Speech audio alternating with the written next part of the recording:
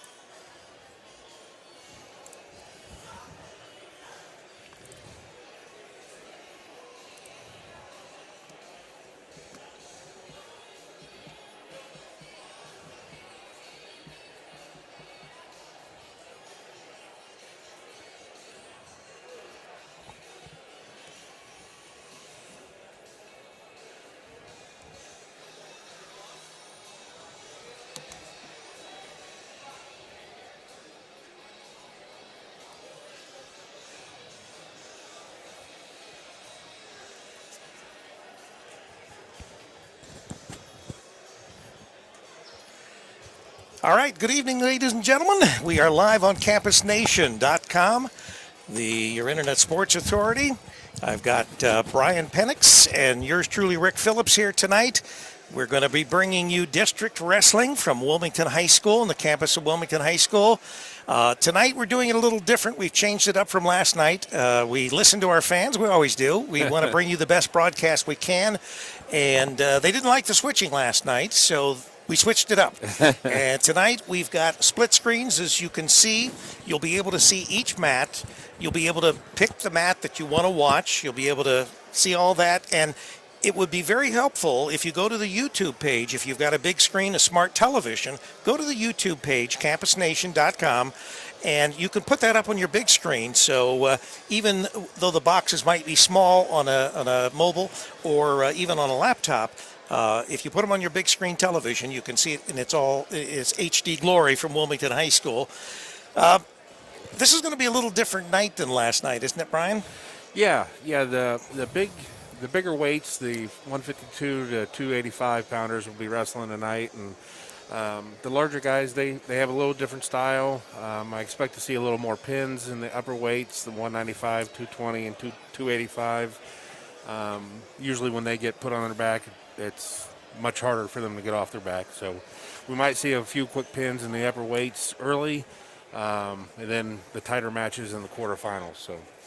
And tonight, as last night, and also all day tomorrow, our broadcast is being brought solely by Sam's Meats in Wilmington, Ohio. Sports fans, stop by Sam's Meats in Wilmington, Ohio, and support a locally owned and operated business. Sam's Meats has fresh chicken, pork, beef, along with deli cheeses and lunch meats. Their meat deals are a great way to buy meat in bulk, helping you save money and time. Dine in and enjoy homemade hot bar meals from our made-to-order grill. Sam's Meats also offers catering, party trays, and a variety of homemade desserts. Open Monday through Saturday or Friday from 8 to 6:30 and 8 a.m. to 6 p.m. on Saturday. So support Sam's Meats because they're the ones that we are doing this streaming for our fans out there. They're bringing it to you. And if you do nothing more, just call them up and say you appreciate the fact that they supported district wrestling here from Wilmington High School and these 35 teams, although I think there's more than 35 teams here. But they say 35 teams from various parts of Southwest Ohio are here gathered for this event. And tomorrow we'll be on the air at, I think, 10. I don't know how long it'll last tomorrow. Probably about 9 as well, won't it, Brian? Yeah, with doing the split sessions, it should be another full day. And they have to, I guess, clear the gym between sessions tomorrow because they've got to wipe down all the seating and the chairs and all that. But anyway, they're doing their best to contain any COVID spread. And there's a lot of people here under the circumstances, a lot of participants, and in most cases, their parents or girlfriend or boyfriend or someone here that is supporting them, and that's great. I'm glad that we've got at least some support. Yeah. That gets bad when you have to participate and you don't have your friends and you don't have your teammates or particularly your schoolmates here to support you. But we have a good crowd, and I would anticipate that we'll have some good matches today. Yeah. There's a couple good matches in the very first round. At 152 pounds in the first match, 2 district placers from last year will wrestle in the first round. Brian from Wyoming and Jacoby from Milton Union. And then the match after that, they'll have the district champ in the quarterfinals. So that quarterfinal of the 152-pound weight class is loaded. So they better be ready right off the get-go. There'll be some good action. Now, as you're looking at your screen, we figured this out. Mat number 1 would be in your upper right-hand corner. Is that correct? Yeah. All right. Then mat number 2 in your upper left-hand corner, and mat number 3, which Dean Thompson is our cameraman. He's the only live cameraman we've got. I'm up here in the booth, and we do have a camera up here, so we are live, but we're not actually moving the cameras. Dean will occasionally, I'm going to have him pan out, and you can see the crowd and everything else, just to get more of a flavor of what's going on here, because there are quite a few people here under the circumstances. So mat number 1 in the upper left-hand or upper right-hand corner, mat number 2 in the upper left-hand corner, and mat number 3 in the lower left-hand corner. Now, in the lower right-hand corner, don't worry about that. That's just a duplicate that we've got there, and we've got our Sam's Meats logo, our sponsor for this entire tournament. Should be almost ready to wrestle. They're going to start at 3:30, and it's 3:16 now. We're on the air a little earlier today. We made some adjustments, not just in the way that we have the screen split, so that we don't have to switch back and forth. A lot of people were interested in a particular match, and we're trying to bring everybody the matches that they want to see. But we were switching yesterday using our switcher, and the problem would be they'd get interested in the particular match that they're interested in, we'd switch off to another one. So this way, at least for the most part, you'll be able to see the mats all in their entirety, and you'll be able to watch the bouts that are going on. And hopefully, if you have that smart television and you go to the YouTube channel, you'll be able to project that to your television and see it in however large your television is, 72 inches or whatever. Yeah, that would be sweet. Just schedule-wise, the 152-pound weight class is going to start on mat number 1. So if you have a student athlete in that weight class, you'll be interested in mat number 1. Mat number 2 will be 160-pounders in this first round. Mat number 3 will be 170-pounders. And then back around at 182, back on mat 1, 195 on mat 2. Mat 3 will be the 220s, and then the heavyweights will be first available. And that's how they'll start the first round. So that should give people an idea of what mat to And like pay we had attention last to. night, we have the first round, Yep. and then they divide off. Some of them go to Yep. the consolation round, the lower bracket, whatever you want to call it. So then, as we did last night, I think we had 2 rounds of consolation. Yeah. Will we have that tonight? Yeah, it'll be the same format yesterday. They'll do two rounds of the championship and 2 rounds of the consolation round. So unfortunately, there'll be half the weight class will be knocked out of the tournament at the end of the evening.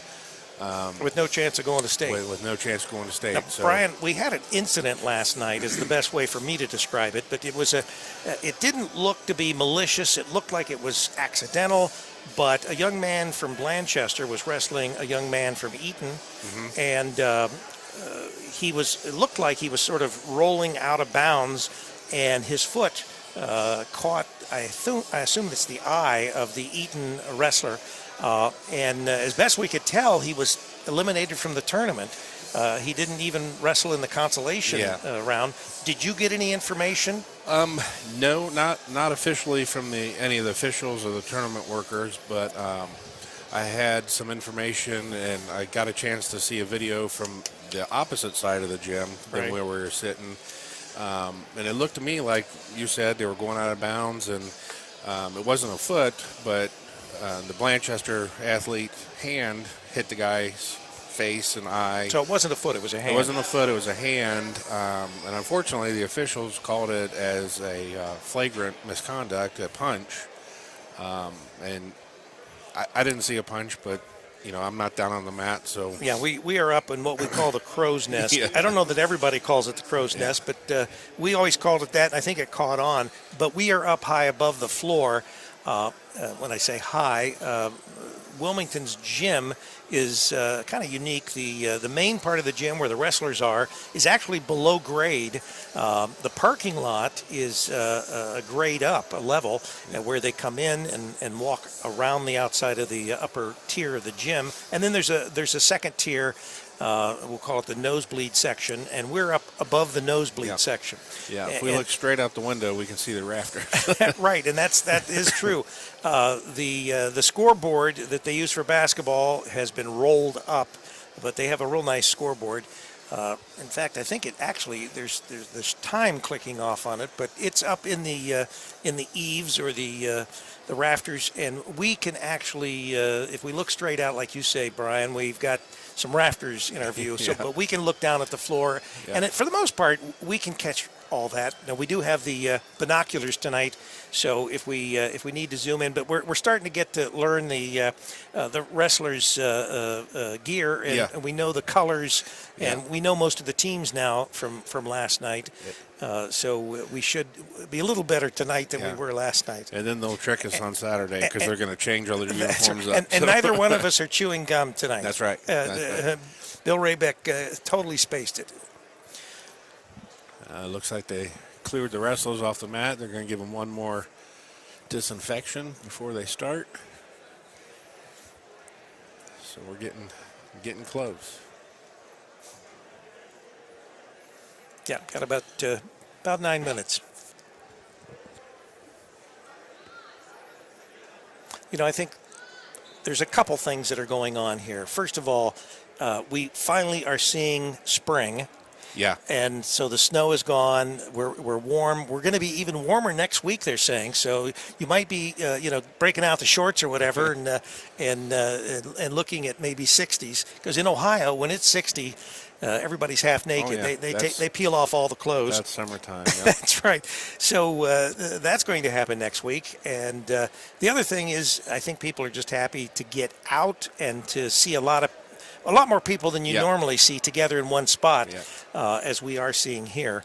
And so you can see they disinfect the mats. Of course, the guys were working out, getting warmed up and that kind of thing. So that's why they're disinfecting the mats. And then now they disinfect them between, is it weight class? No, they'll do it between rounds. Between rounds. Yeah. Okay. All right. So we'll have essentially, 4 disinfectant?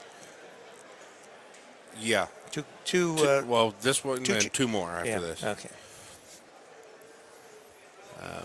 For those following along, the team score, Graham Local is currently in first place. Graham? Yeah, surprise, big surprise. Jonathan Alder.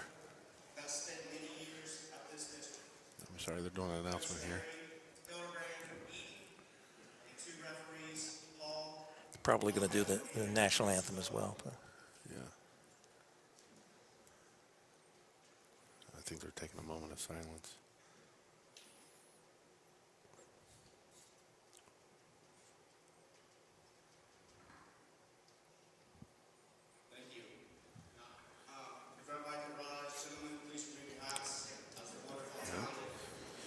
Here's the national anthem. So now the national anthem.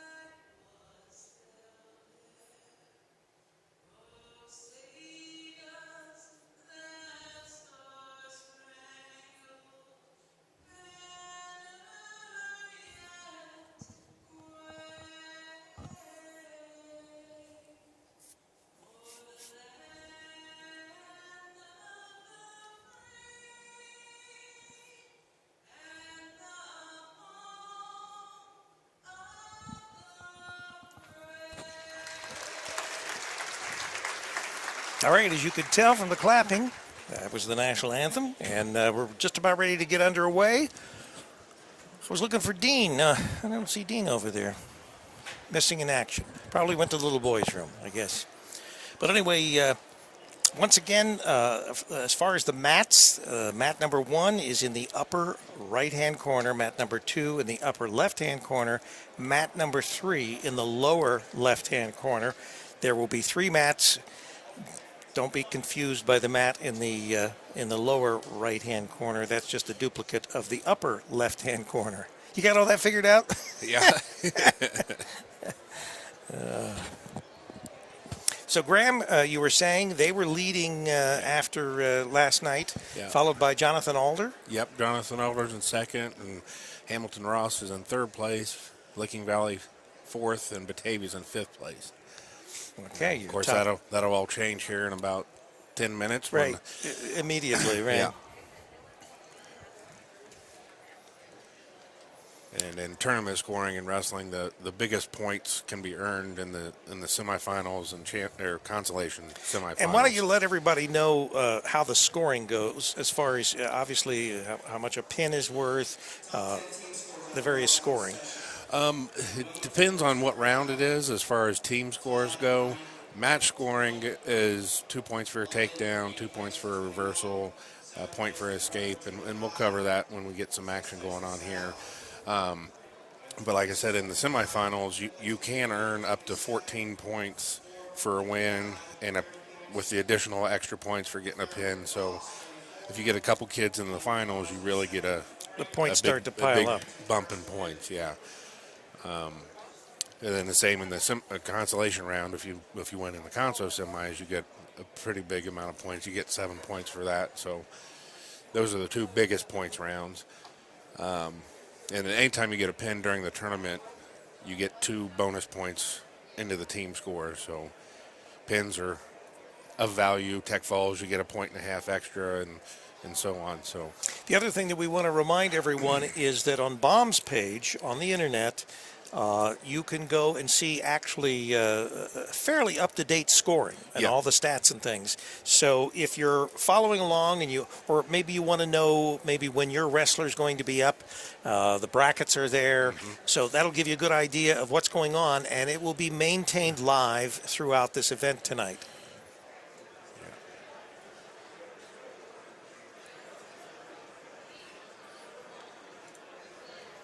Got a lot of photographers here. Yeah. And the wrestlers are reporting to the mats. It looks like we're ready to go. Still waiting on some guys for mat number 3.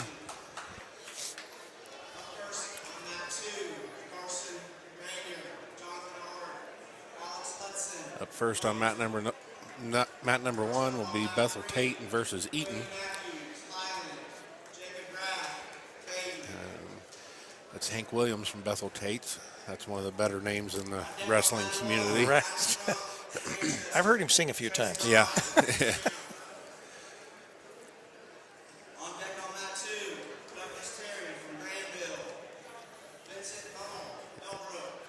Yeah, Mr. Williams, he was a sectional champ last week at Batavia and wrestling Eaton, Caldwell from Eaton. He placed 4th, so. So we're already underway on mat 2.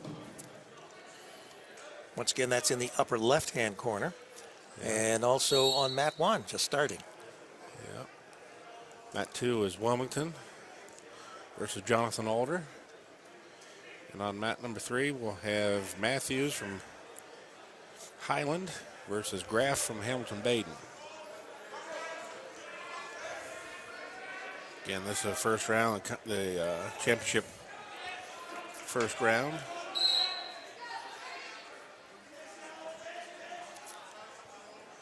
On mat number 1, Williams from Bethel Tate gets a takedown.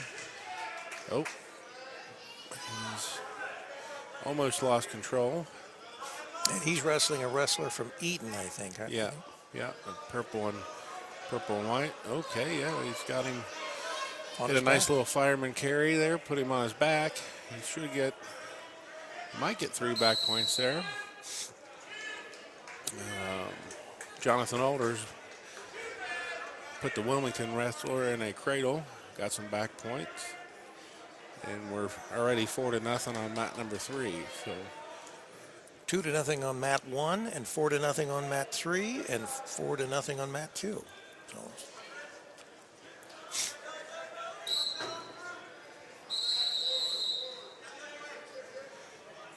And of course, the athletes on mat 1 are on the 5 foot of mat. We can't see very good from up here. Right, yeah. our view is you'll have to refer to your screen there. Yeah, Bethel Tate still working for the pinfall. And now the official steps in front of the camera. That always helps. That's right.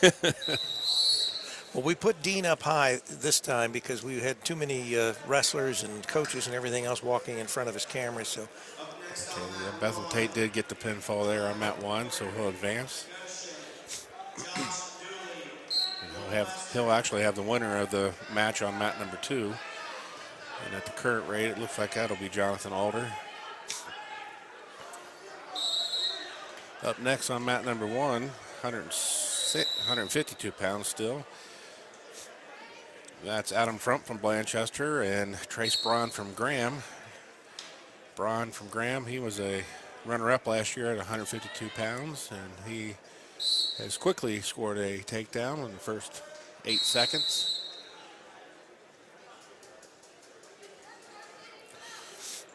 He's got a leg in. He's going to be looking for some back points. On mat 2, Alder's up 7-0. Starting the second period, looks like. right, yeah. Highland's up on mat number 3, 8-0, and These are kind of lopsided matches here. Yeah. If you're going to see a lopsided match, it'll be in this round because you get a lot of first place guys wrestling fourth place guys from a different sectional. So Right. there's a little discrepancy there, but yeah, Matthews from Highland just earned a pin on mat number 3.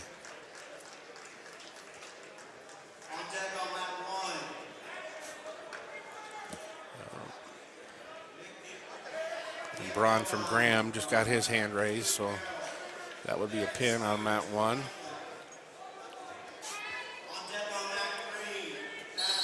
Nope. And we got another pin on mat number 2. Yeah, so 3 pins. 3 pins in that round.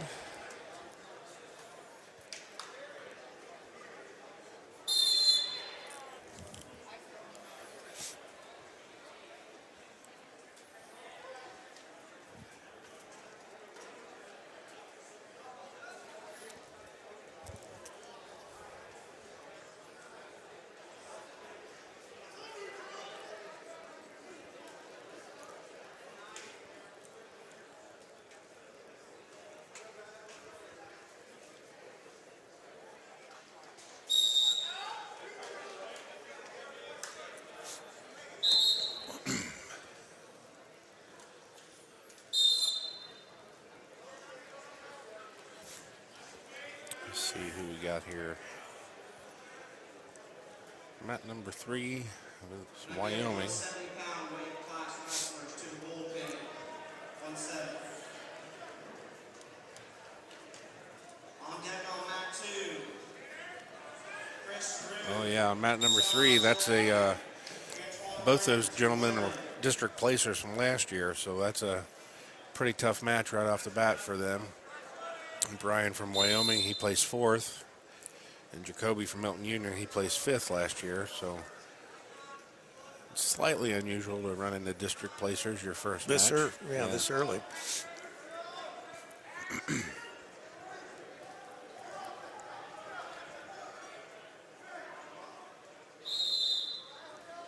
So on mat number 2,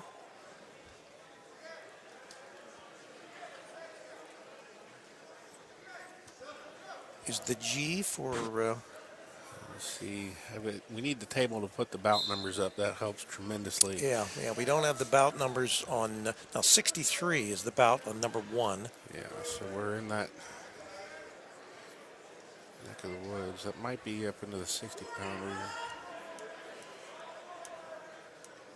And I would imagine number 2 would have to be, because you've got 62 there, 63 there. That's got to be 61 or 64 if they're following sequence.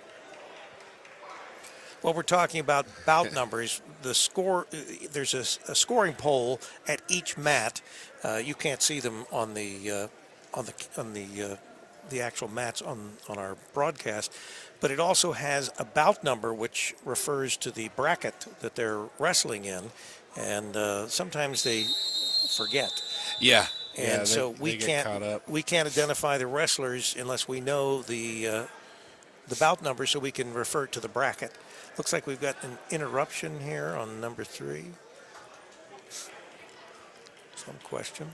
It should be 60 pounds.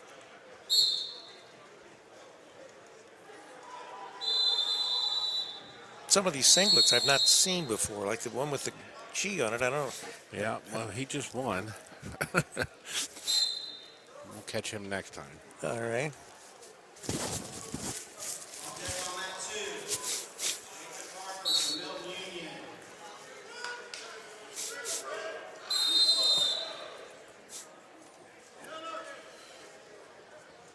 Up next on mat number 2 is Antoine Burns from London and Chris Rawl from Chaminade Julian.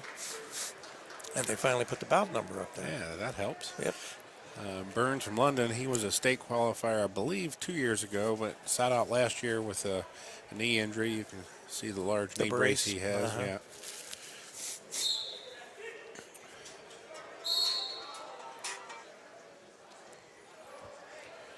And he's quickly worked a front headlock into a cradle. Almost has, I think he's got it locked up there. Yep. He'll step over the leg. Shelf the foot on his hip. Oh, no, just go straight over. Raw does a good job breaking that grip. And it looks like the wrestler down here on number 1, one of them's from Woodward. Looks like it says Woodward on his singlet there. Actually, that's his last name. Woodward from He's got his name on his. Yeah, that's fancy, huh? Yeah, I was going to say. I mean, you must pay extra for that. Yeah, you do. Yeah, he's from Goshen. Woodward's from Goshen. He's wrestling Springfield Northwestern. On mat number 2, Burns didn't see what he pinned him in, but he got the pin and he'll advance. So we've had 4 pins thus far in this first round. Yeah, and mat number 1, Woodward from Goshen. He had him on his back, and Northwestern gets to his feet. And Goshen's up 7-1 now, so he's in control. On mat number 3, the 2 district guys, they're tied up 2-2, which you'd expect that, right? Yeah.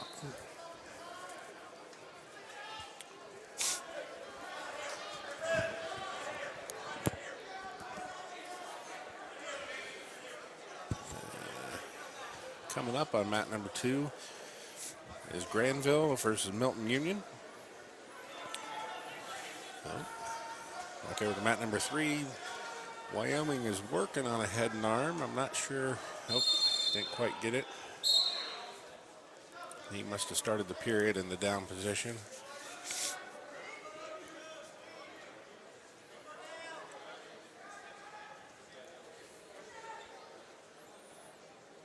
I suppose if you have your name on the back of your jersey, you can't blame somebody else for losing it. Or Right. But you do have to worry about identity theft. yeah, yeah.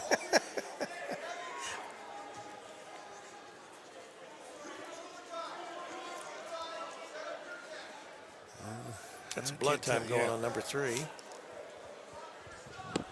So now why would I see on the score 2-2 and the green 2 is blinking? Is that because he's the Yeah. The blinking number, score number, represents the athlete that's getting charged their blood time. okay? And you get just so much blood time. Yeah. You have 5 minutes to get it under control, then however long it takes the trainers to get you cleaned up and safe to wrestle again. So.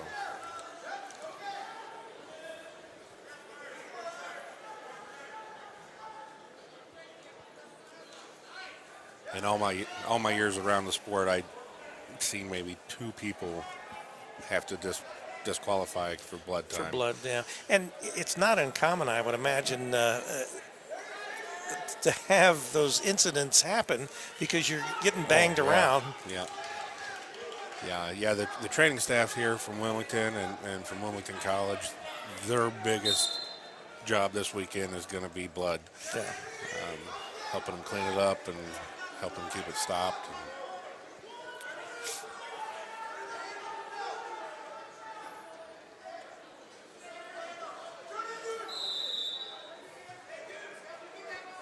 And hopefully that's all they have to deal with, because we don't want any of these young men to get injured. And No, that's true.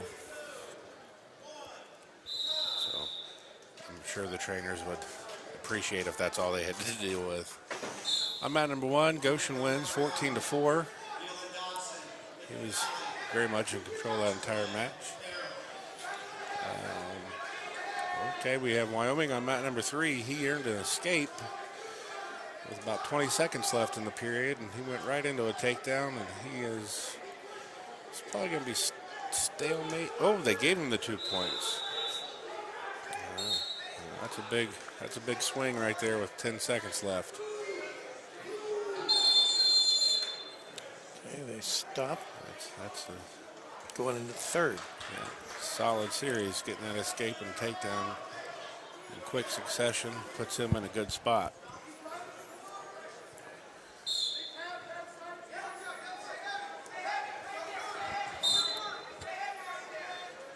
Now, ideally, he can ride on top and work for a pin, and if he needs to, he can let him go with about a minute left and still have a 2-point lead.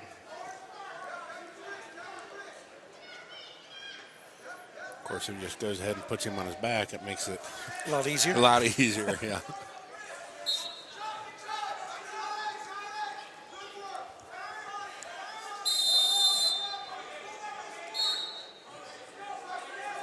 So now on mat number 1,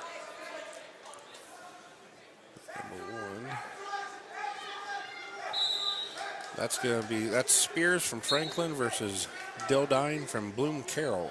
Bloom Carroll's a school we haven't. I was going to say, talked we about haven't yet. mentioned that school yet. So new participant in the sense that we haven't seen a wrestler from Bloom Carroll. Bloom Carroll's in the purple and gold, and Franklin's in their black and red.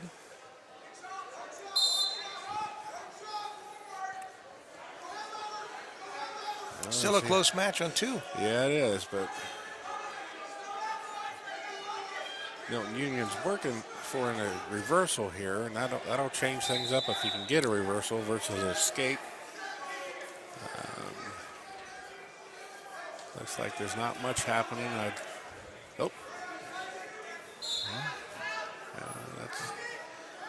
would think that's got to be a reversal there.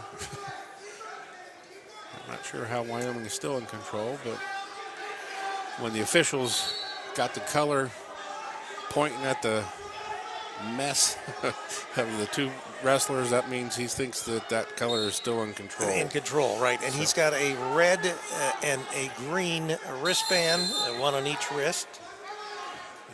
Yeah, and he was pointing that green wrist at that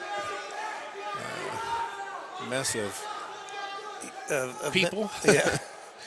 And of course, each wrestler has a red or green leg band. Yeah.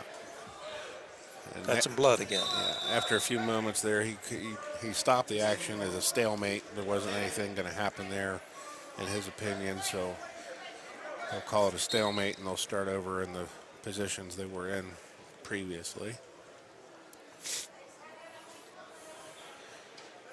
Looks like Franklin is leading Bloom Carroll 8-3 on mat number 1.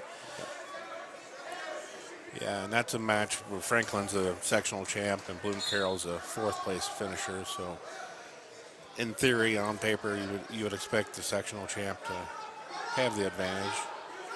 And it looks like that's going to be the case here. We've got a tight match on mat number 2. Still 2-1. 2-1 in the 3rd period. Red is winning. 26 seconds left on mat 3. 5-3. Milton Union on mat 2 is winning 2-1.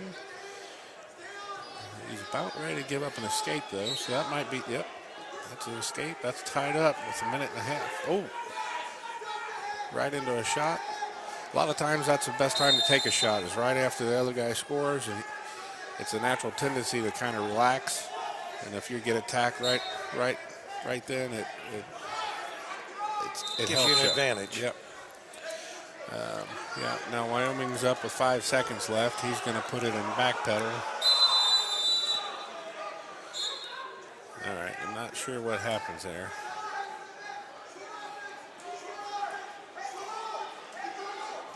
I think he's going to win. I think the towel tapper there on mat 3 was trying to tap the official to indicate that the match was over and couldn't get him. Right.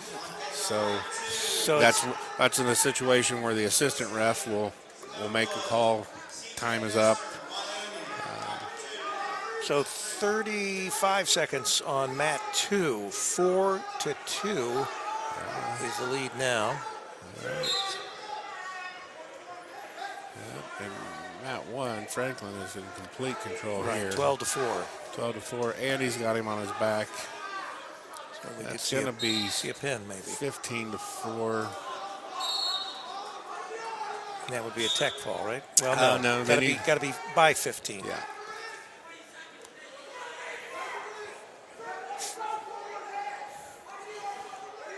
We got a Wilmington wrestler on mat number 3, Thad Stuckey from Wilmington, a sophomore, 22-4, sectional champ last week. He's wrestling Adam Taylor from Taylor. There you go. Taylor's the Yellow Jackets. They're black and yellow. And of course, Wilmington's out orange with a white W. Up next on mat number 2 is Gage Houston from Blanchester. He's a senior and was a sectional champ last week. And is that a Franklin wrestler or? Yes, it looks like it. That black paw print on the back is normal. Yep, that's Zach Osborne from Franklin. All right. He placed 4th at Clinton Massey. So again, one of those champion versus 4 matches that always made me nervous as a coach because sometimes your guys get in their head that they have it made and then they get put on their back. They don't perform like they should. But it doesn't seem to be the case here. Gage scores a quick takedown off of a fireman carry attempt within the first few seconds of the match.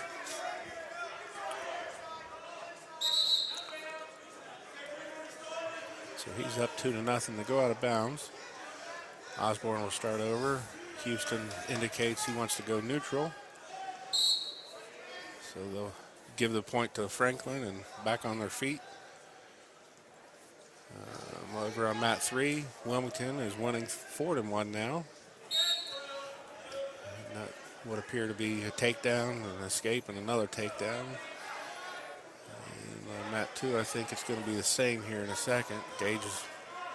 Houston has earned his second takedown. He's got a nice tight armbar in. 17-4 on Mat 1. Yeah, with 30 seconds left. That's when I used to coach the purple and gold team. That would be the time you hit your home run move. The move you save just in case you need some sort of throw and special move to try to pin, because That's all that's left. that's all that's left. You don't have any 12-point moves, so you try a home run and see it happen. See if it can happen. Gage earned a 3-point near fall after out of that armbar series. Now, the Taylor wrestler, they're attending him, but he must have blood somewhere else on his body other than his nose. They're wrapping his elbow. I imagine these mats will give you a burn if you're... They do. They do. You don't want to spend a lot of time laying on them. Especially if somebody's on top of you, dragging you across. That can feel like a cheese grater sometimes. All right, on mat number 1, we got a fresh set of wrestlers. Looks like Carol. Yep. It almost looks like Carol and Carol. Yeah, it does. The guy on top there just got the takedown. His name is Dylan Dotson. He was the champ last year at 160 pounds, district champ. 37-2 this year. He's wrestling Orlet from Carroll. I would assume this is going to be a victory for Dotson, but you never know. That's why they wrestle. That's right. Gotta wrestle to see. So now Wilmington still looks like they're in control on mat 3. Yeah, they're 7-1. 7-1, and Houston 11-1. Yep. Yeah. So, but it's interesting because the uniforms are almost identical to the two wrestlers on mat 1. They're like a inverse photograph. Yep. They stopped the action on mat number 2. Blanchester had an arm in a potentially dangerous situation, so the referee stopped. Try to prevent people from getting injured, which is what their job is. And we've got 2 refs on each mat. So, and as you said, that's right through state. Yep. We'll keep that format from here on out. And it's really worth it because these matches will be tighter this evening. I haven't looked tomorrow. to see. Are they having the state wrestling at the shot, or No. is it somewhere else now? No, each division will Dividing be at it a up? different high school. Right. Yeah, and I believe they're going to do a similar format that we're doing here with the light weights on Thursday, upper weights on Friday, and then so these state qualifiers from these districts this year won't get the shot experience, which that's a shame. I've been blessed and been able to coach in the state finals up there and watch the state finals numerous times, and there's no better. No, there isn't. There's no better high school atmosphere than the state finals in the wrestling. 10 mats going all at the same time, And then for the championship, championship, the food is great. for the championship finals, when it's down to 3 mats and they raise them and they do the Right, parade yeah. of champions, that show it gives me goosebumps just talking about it.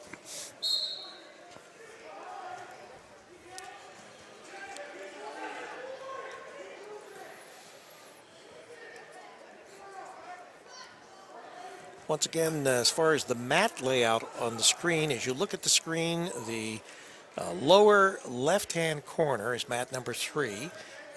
The upper left-hand corner is mat number 2, and mat number 1 is the upper right-hand corner. So, and if you go to YouTube and you look up Campus Nation, you can put us on your big screen television if you've got a smart TV, and makes it even easier to see these bouts. And if you go to Baum's page, you can actually see the results, the matches coming up, and the brackets the way they are. because they're kept fairly up to date. Oh yeah, there's only a few moment delay. I'm at number 1. We have a Graham kid. He's a freshman at 160 pounds, which is kind of crazy. And he's wrestling a Bloom Carroll, Wickline from Bloom Carroll. Cramblett from Graham, I think his name is. It looks like our Wilmington wrestlers He's getting close to. He's in cruise control. If he doesn't get pinned, he's going to win that match. And he just got an escape, so I do like to see him continuing to attack, even with the big lead. That's Well, you never know, because if you don't stay in the attack Yeah. mode, you can end up yeah, on your back. yeah. And Speaking of which, Wilmington has Taylor on his back now. Houston from Blanchester just had the Franklin kid on his back, so he's up 14-3 now. good lead. And we got a 10-1 lead already in the first period on mat 1. So again, we're seeing some big score discrepancies here in the early rounds. A lot of the first versus 4 matches are, I think they're all what we're seeing right now. Tonight's action being brought to you by Sam's Meats in Wilmington, Ohio. Tell Sherry that you heard about Sam's Meats on our district wrestling broadcasts here.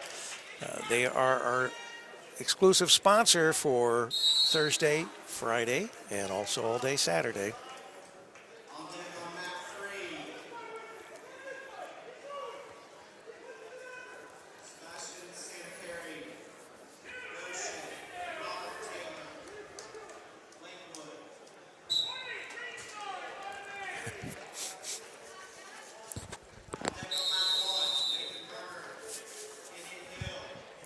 Houston wins 14-5. He'll advance to the quarterfinals.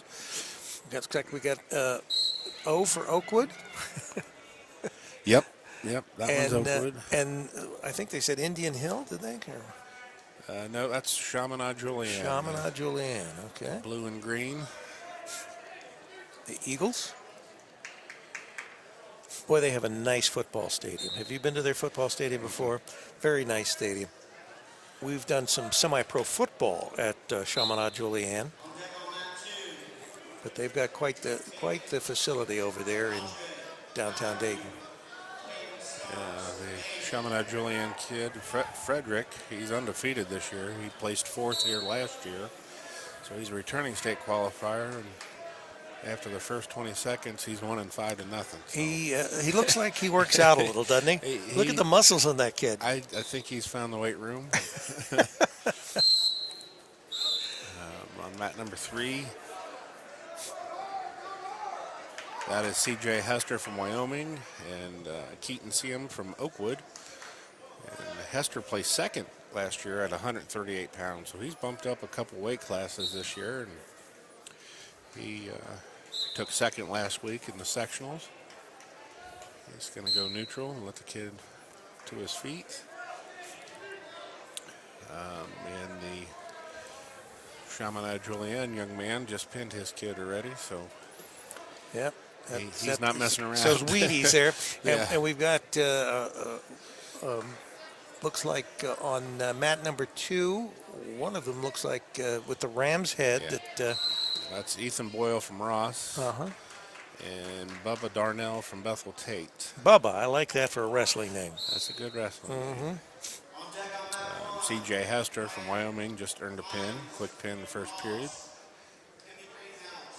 He's got a wicked cradle series. I remember watching him last year up here, and he put you in a cradle and pin. Just he scored a lot last year with it, and just pinned that young man in it. So that'd be something to look out for if you're gonna wrestle him.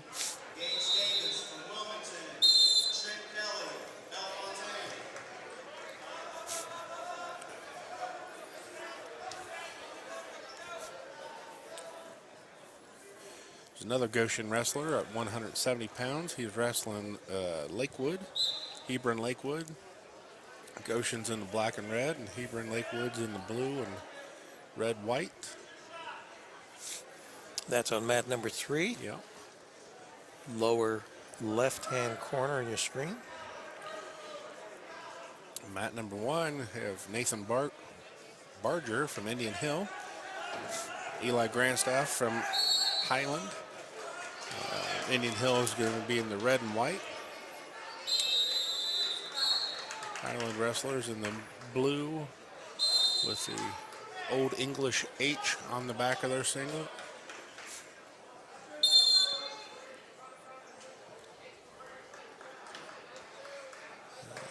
On mat 3, they've spent a minute getting to know each other, not doing a whole lot besides Talking about the weather. talking about, yeah, it's going to be nice next week. Extra warm.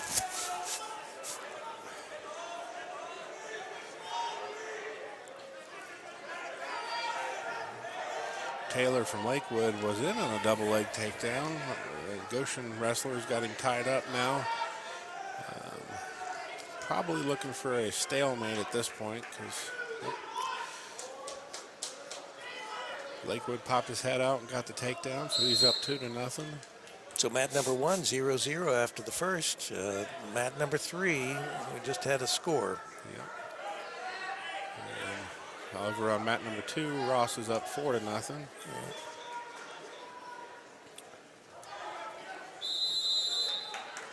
We've seen a lot of Ross wrestlers, it seems Yeah. like, a lot of Graham wrestlers. Yeah, Ross brings a bunch.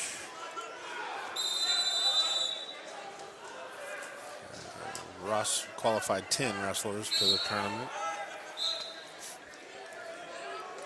Graham local qualified 12. Blanchester has 11 up. Well, had 11. They lost a few yesterday. Jonathan Older has 8 participants. And Western Brown, Wilmington, and Wyoming all have 8. So out of the 35 schools, there's quite a few that have a larger number. Significant number, yeah.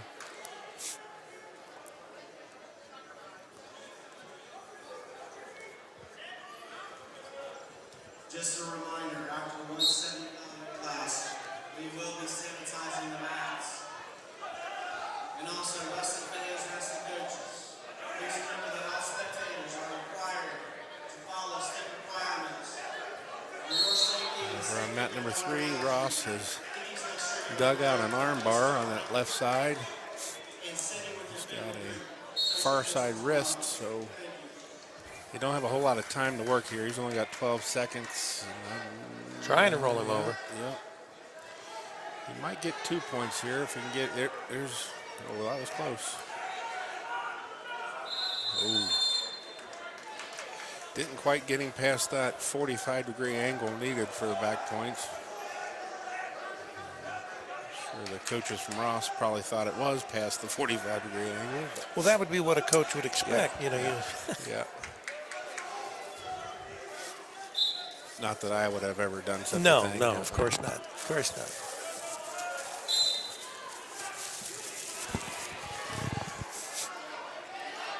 We're live from Wilmington High School, Division II District Wrestling. Brian Penix and Rick Phillips here.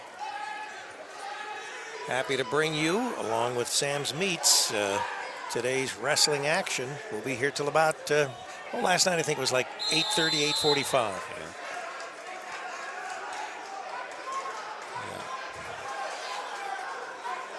And I'm going to predict 8-19 this evening. 8:19. Okay, I'll hold you to it. I'm going to mark it.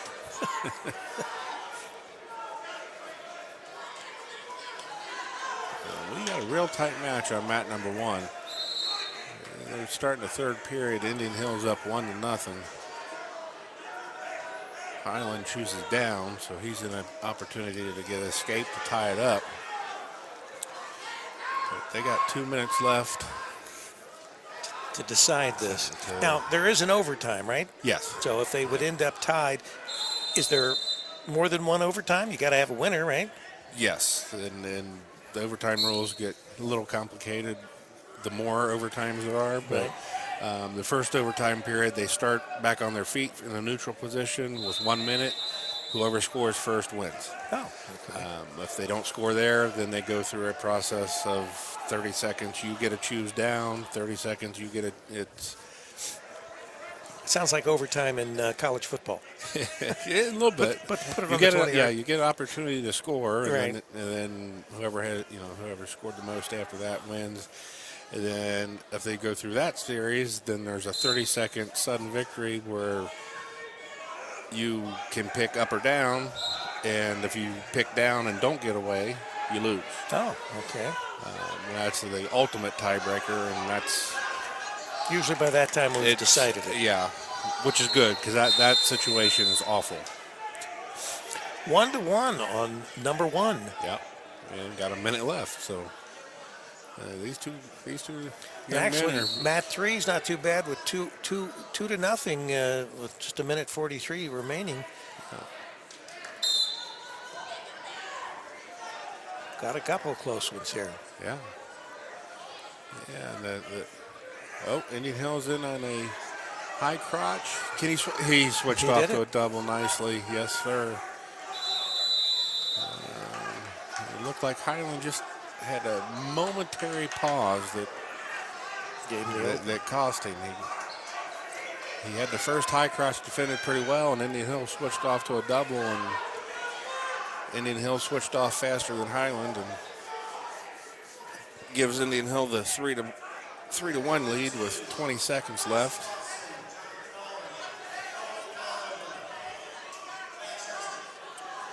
Over on Mat 3 now. Lakewood, he's up 4-0 with 50 seconds left, so he's in a nice position. We're starting on mat number 2. Is Caden Starks from Hamilton Baden and Taven Aldred from Valley View. Hamilton Baden's wearing the black with the green trim, and Valley View's navy and white. So Indian Hill on mat number 1. Yep, Indian Hill advances.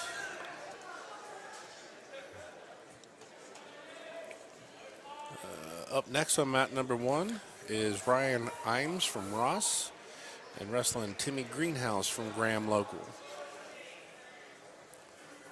Ross in the maroon and yellow with the Rams head on the back of their singlet. And Graham is in the gray, one of their 37 different singlet combinations. They're Graham. Yeah.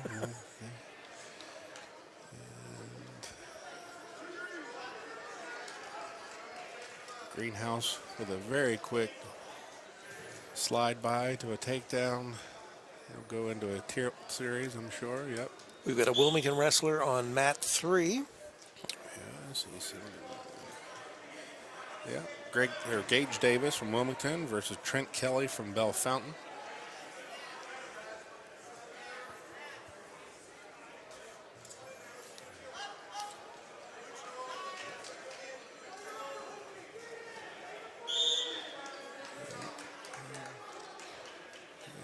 The Graham wrestler's already up 6-1 with less than a minute left, and he's going back into his tilt series. Got a little sloppy with it there. Now the official gives him 2 points. And might have been a little generous, but it's still 0-0 on mat number 2. Valley View defending that takedown with no time left. 0-0 on the end of the first period.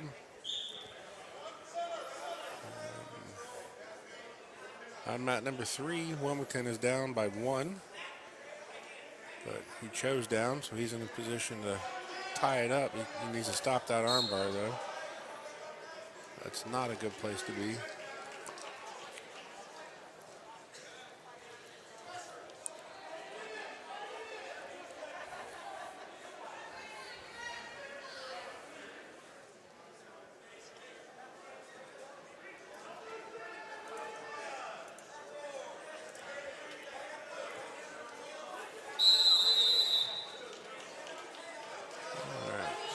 It is 14-3 on mat 1 after 2 minutes worth of wrestling. Yeah, pretty good control there. Yeah, and the grand wrestler placed second last week. So he lost to the young man from Chaminade, Julian. I bet that was a barn burner. And So Wilmington takes the lead on mat 3. yeah, he must have got a reversal there because he was down. Right. Give up an escape. That's not Tied too up. bad. Tied up after 1. That's nothing to be too worried about. It's 1-0 on mat number 2. 45 seconds left. Hamilton Baden's winning. He must have got an escape. The referee's making a change here. So Wilmington's choosing down.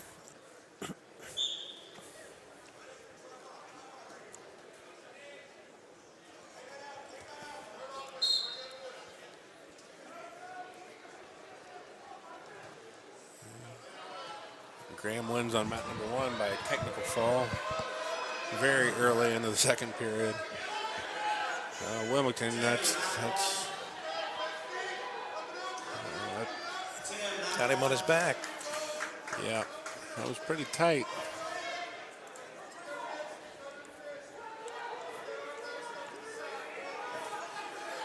Kelly from Bell Fountain had it pretty tight. He's got it locked up pretty tight here too. This is Wilmington needs to work on getting the arm through.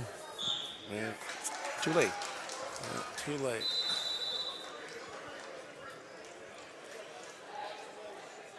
So Bell Fountain with a pin.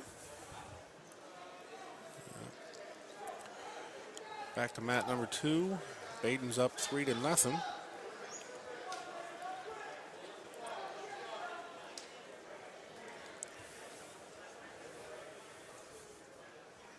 Valley View chooses down.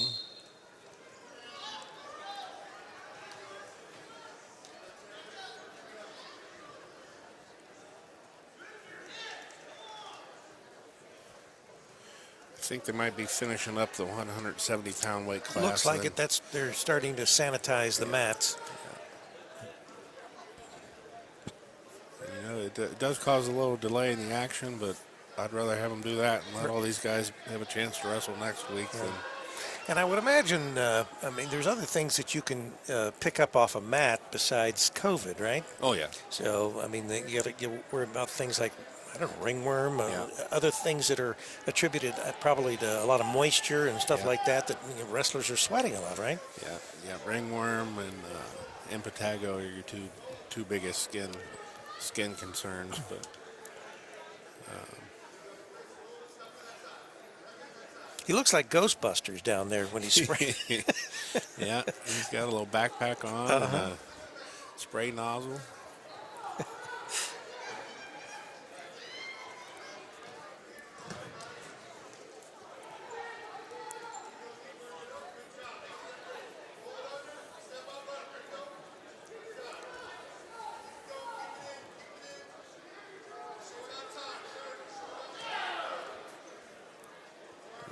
Not terribly sure he's getting complete coverage on some of those areas, but Yeah. they're doing a good job trying to keep everybody safe. And like I said, we don't want what happened last year to happen and get that phone call the night before the state tournament and say it's canceled. Yeah.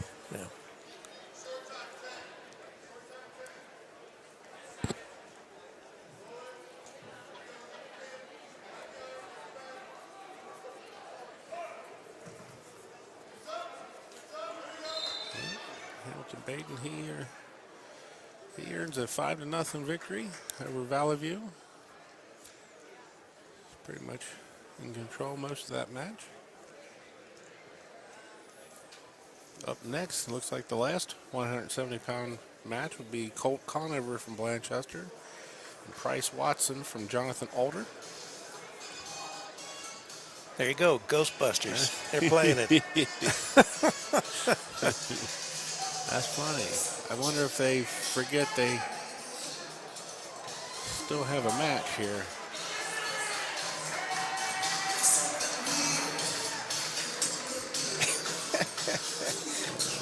Somebody's got a sense of humor. Yeah.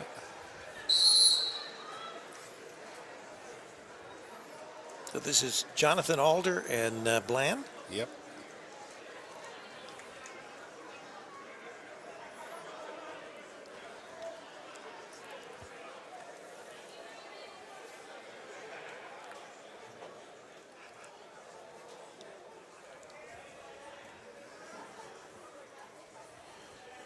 And he's got all eyes on him. He's the only match going on right now. Right.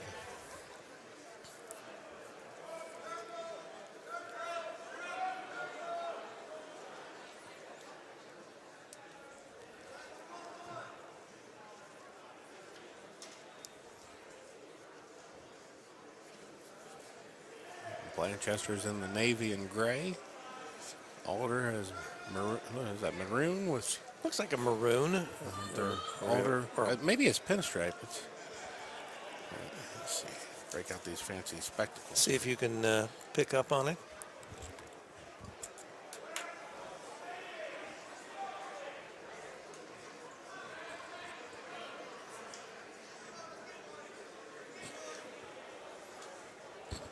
Any pinstripes? Yeah, I think it is. It's a close pinstripe. Still a darker color with Alder on the back.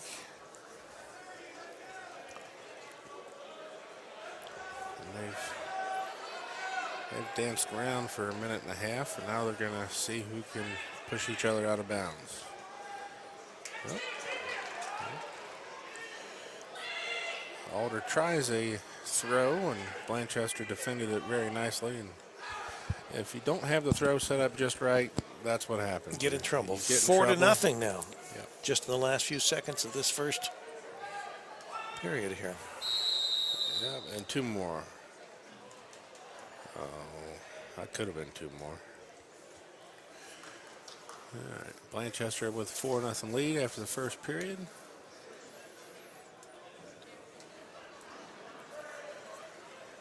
Alder's going to defer to Blanchester. Blanchester's going to take down.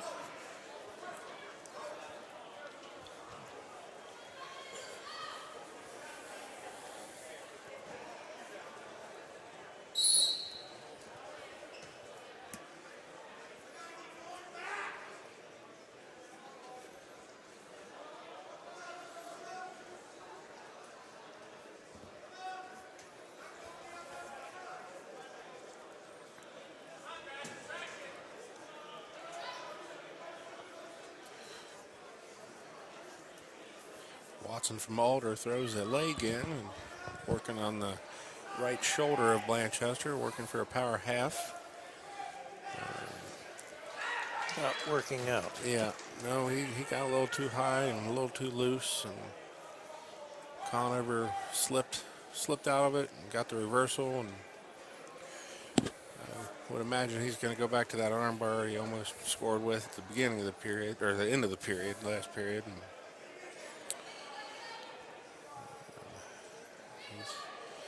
he's got slipped in on the right-hand side. Alder tries to roll through and just about got it. Blanchester got way too high, finishing that arm bar off, but had some good balance and stayed in good enough position to get 2 back points at least.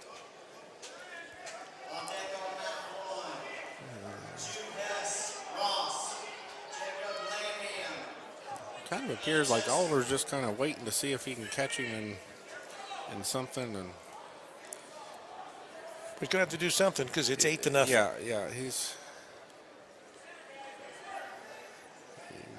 you've got to be in charge. You can't wait for a guy to make a mistake.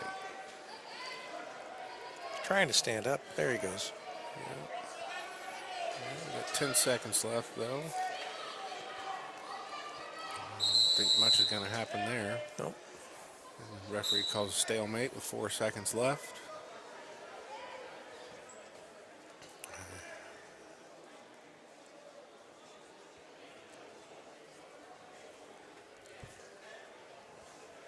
See, I think he'll just let him stand up.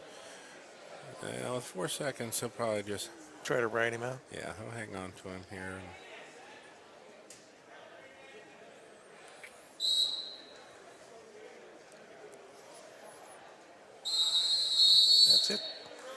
Going into the third. Third period, it's Alder's choice.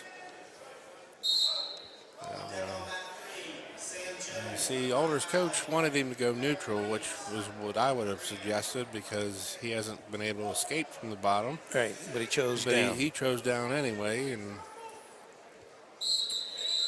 I'm not sure that that's going to pay off for the young man. 195 pound weight class wrestlers. You should be in the warm-up area. Believe it or not, sometimes coaches have an idea on what to do, and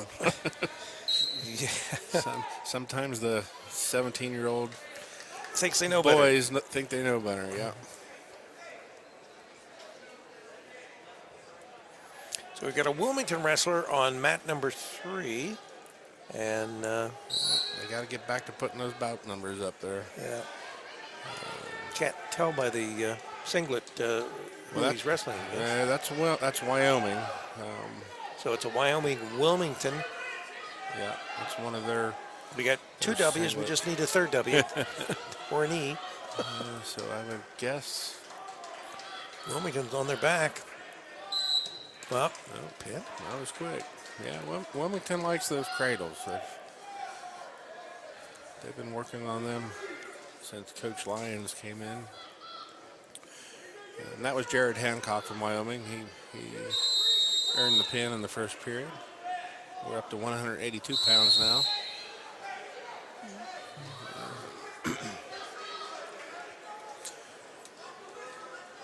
On mat number 1, Nick Yule from Watterson is wrestling Orban Creech from Valley View.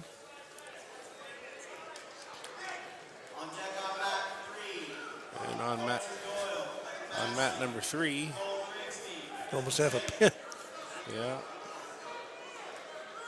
that's Carter Neves.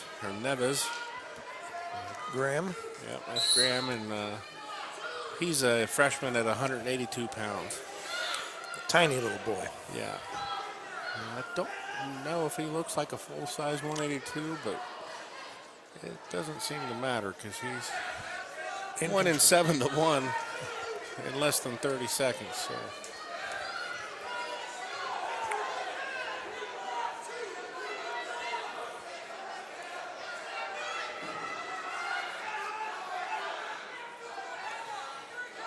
He's got a near side cradle locked up, and that's another quick pin. Here come the upper weight quicker pins. Right. Looks like Colt Conover is going to hang on to win 9-3. He's got 35 seconds left.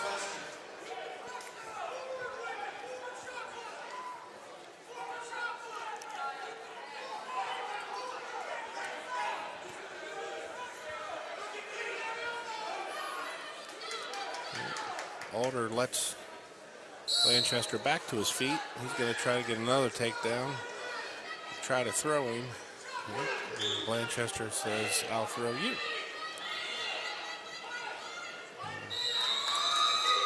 That was quick. Yeah,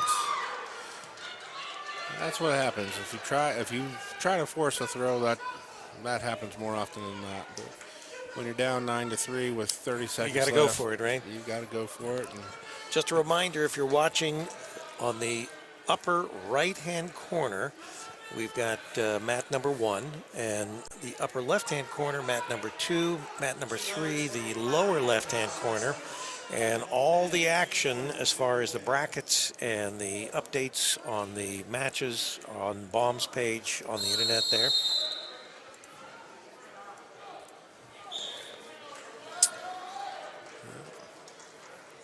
Colton Doyle from Clinton, Mass. He just earned a first period pin over Grigsby from Bethel Tate. And Colton Doyle was That's a quick.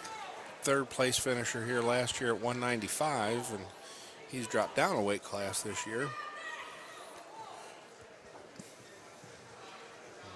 Doyle was the sectional champ and first period pin so far, so dropping down to On a roll. 182 seems to be a good decision for him.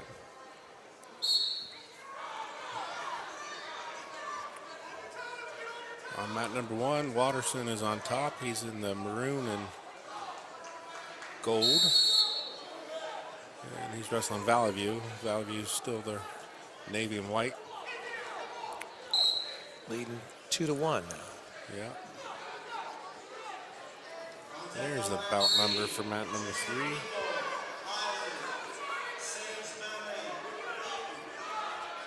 Harger from Springfield Northwestern versus Bloom Carroll on mat number 3. And Harger is up 2-0.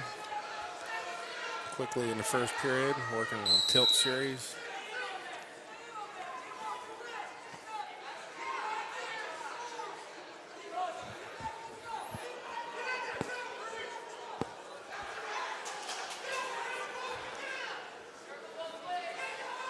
There's a little blood time for. I think they still have to sanitize the mat number 2. Have they done that yet? I don't know. I think I saw the Ghostbuster run across there. Yeah. I'm not. Who are you going to call? Yeah.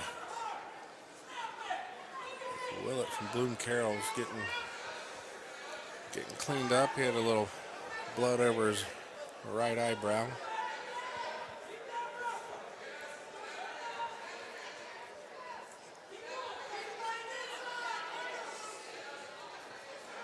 Kind of difficult coaching when you're wearing a mask and you're trying to yell and scream and Yeah.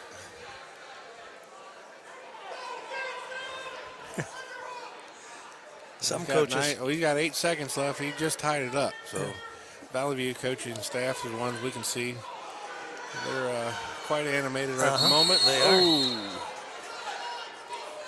No points. And Valley View is on the mark, ready to go. This is the overtime period, so they're put 1 minute on the clock. Right. Whoever gets a takedown here wins, or scores a point wins.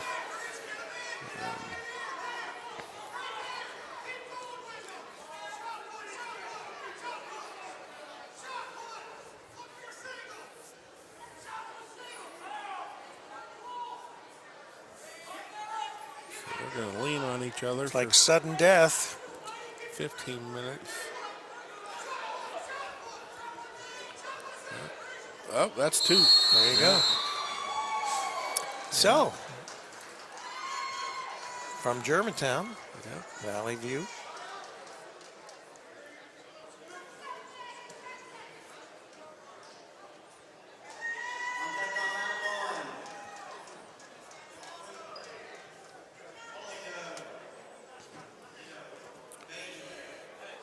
All right, let's get some more wrestling on these matches. Gonna mess up my time prediction. Right. Oh, I forgot. That's right. What was it? 10-12? 10-12 in the evening? No. I think it was 8:19. 8:19.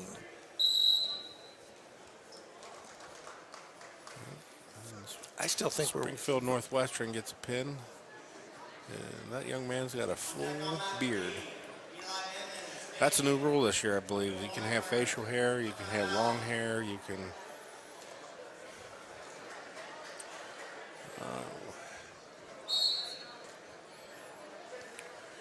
Mat number 1 is Blanchester versus Ross. Ross in on the leg attack really quickly with a double leg.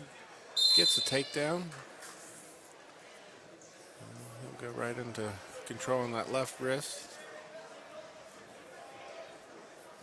Manchester needs to keep working up to his feet.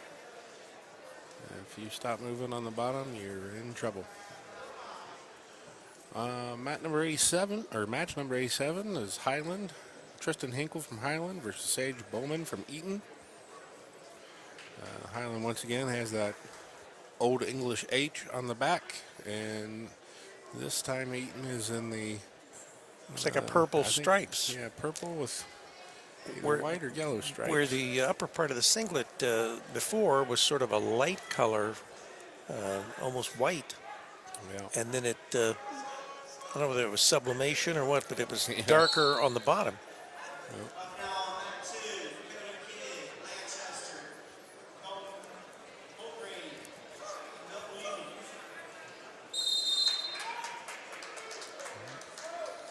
On mat 1, Blanchester's down 4-1.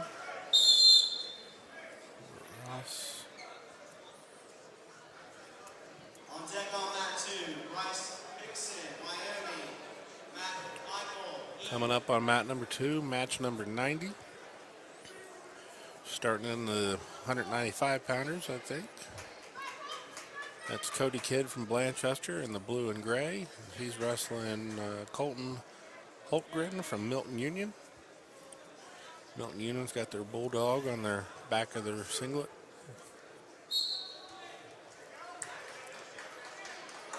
The bulldog always reminds me of the Tom and Jerry bulldog. I know, that's what I was thinking. And plus, he's got his Spidey, Spidey spider webs, it looks like. Yeah, yeah.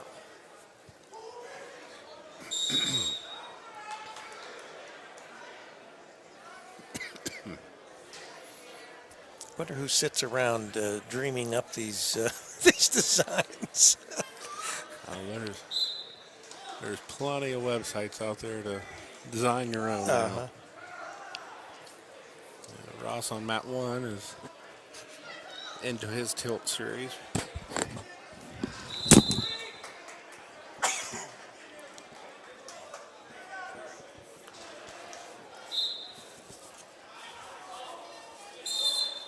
Seven to 1 now.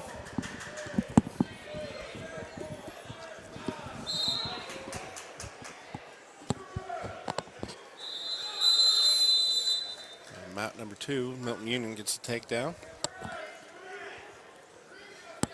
Mat number 1, Blanchester deferred to choice into the second period. He's down 7 to 1. Mat number 3, we got a tight match. It's starting the second period, and the score still 0-0. Little bit of delay for some blood.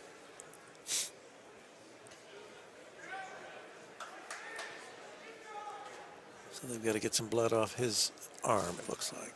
Yeah. It's not his blood, though. No.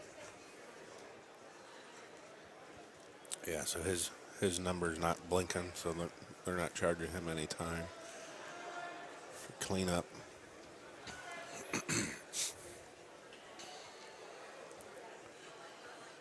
looks like the trainer's putting just a touch of Vaseline on the Highland cheek. Must have a little scratch there. Think of the gloves they go through. Yeah, yeah.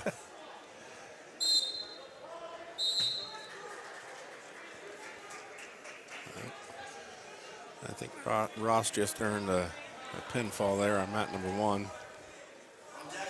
He'll advance. Mat number 2, it's 2-0. Milton Union's up, but he just locked his hands as the Blanchester athlete got to his feet. Yeah. Blanchester is back down. Mat number 1, looks like the yellow jacket from Taylor. Yellow jacket from Taylor, and he's wrestling Baden. Hamilton Baden. Yeah. Blanchester did a good job getting to his feet there on mat number 2. Stayed in bounds, got the escape, so we're tied up there, 2-2. It's 1-0 on mat number 3. Eaton with the very small lead. 50 seconds left in the second period. It's been a good match. Yeah. Taylor with a quick takedown on mat number 1. Baden up to his feet and back to the mat.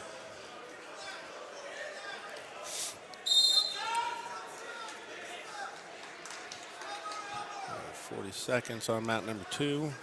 Blanchester trying to work a front headlock, but Milton Union doing a good job keeping his head up, staying in a better position. But to go out of bounds, no points. 14 seconds on mat number 3. Eaton's clinging to that 1-0 lead. Mat number 2. Milton Union back to a double leg takedown. Yeah, they're going to hit Blanchester with stalling in that position. Blanchester needs to do what he can to try to circle back inbounds. If he goes straight out of bounds, they'll call you for stalling, even though there's not a whole lot you can do when that guy's pushing you out Right, of bounds. yeah. They got 17 seconds, and Blanchester just took a shot, and they went out of bounds. Got a feeling this is going to come down to late in the third period by the looks of it. They look pretty evenly matched there. Yeah, yeah. Well, he just stepped right into that with 1 second left. You know, wrestling's like any other sport. You don't want to give up points as time runs out in the quarter of a football game or a basketball game. Right. You know, giving up 2 points there with 1 second left. That, as a coach, that was always frustrating. Because now instead of being tied up, you're got to escape and get a takedown versus just to escape and win, you know.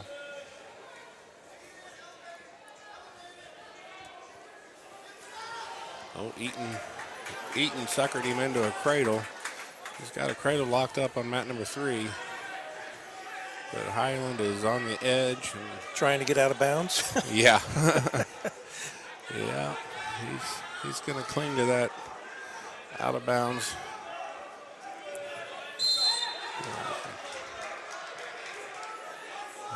Blanchester is.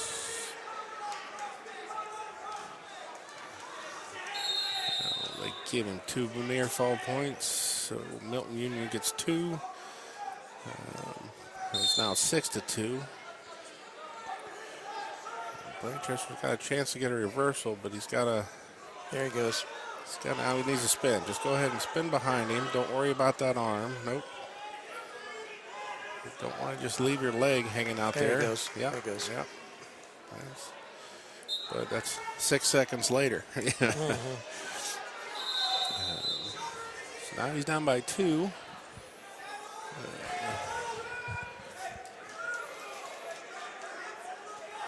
The scoreboard said that on mat 2, that's only the second period, but I thought that was the third period.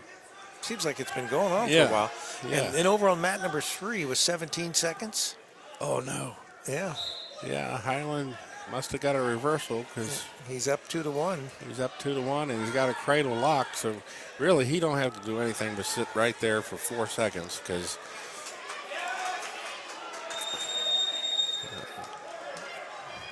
you're not going to get called for stalling when you're trying to pin a guy. Didn't see what happened there on mat number 2, but Blanchester's on his back and Milton Union's got that half Nelson in pretty tight and deep. Up 8-4. Yeah. Now, if you can survive here for 14 more seconds, you got 2 more minutes left. You still got a shot, but it's you got 5 seconds left. That's a lot of fight. That's a lot of fight.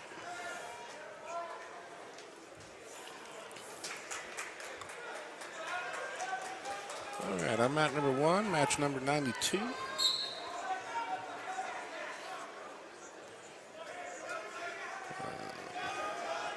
River Valley, that's Hayden Daniels. He was first at 170 last year, and he just pinned his opponent in 11 seconds. Only 11. Only 11 seconds, yeah. He got the takedown and right to his back, and that's all she wrote. He can go back and sit in the stands and Enjoy the rest of the. yeah. He actually wrestled 170 last year, and if you look at him walk off the mat there, he's another one of those guys that found the weight room and Right. went up a couple weight classes. And you know, I think anymore that's the preferred thing to do is grow into your Go weight up. class, put on the muscle, do the work, and grow and move up instead of like it used to be way back in the day where people shriveled up to nothing and tried to cut as much weight as possible. That's not the way to do it anymore. And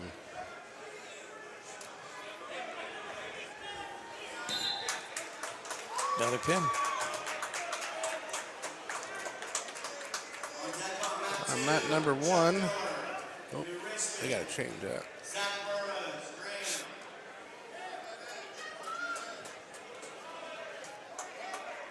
Shulaw from Columbus to Sales just won. And Mat number one's been a pretty quick mat. yeah, they're burning through these weights pretty quick. We got a quick pin on mat number 2 as well. They're trying to get back into that 917, 919 for you. No, I said 819. 819. Number 3. Evan Likens, Graham, Henry, Birchwell, Baden. Pick on round 3, Cody, Pfeiffer, Guys are Hartley. starting to be the big boys now. They are.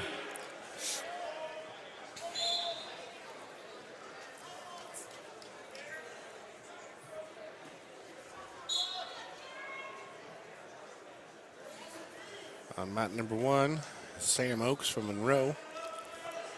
He's wrestling Hallinar from Hartley. And Monroe's the Hornets? Trying to think of the. Yeah, of the I was going to say Yellow Jackets, but that doesn't sound right. I should know it. They got a yellow jacket on the back of their singlet.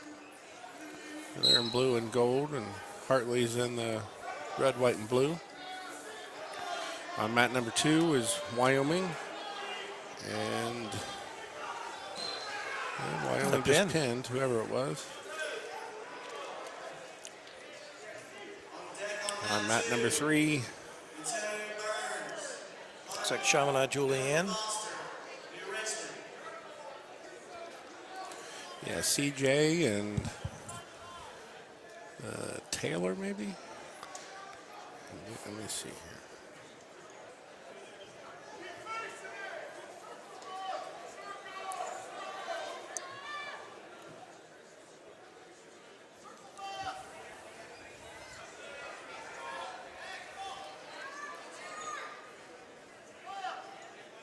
Yeah, CJ and Taylor on mat 3. On mat 2 is Burrows from Graham and Miller from New Richmond. Burrows took 5th here last year at 220 pounds, so he's dropped down to 195.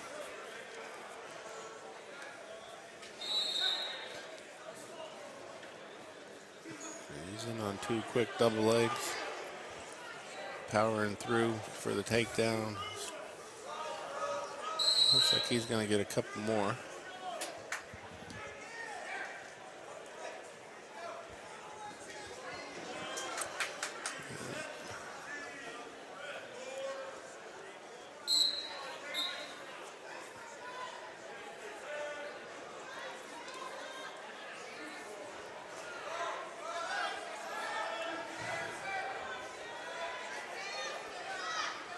That CJ Taylor match, still nothing to nothing. 12 seconds.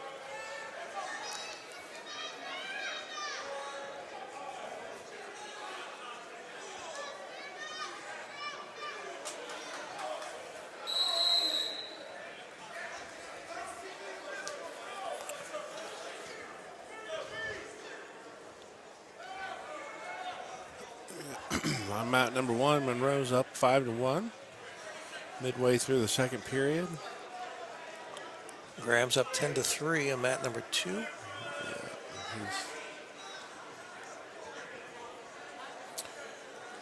We got a 0-0 match on mat number 3. Stevens is a freshman from Chaminade Julian, and Derek Davidson is a senior from Taylor. Taylor's in the yellow. CJ in the green and blue.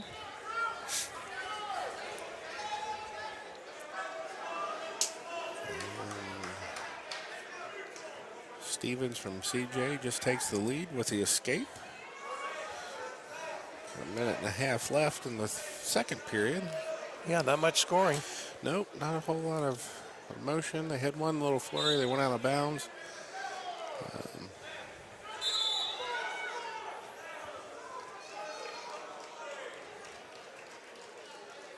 Mat number 2, Graham just wins by tech fall 22-4.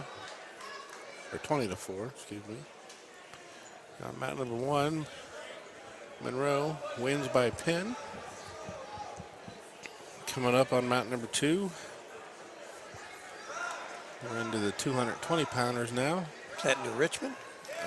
Yep, that's a New Richmond kid. And London? Yep, Antonio Burns from London. I'm getting good at this. Yeah, that's right. I'm telling you, then Saturday they're going to change everything up.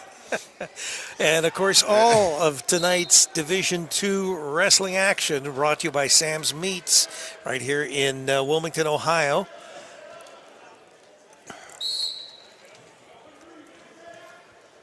Yeah, mat 2, Burns from London. In the white and red, and the Richmond's in the black and red. Mat number 1 is Likens from Graham Local versus Birchwell from Baden.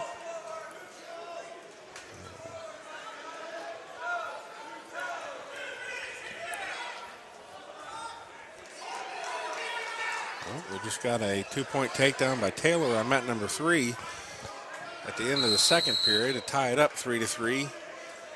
Imagine that. Yeah, well, might as well be tied up going into the third period. On mat number 2, Burns gets a quick takedown from Hillsborough. And New Richmond gets warned already for stalling. The wrestler on the bottom needs to continually try to work up to their feet or to get a reversal or escape. Referees later today and all day tomorrow, if they're not moving, they'll start hitting them for stalling a little bit quicker. It seems as the tournament goes on, trying to increase action.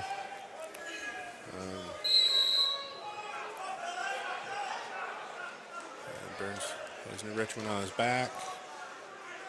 Mat 1, Graham is in control. Burns gets the pin. And he'll move on. And Burns is a state qualified for state last year. He placed 4th in the 220-pound weight class. So.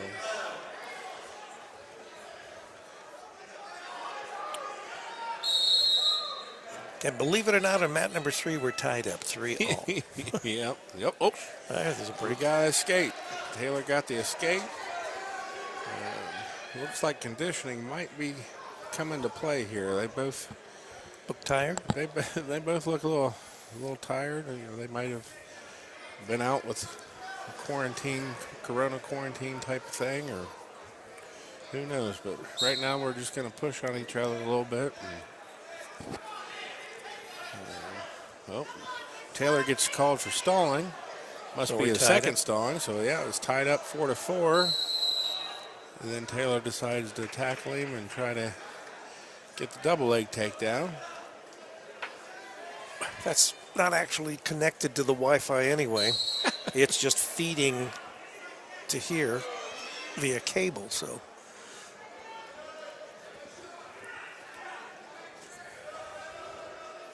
And actually connected with the Ethernet, so we're getting a nag screen from it not being connected to the Wi-Fi. Another second period pin on mat number 1 by Graham.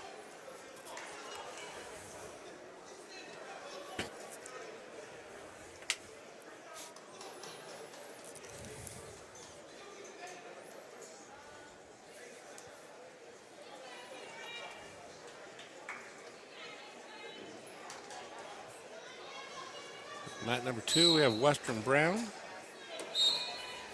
One match.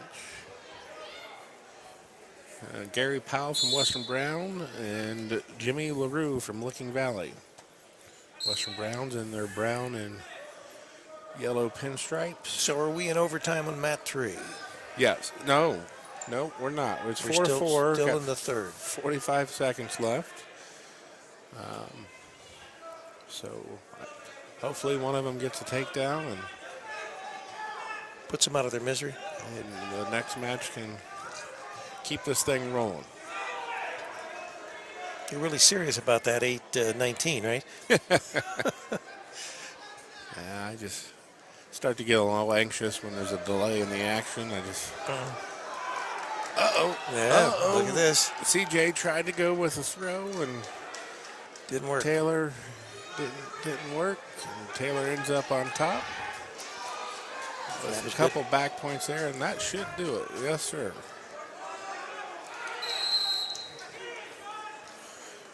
That was matched. There's 193 or 195 pounder. Yeah.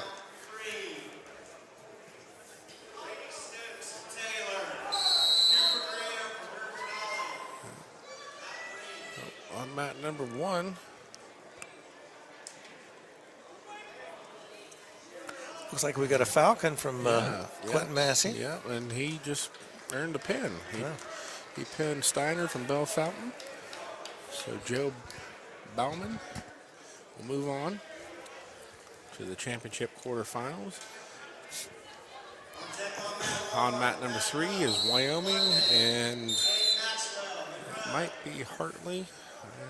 I'm not sure. I'm still wishing they could get those bout numbers put on there. They do it about every other match. You notice that?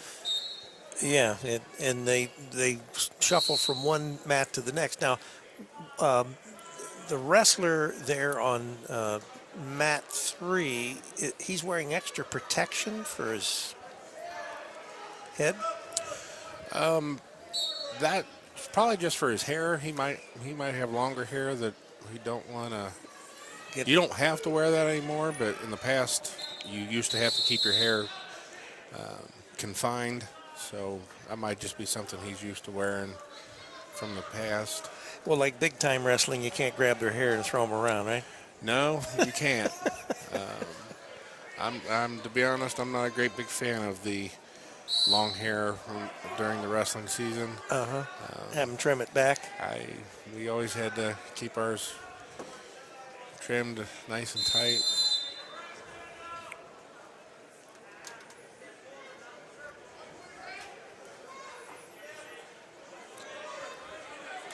So we got some close matches now. On mat number 1, 2-0. Mat number 2, 2-0, and mat number 3, 2-1.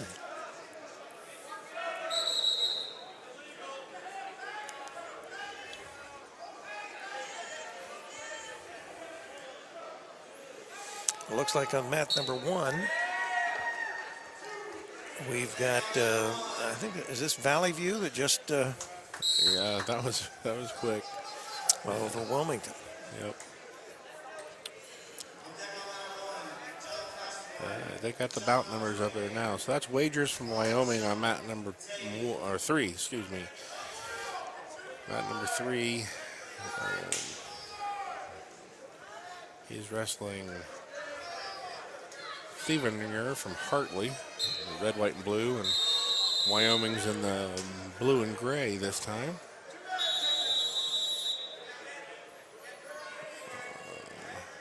On mat number 1.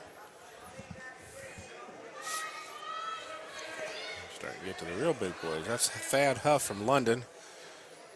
I believe he's in the black with the white arrow. He took second here last year at 285 pounds, so he's a returning state qualifier. He's wrestling Gabe Maxwell from Monroe.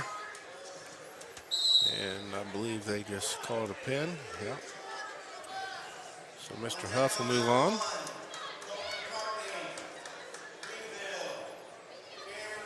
Got a close match on mat number 2.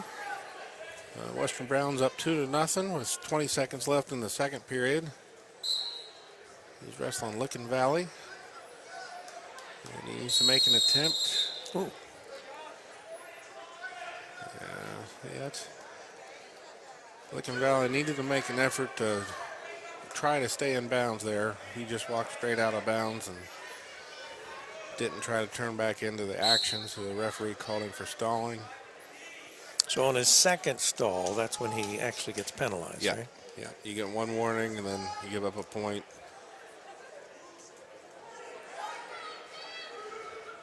We've got CJ down on mat number 1 now. Yeah,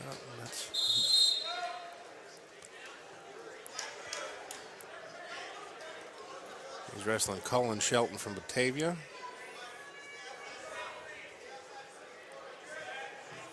These are the heavyweight matches on mat. Actually, on mat 1, they're the heavyweight matches. So heavyweight is what weight up? And obviously there's no upper limit, right? There is a limit. Yeah. Is there? Yeah, you have to be less than 285. So what if you're over 285? You don't wrestle? Yeah, you don't wrestle. So it a long time ago it was unlimited, but Not anymore. it's had a limit for a long time. Western Brown just under nice double leg takedown right to Licking Valley's back, and he secures the pin. And it looks like the heavyweights on mat number 1, Batavia earns the pin. And on mat number 3, Wyoming has got a comfortable lead, 7-1.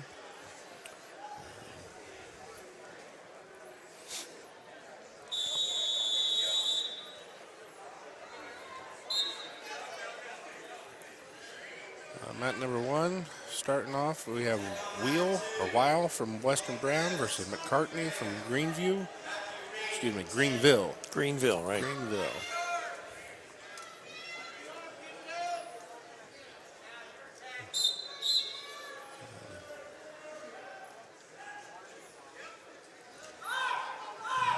Somebody's going to try to throw somebody here. Got everybody tied up. Greenville is forcing the upper body stuff, which is a little unusual when you're outsized a little bit.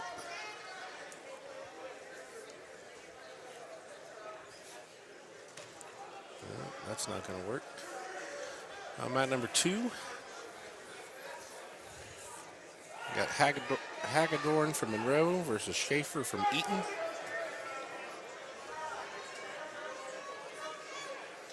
Monroe in the blue and gold again.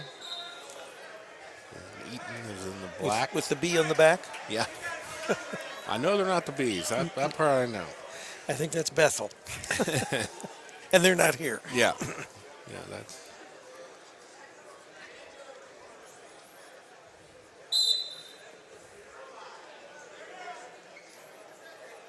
I think they're the Hornets. There's a nice takedown on the edge there by Monroe. Did a good job dragging his feet, maintaining control.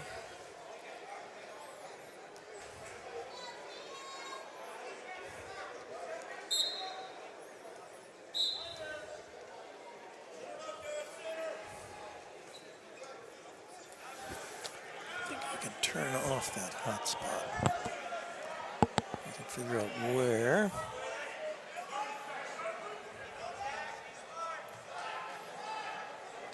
Wyoming has been in complete control on mat number 3. He's done a good job keeping his opponent broken down, keeping him on the mat.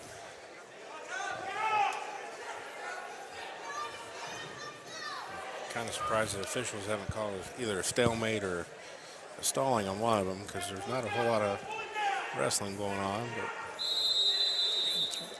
it's 9-1 victory regardless. He'll move on to the the championship quarterfinals. On mat number 1, we still have Western Brown versus Greenville.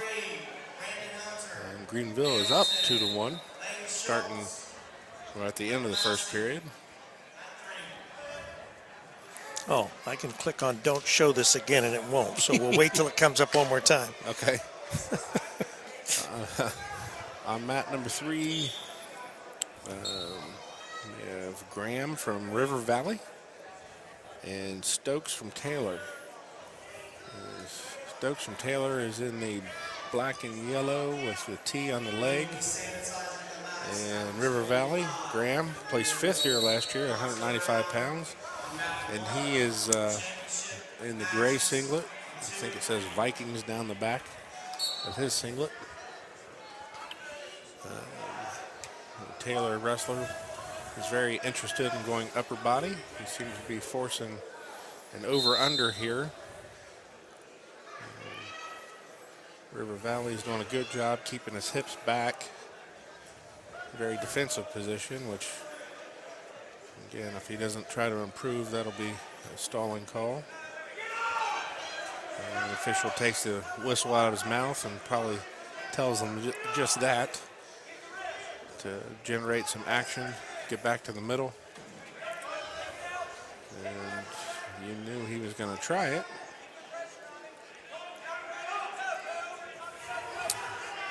But River Valley did a good job defending. No points. And they're out of bounds. We have maybe a blood time or an injury time on mat number 2. I'm not sure exactly what's going on. Yeah, it looks like it must be injury. The road wrestler is talking to his coach. He might seems to be all right. Now with injury time, if you take your second injury time, that gives your opponent the choice of where to start back the action. So you don't want to take injury time unless you're actually injured. It used to be a game some of the wrestlers would play to Stall. use it like a stall technique or a timeout. Timeout. Catch their breath.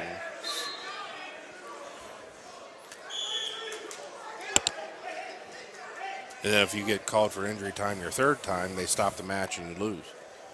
So probably wouldn't make sense to, unless you were really injured. Right.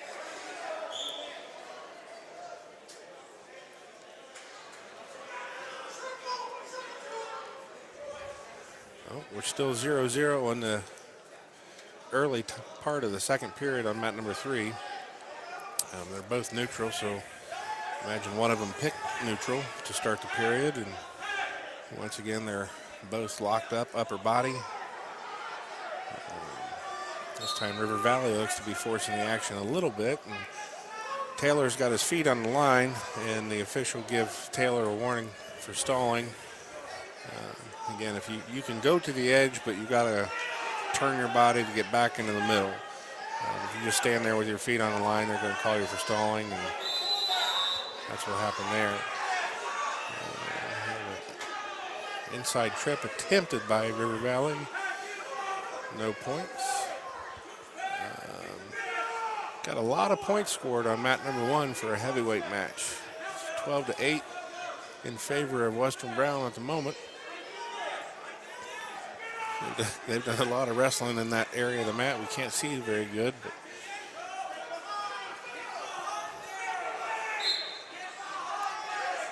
And for you tuning in just now, as far as the way our layout is today, we've got actually all 3 mats so that you can watch all 3 bouts going on at the same time. And the order would be that mat number 3 is in your lower left-hand corner, mat number 2 in your upper left-hand corner, and mat number 1 in the upper right-hand corner. Tonight's action being brought to you by Sam's Meats, Wilmington, Ohio.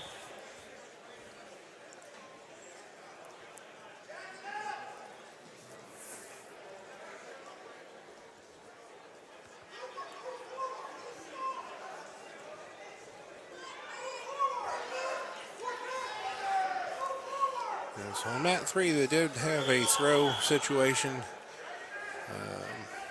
River Valley scored a takedown and 2 near fall, and then went out of bounds. And now 4-2. I think the Taylor got a reversal after they went out of bounds. 5 seconds left. On mat number 1 is Ross, and he's wrestling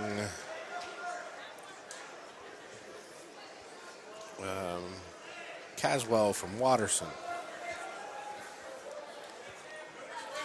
Now, we were talking earlier, there's a limit to how much you can weigh for heavyweight. There's also a an amount that you have to weigh to wrestle heavyweight. So you have to be over 210 pounds, I believe. But that's a fairly large, I mean, that's the widest range of. And it came to my attention because on mat number 1 we have a pretty full-size heavyweight from Ross, and then the wrestler he's wrestling from Watterson. He looks like he might be at the minimum weight. He's very much smaller than the Ross wrestler.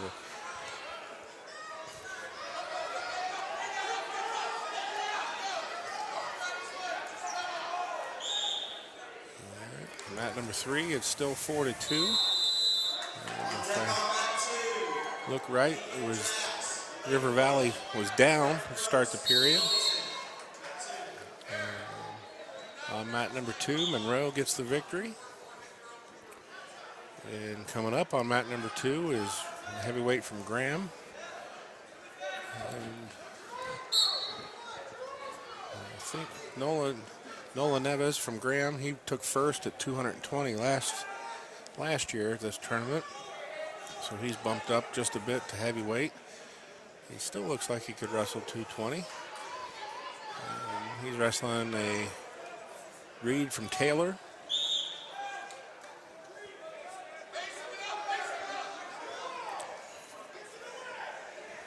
Like I said, Neves from Graham, he won this last year, and I would expect this to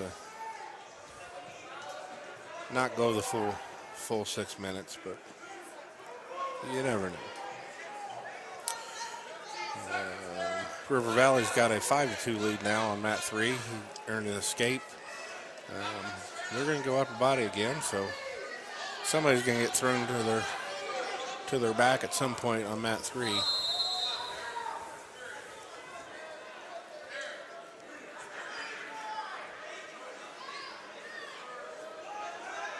It's quickly 7-0 on mat number 2. There'll be a couple takedowns and some back points, I'm sure. Once again, a takedown to his back. That'll be 5 more points. I think he's going to go ahead and, yep. Pin. He got the pin.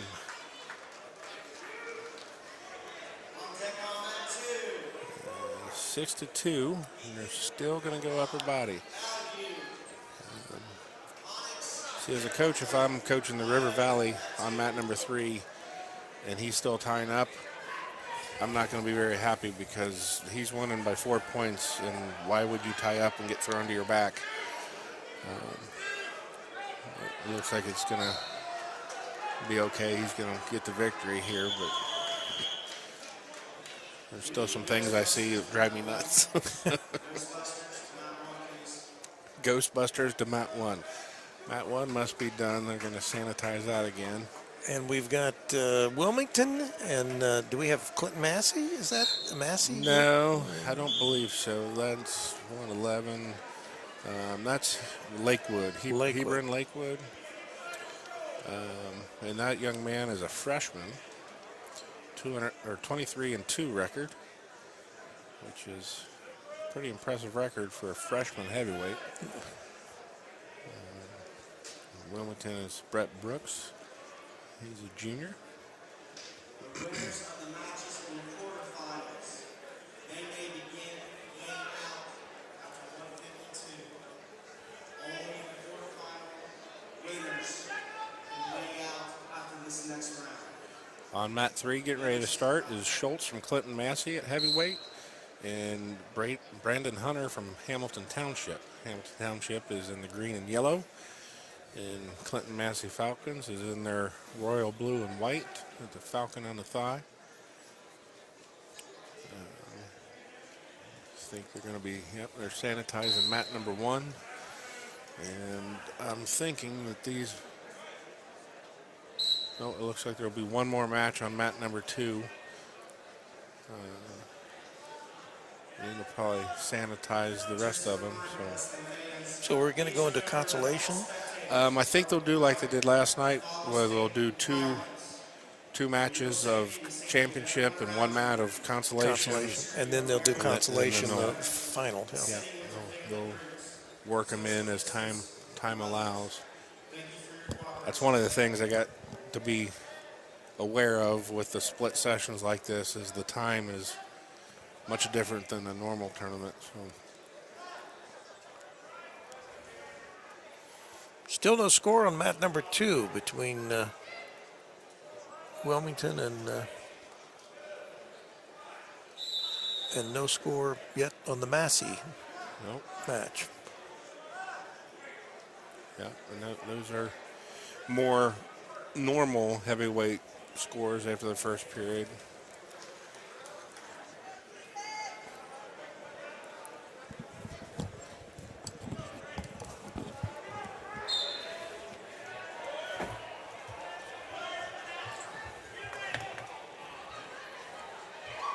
All 106-pound wrestlers, please report to the bullpen.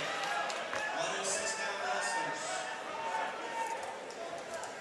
152-pound wrestlers. Remember how long? 152-pound wrestlers, please report to the bullpen.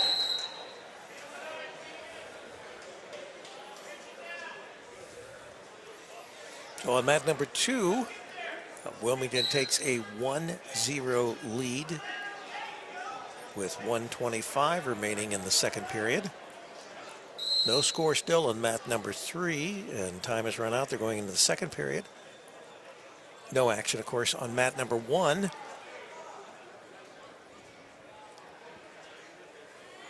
You're listening to CampusNation.com, your internet sports authority. Brian Penix and Rick Phillips bringing you the action tonight, as well as tomorrow. We start at 10 a.m. tomorrow. So get your Cheerios out, and you can have breakfast with us right here from Wilmington High School, District Division II Wrestling.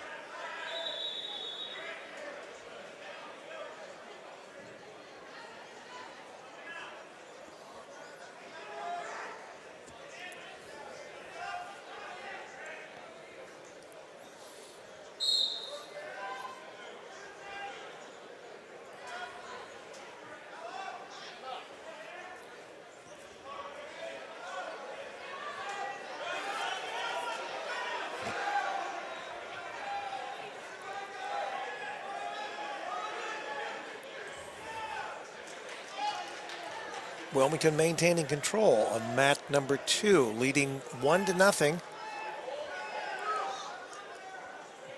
About a minute and a half remaining in that third period. On mat number 3, 2-0. And that was a pin. So Massey with the victory.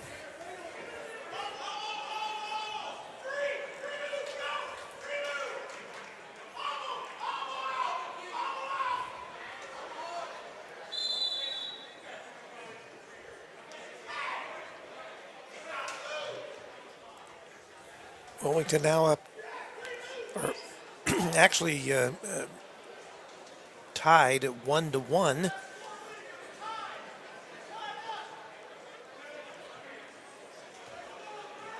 With a minute 5 seconds remaining.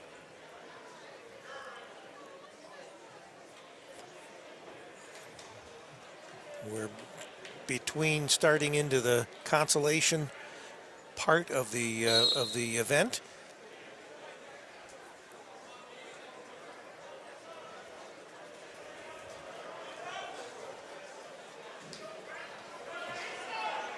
And right now, Wilmington now behind 2-1. Got an escape. 45 seconds remaining in that third period.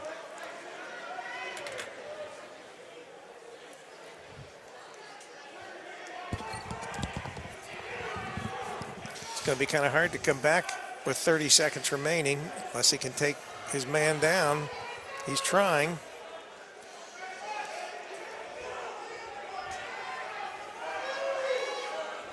Called red for stalling. Wilmington gives 2 more good attempts at a shot. He might get a stall call, but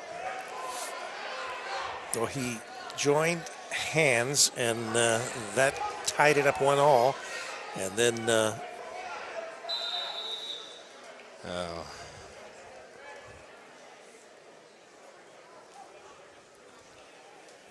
and that's it.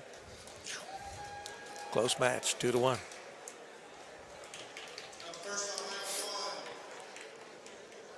I think we got one more heavyweight match. Eaton. Yeah, that's Wyoming on mat number 2 in the blue and gray, and Valley View in the gray. So in mat 1, they're going to be starting, this will be consolations. Yeah. I think so. Let's see. You got Eaton and I can't tell the other.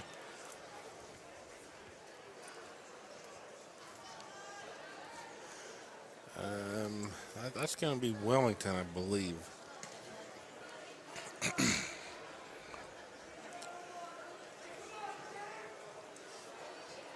Look, that's got 152.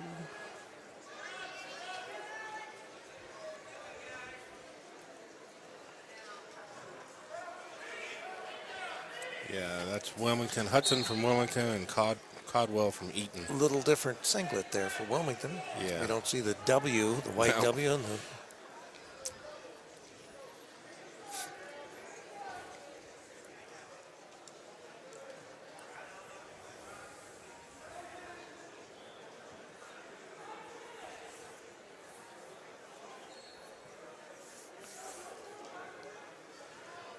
Wyoming at heavyweight on mat number 2 with a nice high crotch takedown. He jumps right over to a half. Yeah, this might be over here. Big guys don't get off their back very often. there you go. So they'll disinfect mat number 2 real quick. Hopefully. So no score on mat 1 with Wilmington and Eaton. Nope. And the consolation matches, remember, have a 1 minute first period. So the matches go a little quicker and the point scoring is a little different. Not as much time to score points.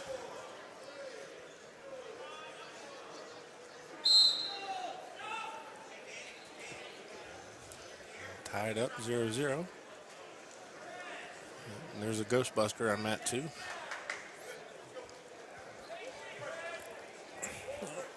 Logged me out there.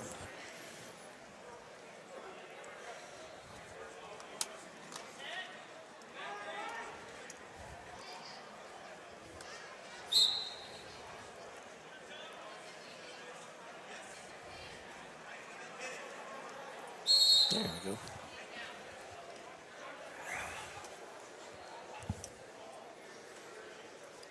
So currently the only action is on mat 1. And if they do the same thing they did last night, they'll do the consolation rounds on mat 1 and the championship quarterfinals on mat 2 and 3. Right. Good move from Wilmington. 2-0 lead now.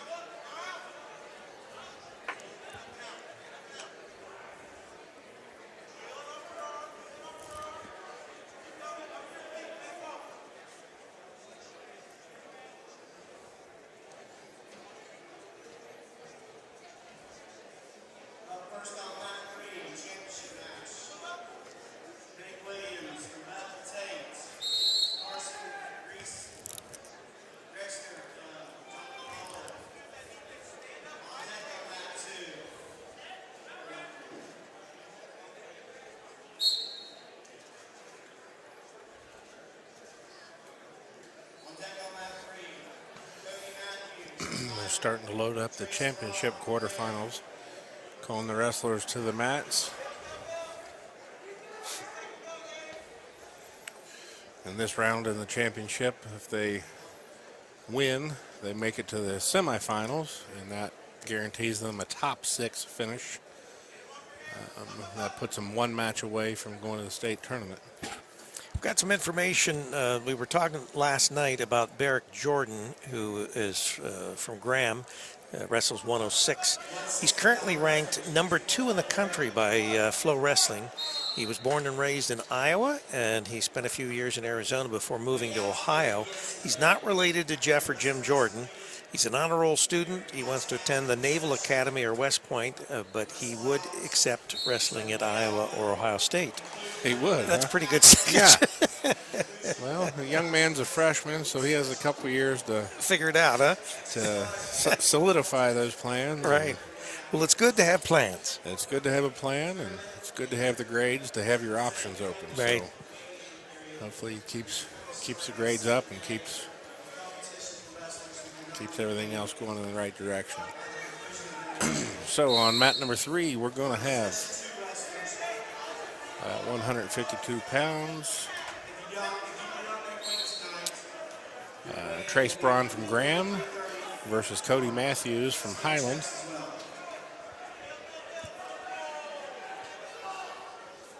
I believe this is a matchup of returning state qualifiers. No.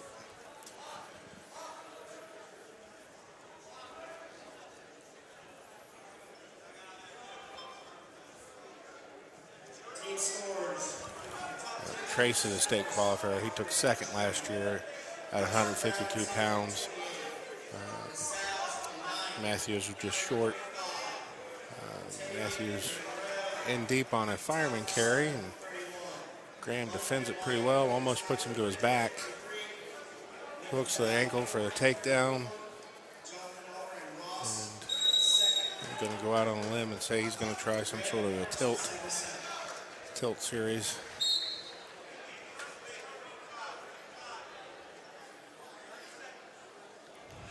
On mat 1, Wilmington with a 5-0 lead over Eaton. Yeah, he's only got 31 seconds still to finish the match and stay alive and get to wrestle one more time tonight.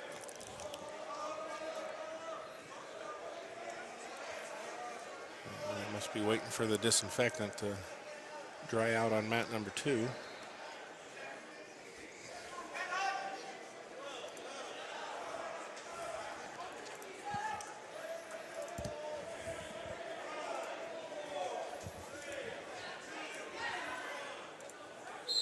And that's it on mat 1.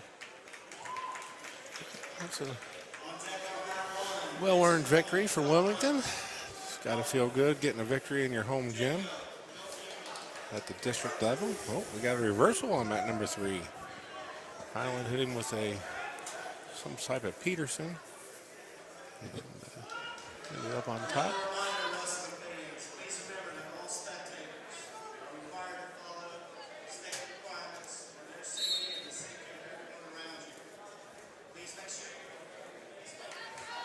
Hearing the PA announcer reminding people in the stands to put their mask on and follow all the guidelines, and I'm hoping they do.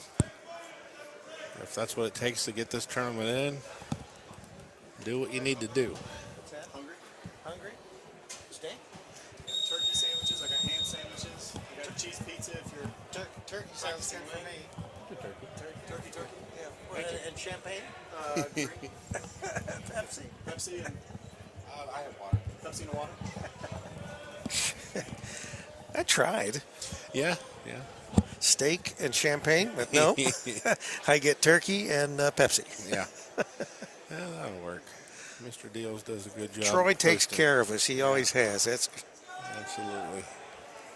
Troy Deals, the athletic director here at Wilmington High School. And, of course, this is our home base. On mat number 1,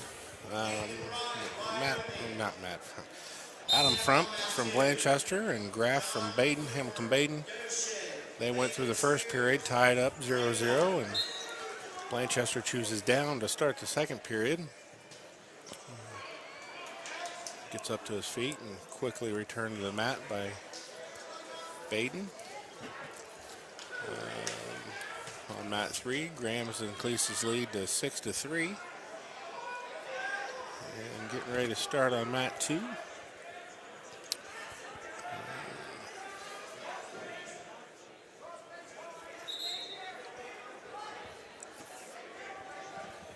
There's Douglas Terry from Granville and Nathan Bryan from Wyoming.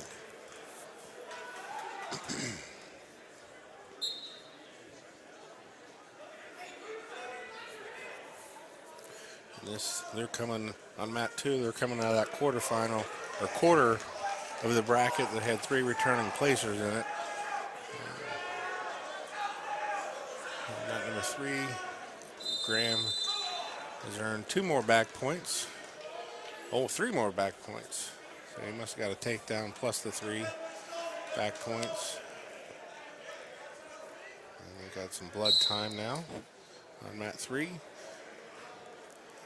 Still 0-0 on mat number 1. Blanchester is still in the down position. On mat number 2, no score. That match just started. Oh. Douglas Terry with the takedown. Terry finished first at this weight class last year, so he would be the favorite on paper. Bryan from Wyoming, however, finished 4th, so who knows. Oh. And on mat number 1, we got a quick change, a reversal, and to his back, and Blanchester picks up the pin. He was down for a good part of that period and Moves on. moves on. It's all what it's all about this time of year. Survive and move on.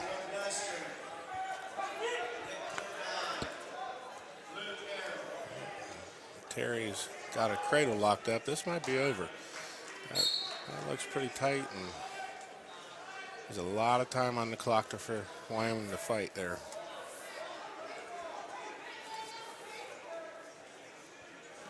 That's it. Yeah. That's pretty tight. So Terry seems to be on a roll. He just pinned a returning state qualifier. On mat number 1. It looks like we have Hummel from Bellbrook and Jacoby from Milton Union. They're in consolation round, and Milton Union looks to be up 2-0.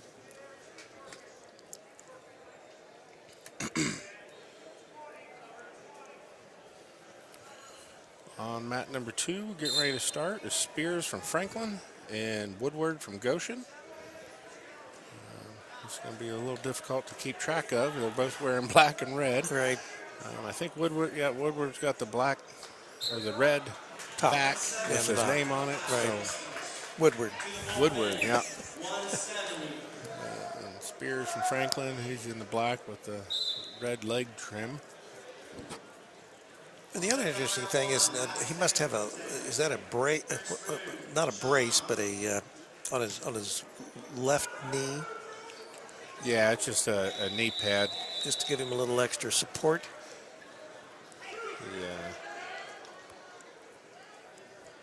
He's got some skinny legs. Skinny legs. Yeah, they're both a little lean. On deck mat 2, Matt Stuckey, Wilmington. Well, we had another quick pin on mat number 1. So coming up now on mat number 1 is Dooley from Springfield Northwestern, and Dildine from let's see, Bloom Carroll. And Bloom Carroll's in the purple with a black stripe on the side.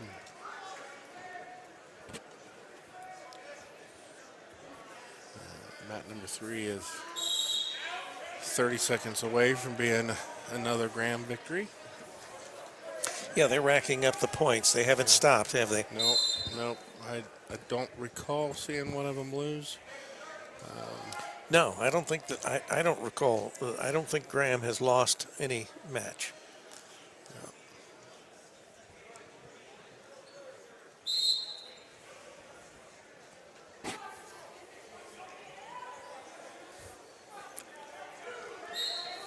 Thank you, sir. Another 2-point takedown You're for Graham. quite on a mat gentleman. Number 3.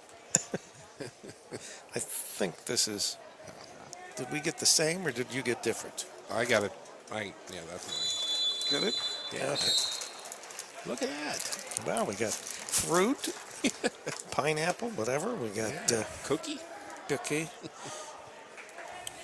On deck on number 8. A little bit of food here for us, so we can get through till 8:17, 8:19. Yep. Coming up on mat number 3 is Hank Williams from Bethel Tate. Once again, one of the best names in wrestling. And Let me put my glasses on. Carson Grenier from Jonathan Alder. John Gray guys to teach you. 65. North Carolina. They're getting ready to start on mat number 1. On deck on mat 1. Nathan Barker, Milton Union. Looks like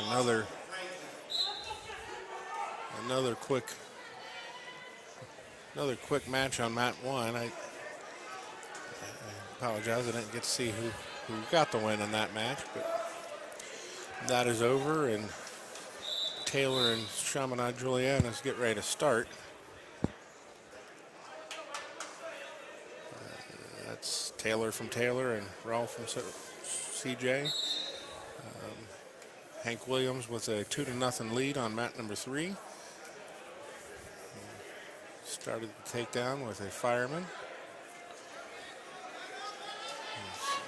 Getting a little high though. There you go. Settle back down. Once again, one of them needs to make an improvement, or the official is going to get antsy and Call some call stalling. some stalling. Yep. Probably call a stalemate here with Bethel Tate. They're kind of having all the legs in. tied up there. Yeah, there's not going to be much improvement going on in this point. Might be able to get some motion out of now, but on mat number 2, it's 4-1. Goshen with the lead. He's working on the left arm of his opponent. He seems to get an arm bar in, so he don't have any mat space though to work that. He'll go out of bounds. After the first period on mat number 1, it's tied. Taylor chooses down.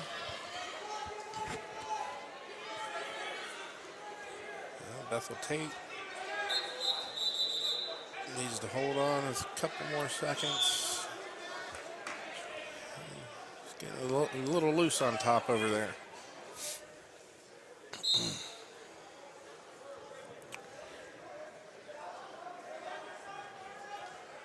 Bethel Tate has a choice. At the start of the second period, he's going to choose down.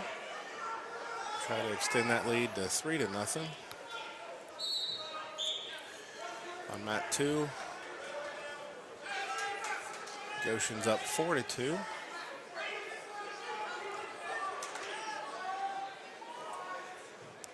Back to mat 3, Bethel Tate earns an escape.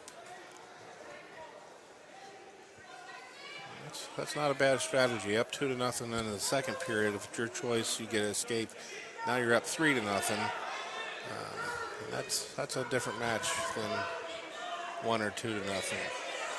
Looks like he hit him in the head and arm for a takedown. I'm not sure if they're counting back points. Surely they are. Official might be holding them. That is a tremendous amount of time to fight off your back in a head and arm.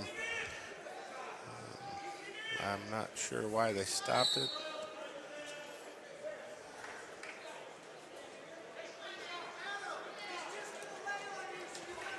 Nope. His grip on that head and arm must have slipped off the arm and made it an illegal move. So he did get the takedown in the near fall, but gave away a point for the illegal move. He's still on top. I'm sure the coaches from Bethel Tate not happy with the illegal move, but they'll be glad to take the 5 points. Right. mathematically you'll trade 5 for 1 all night. We're still tied up on mat number 1 between Taylor and CJ. 26 seconds left in the second period. Mat number 2, it's 6-2. Goshen is still with the lead. Second period just ended.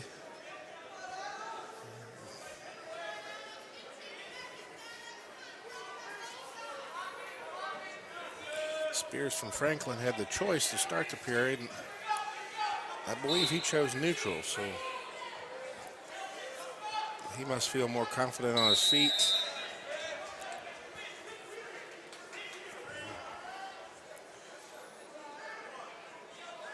So still no score on mat 1, so we're going into a 2-minute overtime. No, the this last is the 2 start minutes. to, start the third period. Okay. Overtime's normally a minute, right? Yeah. We're live from Wilmington High School, the campus of Wilmington High School, Wilmington, Ohio, Southwest Division II District Wrestling. Oh, CJ's got a near side cradle locked up. Got a minute and a half to work it to back points too, so he got 2 points, must have been for a reversal. Now he's getting back points, so that tied match quickly goes to 5-0. And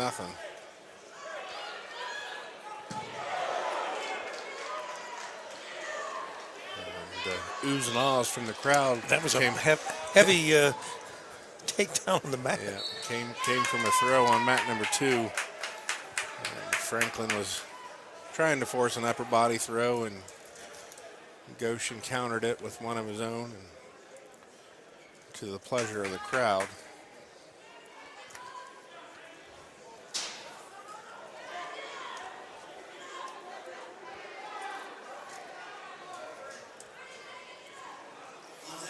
Looks like we got a Graham wrestler wrestling on mat 3.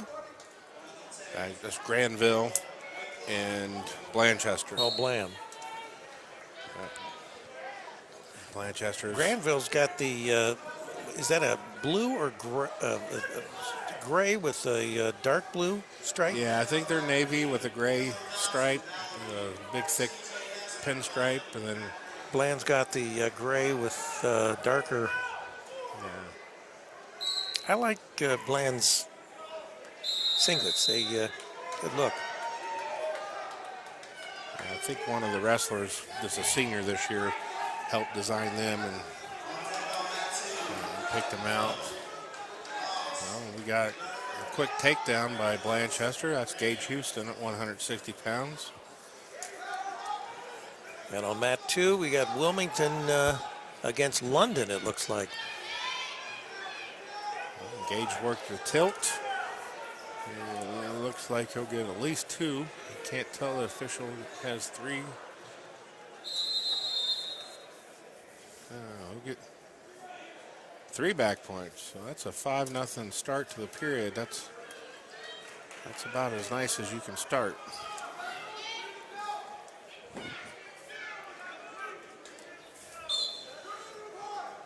He's got an arm bar. Oh, getting a little loose. Tripping front. Back to the mat. Over on mat 2 is Burns from London. And Stuckey from Wilmington. Wilmington back with their orange, the white W. Burns in the red and white singlet. The large knee brace on his right leg. Even with that knee brace, he's still pretty quick. Mat number 2. 2-1. Looks like Milton Union has a 2-1 lead.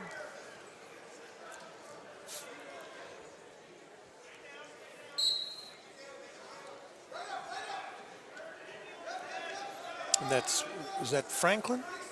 Yeah, Franklin. So Milton Union and Franklin, 2-1 lead Milton Union.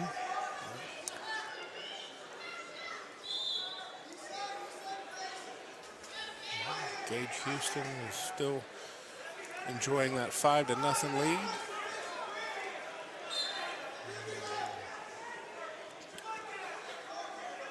riding a little high. Time runs out in the first period. Got another takedown for Mr. Burns on mat number 2. He's increased his lead to 6-2. I think 3 takedowns to none.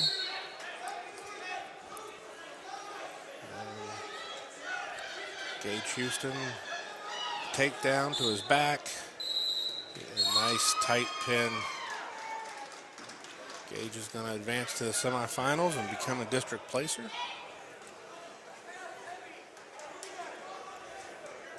There you go, Gage.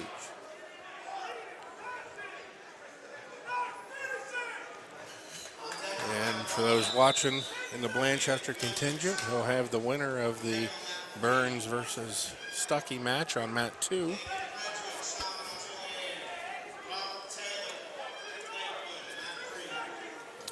On mat number 3 is C.J. Hester from Wilmington. He placed second, 138 last year. And he is wrestling Dylan Dotson from Licking Valley, who was the sectional champ at 160 last year. And Mr. Dotson just threw Wyoming down to the mat for a quick takedown. He is quickly into a power half with the legs, and they stop it for some reason.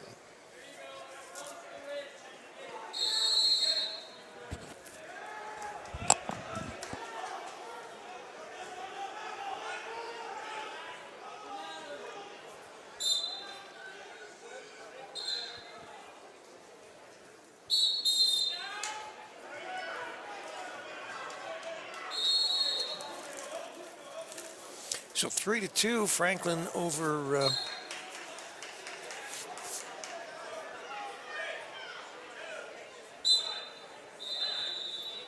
on mat number 1. It's 3-3 now. So they're tied up there. Wilmington, they're down 12-4 to London on mat number 2.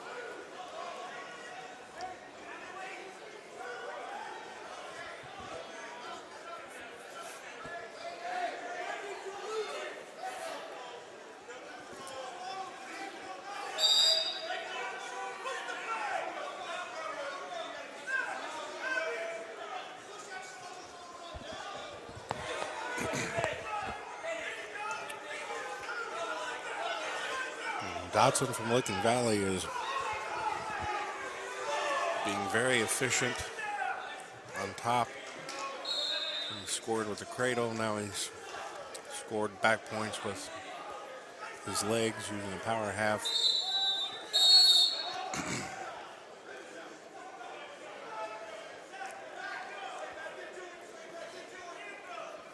Score is 7-0. He must have inadvertently put a full Nelson in. Right. Gave us Wyoming and a point. Now 7-2. Yeah, Dotson, he let him up. Opted to go neutral to restart.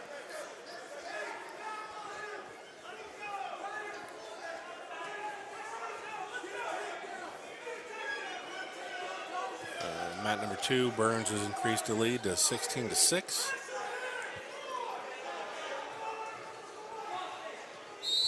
Quick snap down, spin behind.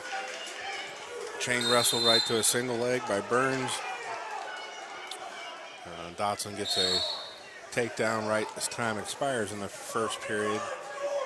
So it's 9-2 after one period.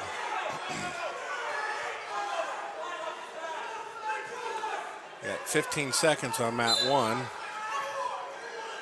7-5 is the score. Franklin's down.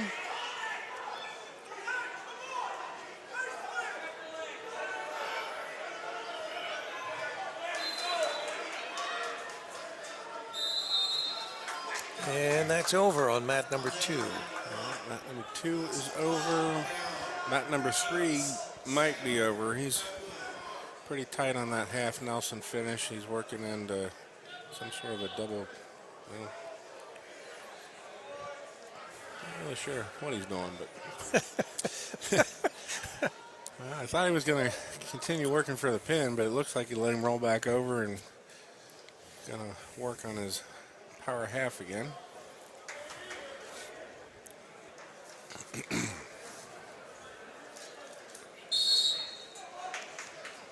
right, so on mat number 2.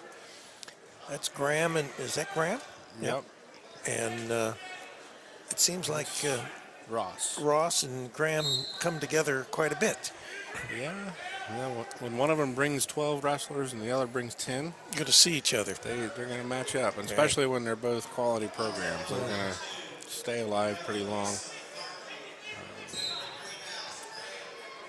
So Dotson was winning 17-2 and got the pin over the wrestler from Wyoming. He looked like a returning district champ.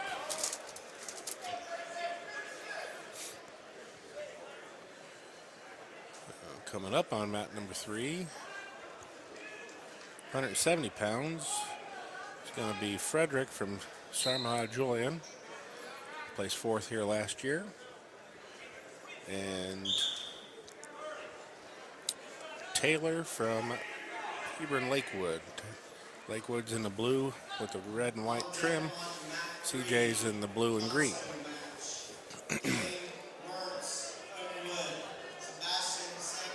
Gunnar Gramblett from Graham is on mat 2.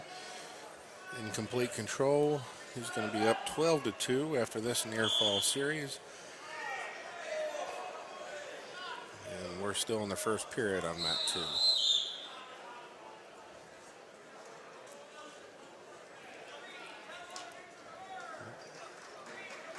Frederick with a takedown.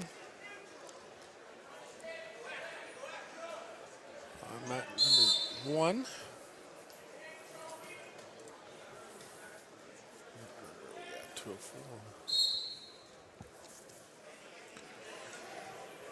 On mat number 1 is Bethel Tate, Bubba Donnell from Bethel Tate, and Wickline from Bloom Carroll. Bloom Carroll is the yellow and purple. Bethel Tate in their red and gray. Bloom Carroll just got a takedown. He's got Bethel Tate on his back. A minute and a half left in the period.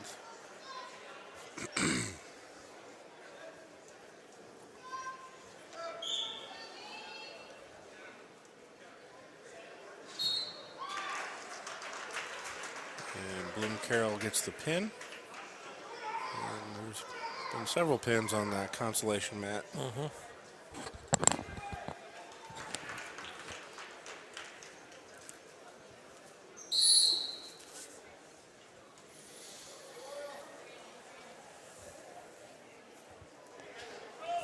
Tomorrow we'll be starting at 10 a.m. So it's breakfast with Campus Nation.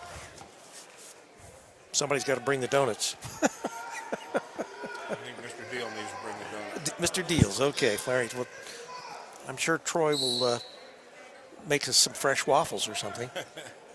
As long as there's bacon. Bacon, that's right, yeah.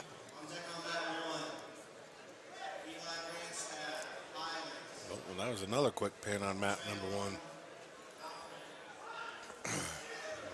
Looks like an Oakwood wrestler with the pin. All right.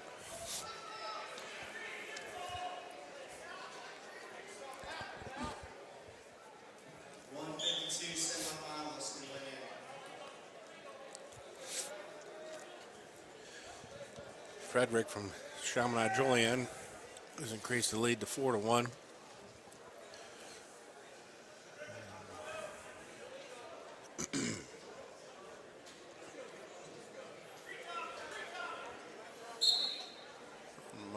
Number 1 now.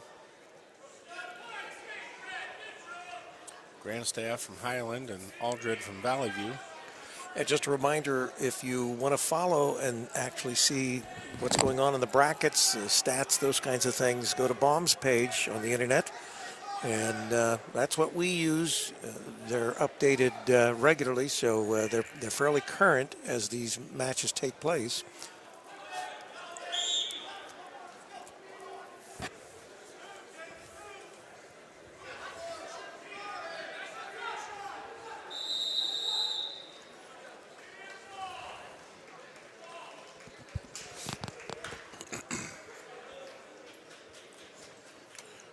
Gunnar Cramblett from Graham earns a technical fall, 20-something to 6. It was a whole lot of points. It was a bunch of points.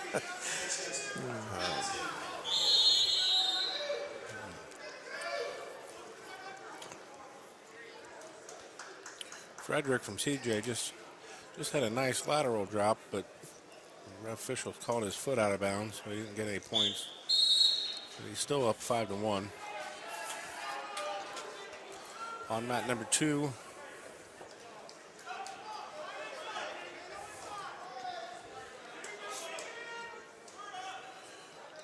this is Hartley, Newsom from Hartley. He's 40-0, and he's wrestling Greenhouse from Graham. Just 40-0, huh? Just 40-0. 40 matches in this season's pretty hard to get. There's a lot of tournaments that were canceled and a lot of matches that weren't wrestled, but Newsom from Hartley, he was runner-up last year at 160 pounds. Currently, he is frantically defending a single leg, showing some pretty good balance. Oops, Shoe off. That guy threw his shoe off.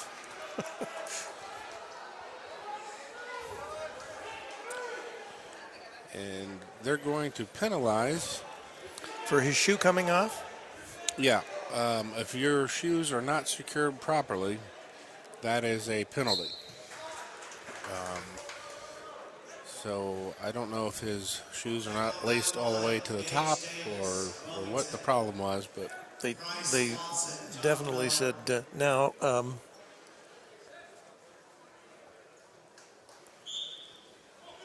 is he also getting penalized some time? yes. Yes, So- they'll start injury time. So he'll have a minute and a half to get that secured and taken care of. So an equipment malfunction. And what to keep in mind is if Hartley has an injury time,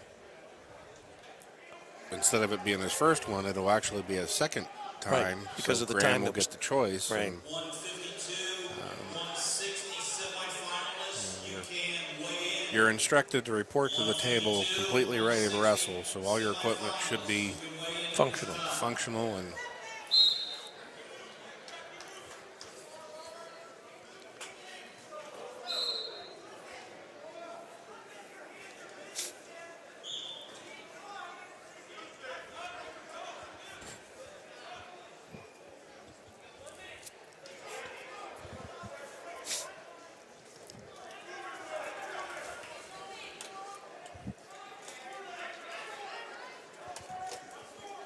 a nice outside single attack by Newsom. Graham defended it very, very well with the whizzer. Frederick over on mat number 3. He's moved to 7-2 with just a minute left. I'm not.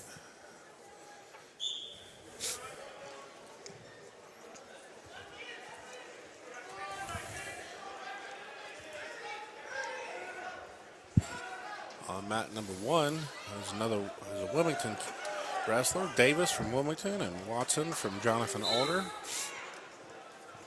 They're wrestling on mat 1 with a 0-0 score after the first period.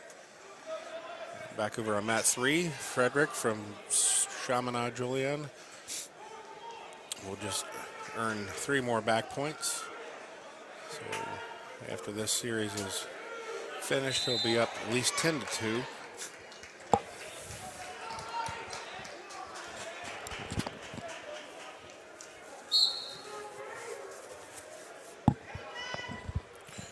After the first period on mat 2, it's 1-0. The only point scored being that penalty point for shoe. For the shoe. The shoe point. The shoe point. And I really hope it's not a 1-point No, match. you would not want to see that. No. That would be devastating. But they went through 2 minutes with no score, so. All right. Newsom gets an escape, makes it 1-1. Frederick gets the win on mat 3.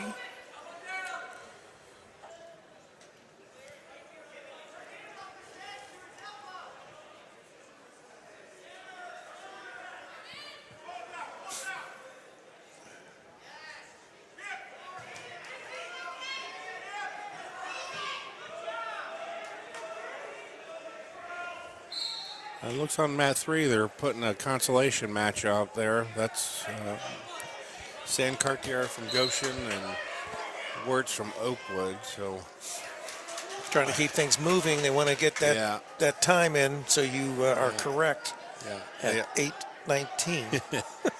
well they want to try to work it where the consolation winner and the championship loser have roughly the equal amount of time, so they can wrestle the second consolation match at the end of the night and not give somebody too much of an advantage time-wise. In between matches. Yeah.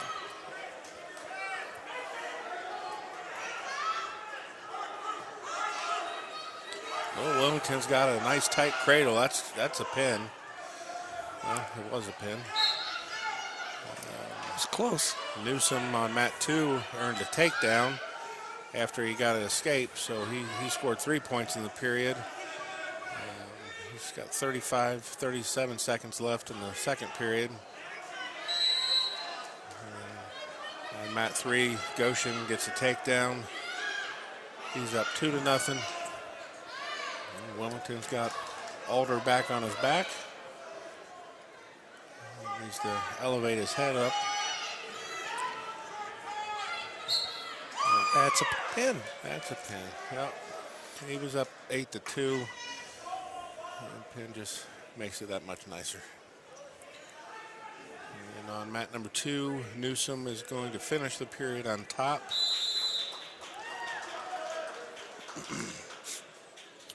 And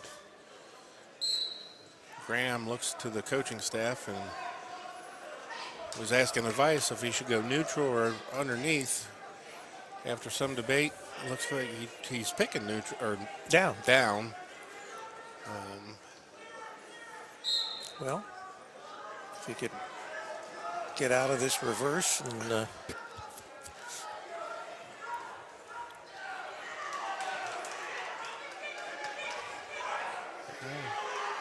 Newsom looks pretty strong on top. He does. He's got good hip pressure. He's got a leg in on the right side. He's controlling the left side of the Graham guy with working on an arm bar. See how Graham's hips are up off the mat? Right. That's a lot of pressure being put on by the wrestler on top. I can see why they were debating on whether to pick down or neutral. I think. So we've got a couple injuries on 2. The Graham wrestler is injured, and on 3, it looked like is that That's Oakwood. Oakwood? It looks like he's I think it's Oakwood. Yeah, Yeah. Big O. he's holding his side, so he's in some pain. Yeah, I didn't see what happened there. I saw the shoulder get stretched out a little bit on mat 2.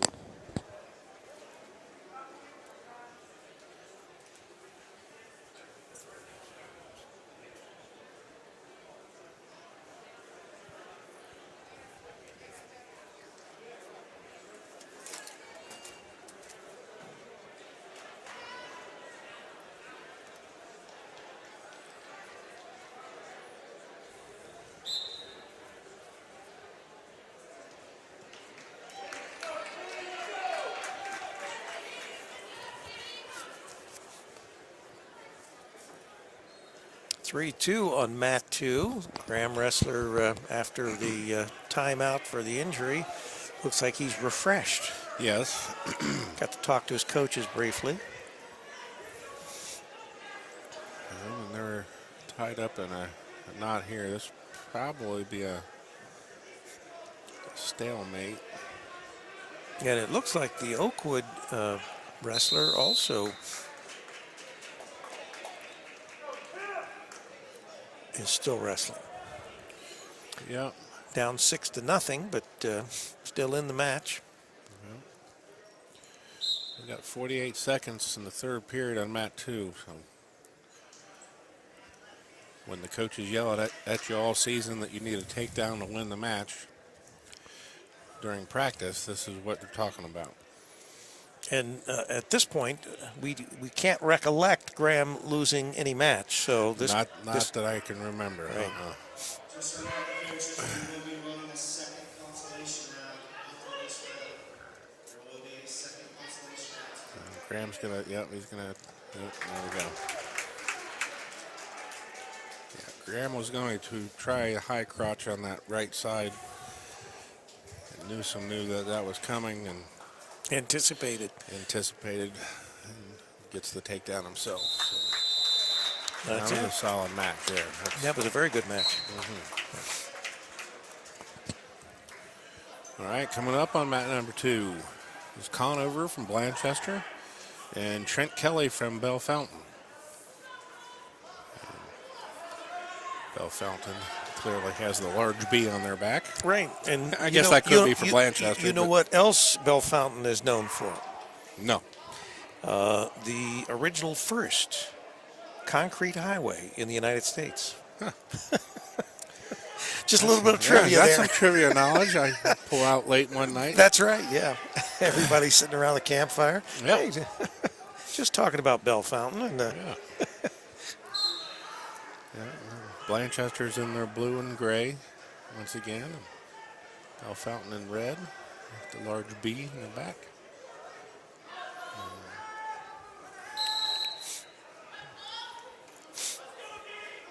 Bell Fountain seems to be intent on working the head of the Blanchester wrestler, trying to get it snapped underneath him. we're looking at the clock counting down on mat 1, but there's no wrestlers on mat 1, so. That might be, they might have disinfected it. Maybe that's the timer to see when they can Get back on it. Yeah, Got to make sure all the cooties are off. yeah, I guess. Bell Fountain going back to the head of Blanchester, and Blanchester so far doing a decent job keeping his head up, but gets caught with a slide by.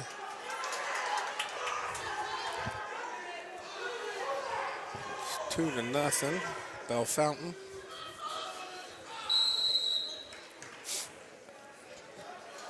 Goshen's winning 9-4 on mat 3.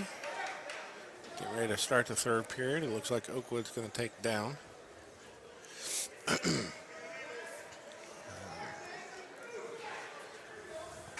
Bell Fountain's trying to work an arm bar, and it looked like he just kind of fell off right there. So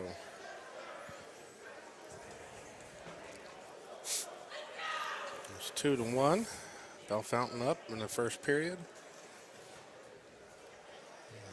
Both wrestlers seem a little tentative to take a full go shot. A lot of fake shots. I was going to say, sometimes the way they, they're like two rams going at each other, but I'm afraid they're going to knock each other out, head to head. Yeah, Bell Fountain back to the head. If Blanchester can keep his head up and get underneath those legs. Whoa, Yeah. close to the table there. Almost WWE style there. Right. All right, that was the period. So Bell Fountain defers choice. Blanchester's choosing down. It's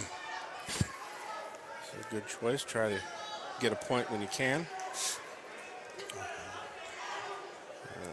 Goshen is now going to be up 9-5, I think. Yep. After that last takedown, he's got a minute and a half left, and the guy on his back. So That seems like an awfully long match. I know we had some stoppages there, Yeah. but Oakwood wrestler was injured.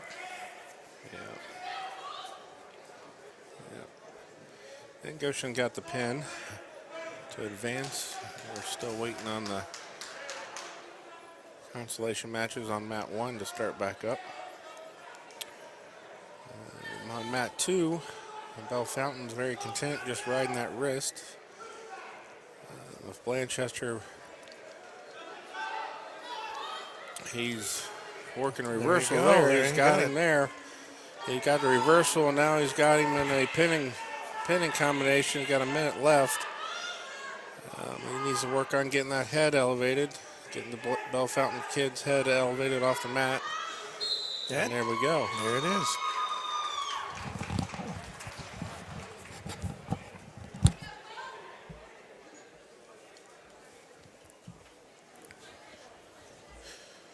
job, Colt.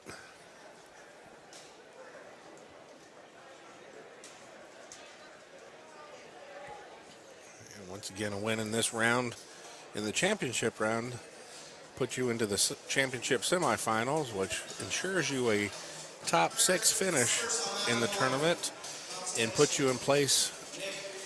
If you win one more match, you're a state qualifier. So those winners in the championship quarterfinals are guaranteed a place and one victory away from being a state qualifier.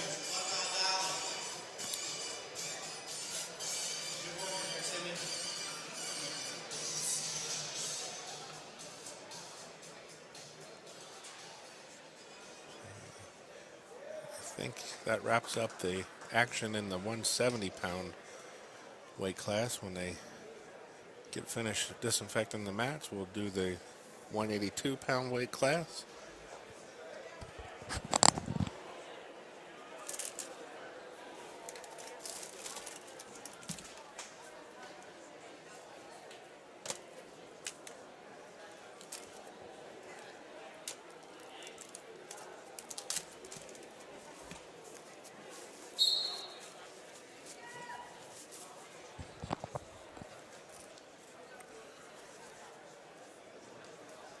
Yeah, the first consolation match is on mat 1. Yule from Watterson and Smith from Wilmington.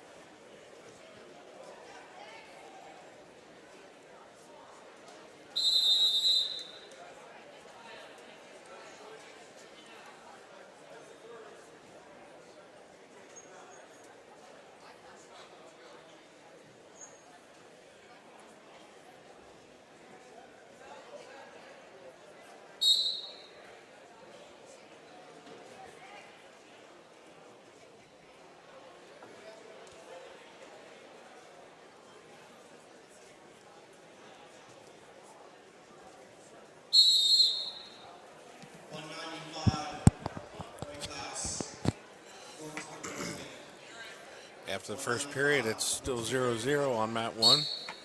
Watterson takes top in the beginning of second period.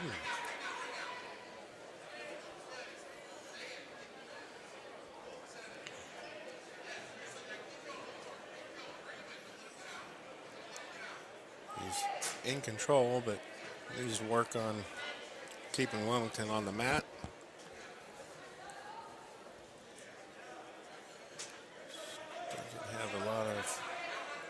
A lot of space to work the move he's trying to work there.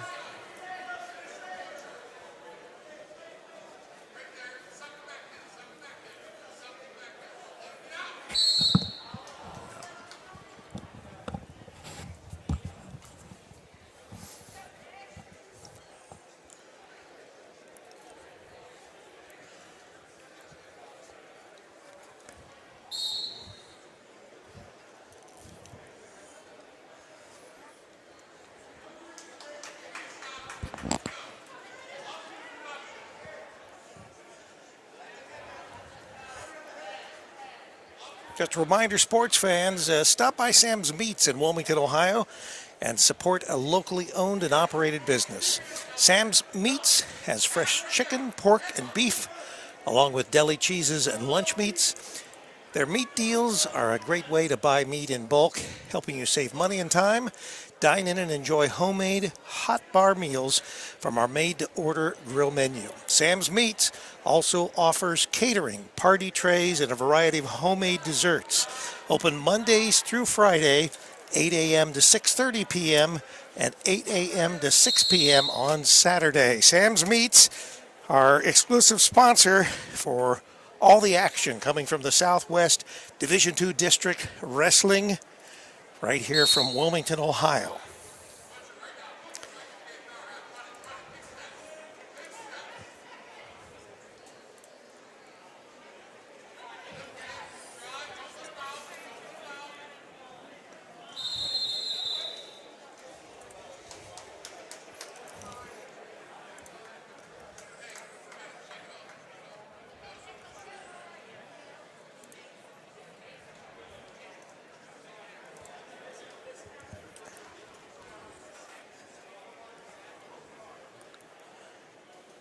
So that match, Wilmington 2-2 on mat 1.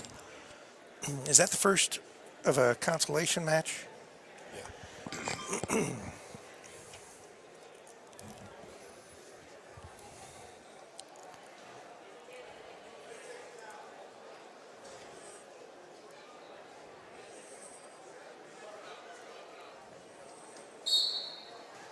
Dean Thompson on, he's actually on mat number 3. He's the only live camera operator that we've got tonight.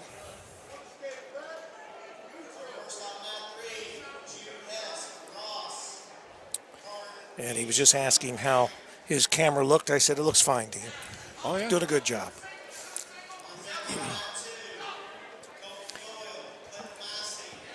Looks like they're getting ready to start rolling with the championship round again.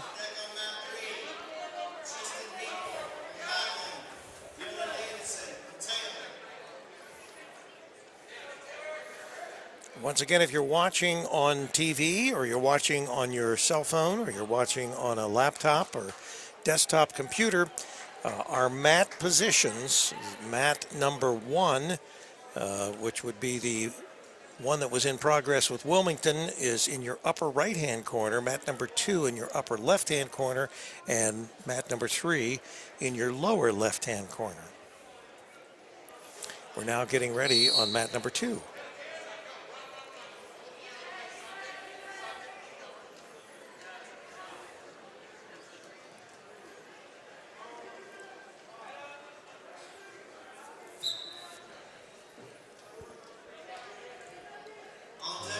Number 2 is doing a great job with those bout numbers and falling asleep again. Yeah, they get out of the routine. Let's see if we can figure this out. All right, that's bout number 153. Hancock from Wyoming is in the white with the blue stripe down the side, and Creech from Valley View, he's in the all navy.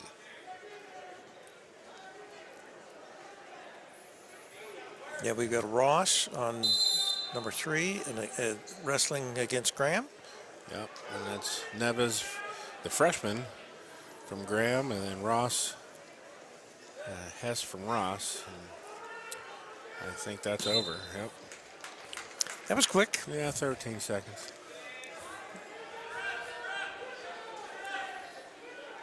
That would be kind of disappointing. Yeah. 13 seconds and wow.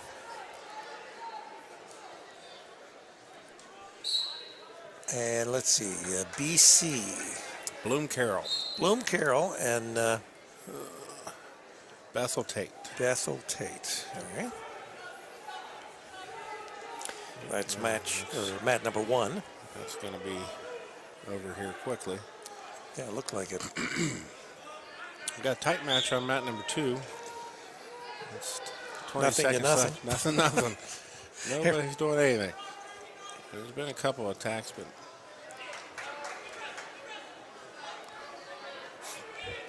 on mat number 3.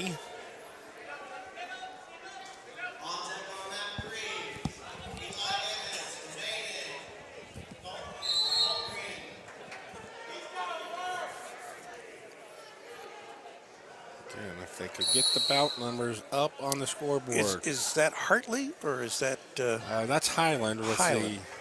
And then Old we got the B. that's Taylor. That isn't Taylor from Taylor, right? No, this is Davidson from Taylor, and he's wrestling Hinkle from Highland. Hinkle from Highland. Okay.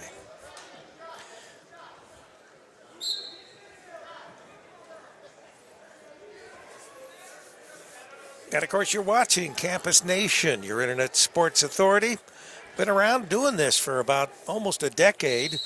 We're not your come lately internet broadcast company, but we've got I think now almost 700 videos on our YouTube channel. And if you're on our YouTube channel and you've got a smart TV, you can watch this on your 65-inch Samsung or whatever you got there. Watch it on your television, and with that split screen, you'll catch all the action. We do have a score on mat 2. Wyoming, he earned an escape to start the second period, so he's up 1-0. On mat 3, Davidson from Taylor, he gets the takedown with time running out in the first period. He's up 2-0.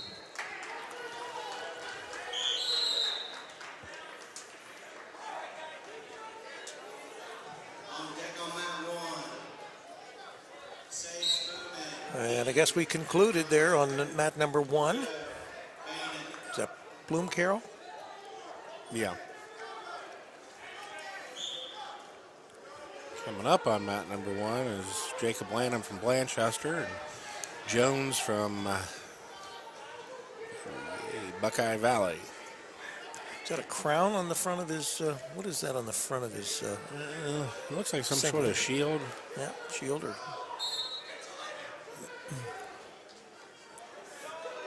Buckeye Valley's in the gray with the yellow belt. And Blanchester's with their blue and gray.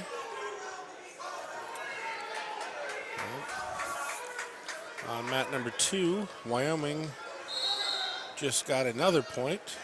They called Valley View for stalling his second time.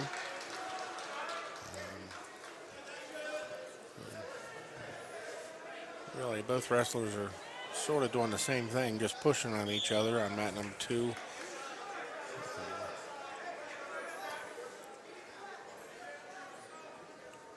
Looks like one of the coaches is explaining that to the ref. Well, yes, he would be the coach of the person who just gave up the point. And he's expressing his displeasure, I'd imagine. Coaches will do that Although occasionally. he might be talking about the weather because It's going to technically be warmer next you week. can't question judgment. Well, no. Or you give up a team point. So A team point? yeah, Oh, wow.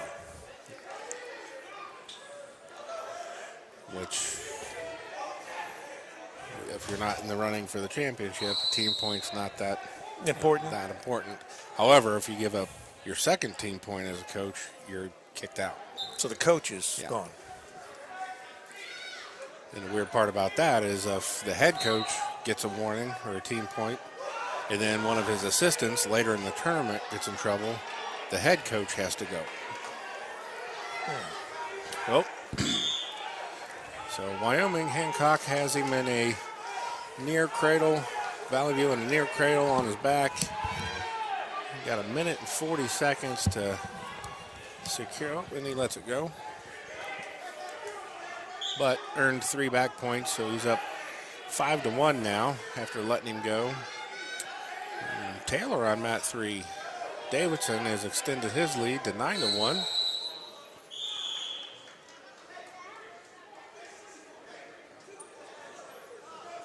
The official on mat number 2 is informing Valley View that you cannot put your hand across the neck when you're tied up. Lance still up 1-0 on mat 1, right? Yeah, he is. 50 seconds left. So he got an escape in this period. He makes a decent attempt at a shot. He needs to maybe put 2 or 3 of those together. A lot of chain wrestling is needed at this level. Your first attempt might not work, so you got to go 2 or 3 times to get a move. Taylor has his opponent on his back, very tight, and the And pin. there's the pin. Yep.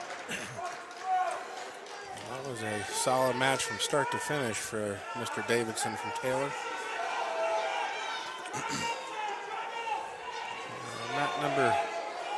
Mat number 2, Wyoming's has a 5-1 lead. He continues to be the aggressor on the leg attacks and just earned another point for stalling against Valley View. Valley View is very hesitant, looks like, to attack the legs. He seems to prefer the upper body options. On mat number 3, we have Hamilton Baden and Milton Union, it looks like. Again, if they could put the bout numbers up there, that would be awesome. You think they're watching? Well, I thought Mr. Deals was watching earlier, so maybe I can catch him.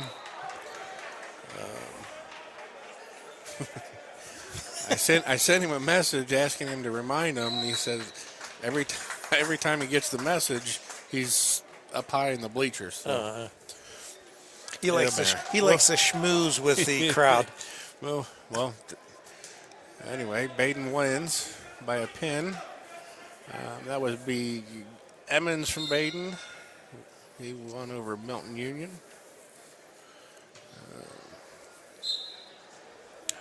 Coming up next on mat number 3 is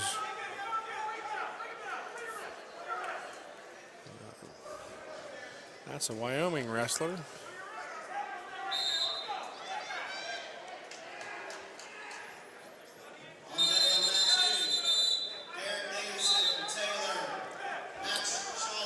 Okay, that's Hickson from Wyoming versus Daniels from River Valley. Daniels won in 11 seconds in the first round, and he has already put the Wyoming wrestler on his back. Right to a double leg, right to a finish. That was very impressive. Mat number 2 is Clinton Massey wrestler. He's in the royal and black this time with the red shoes, and he is wrestling Hager from Springfield Northwestern.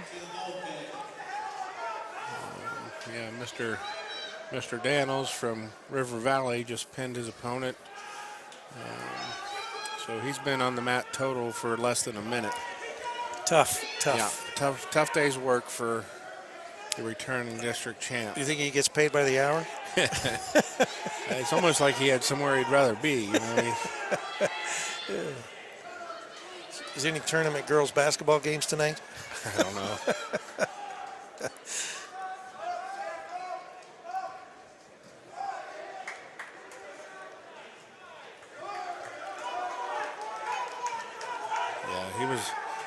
Daniels was the district champ last year at 170, and he moved up 2 weight classes, and that move seems to be agreeing with him very much so. All right, on mat number 3, and it looks like the table workers have got the message about the bout numbers. We have Burrows from Graham and Oaks from Monroe. Graham is in the gray, and Monroe with the Hornet on their back. And Bland won on mat 1.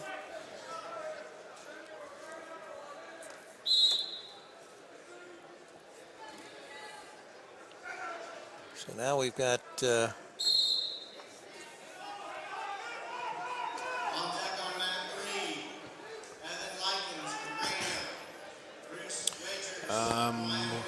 I think we figured that was Eaton last time, right? The purple with the yellow pinstripe. I'm not sure.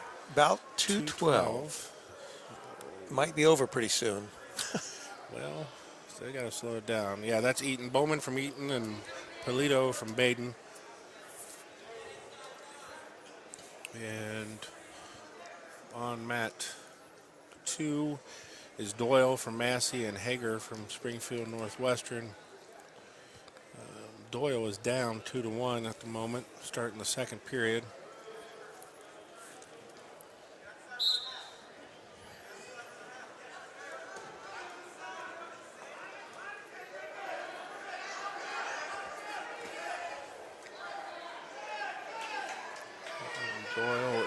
working a reversal.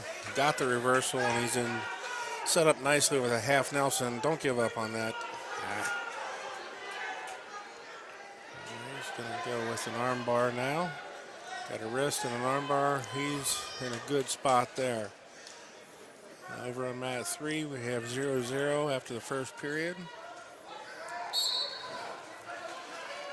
And Mr. Doyle on mat 2 is working that arm bar very patiently. And now he's got a half He has on the the other lead. side. Oh, yes. And like I said earlier, if you're working a pinning combination like he is, you can't get called for stalling. So as long as he continues to circle and drive that arm bar, he's not going to get called for stalling, and he's not going to give up a reversal. Of course, as I say that, he does something either potentially dangerous or maybe illegal. Oh, his opponent looks like he's wearing a face mask, so maybe somebody's finger got caught.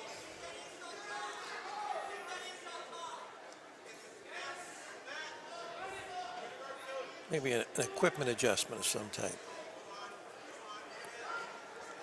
I was lucky enough I never had to wear one of those face masks when I wrestled, and I couldn't imagine trying to wrestle with that. It's like looking through blinders. Your eye opening is about this big.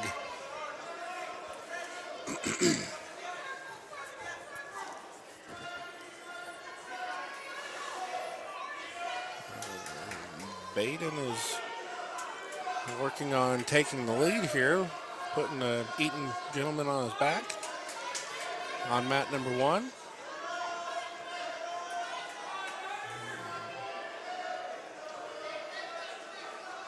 It's a tough spot to be on your back right in the middle, but Eaton's doing a good job. He's got the leg hooked, fighting it off.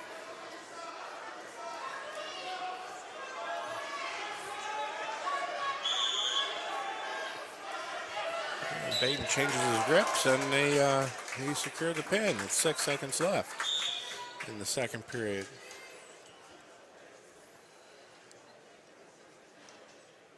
Is this still in the first stoppage for that headgear? I think they haven't resumed yet. And no blinking light, so there's no penalty for it or anything.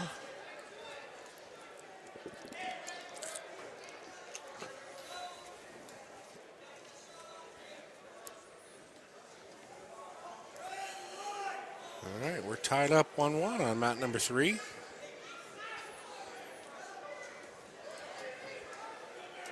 Well, As soon as we say too that. soon. And that's tough. Once again, giving up points right there at the end of the period instead of being tied with 2 minutes left. Now you're down. Right. And Graham's choosing down, so Going to complicate it further. yeah. Still got some equipment problems over on mat 2. Yeah, I'm surprised they haven't asked the trainers to come over and put some tape or something on that. Is it that it looks like it's Oh fitted? my, Monroe I looked over and they were charging at each other, and Monroe was going a little faster, I guess, because he ran through him and put Graham on his back.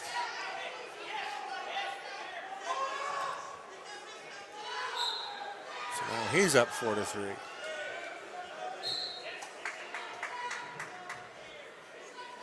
deck on mat 1. Escapes. It's a skate. Tied up 4-4. Yeah.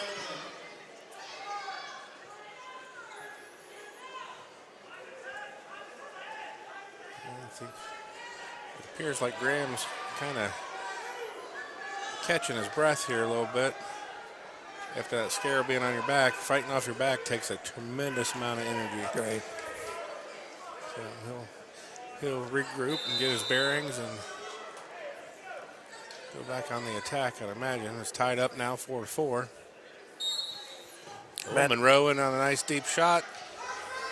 He's in a good spot, got control of the elbow. Well, he can't stop. You can't stop. So he gets taken down. Yeah, Monroe was in a good spot underneath with control of the elbow and stopped. And Graham did some chain wrestling and hooked the ankle, and now he's up 6-4 with 20 seconds left. And we got another Bland wrestler on mat 1, it looks like. Yeah, that's Cody Kidd. He's 195 pounds, and he is wrestling Weinberg from Buckeye Valley. Massey's still up on mat number 2. Yeah, and he was on his back there momentarily, so he did a good job scrambling and not giving up a bunch of points. And he's up by 1 on his feet in the third period, which isn't a bad place to be. Back to mat number 3, Burrows. I think it's Burrows. Yeah, Zach Burrows gets the win over Monroe. And what's going on mat 1? I don't know. Oh, they're doing the old follow my finger trick, so they must have banged heads, or looks like the Blanchester kid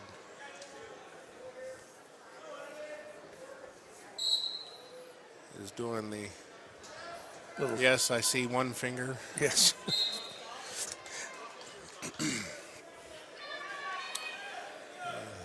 Must be good to go because the trainers are leaving the mat. So I guess they're gonna get the time right on the scoreboard there, and we'll go back at it. Back on mat 2, Doyle from Clinton Massey is holding on to a 6-4 lead.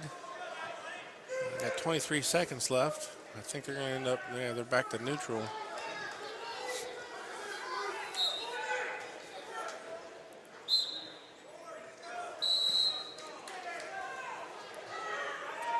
It's a solid attack by Northwestern there. Yeah, he's got a good defense, got the ankle, step over. No, lock that up. Yep. Don't do anything. That's it.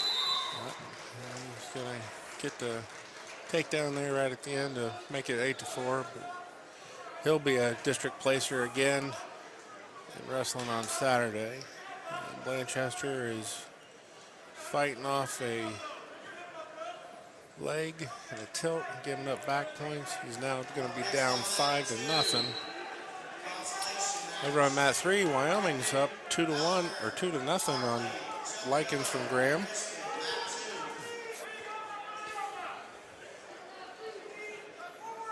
It looks like we've got DeSales and who's in the gold? Taylor. Taylor. All right.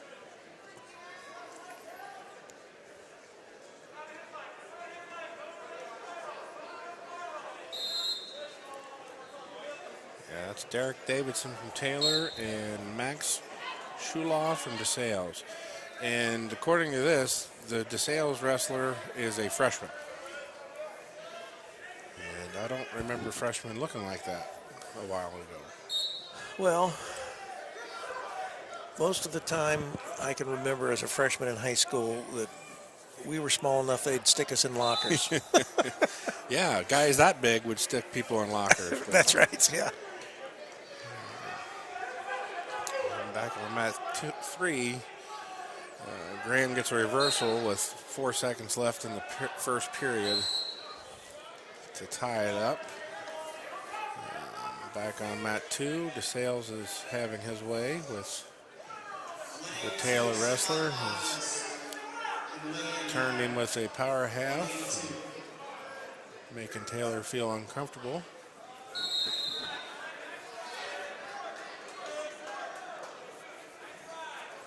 On mat 3, Graham chooses down to start the second period. And on mat 1, to start the third period, Blanchester chooses down. And he's got some work to do. He's down by 5 points with 2 minutes left. But a nice stake started. Oh, back to your feet.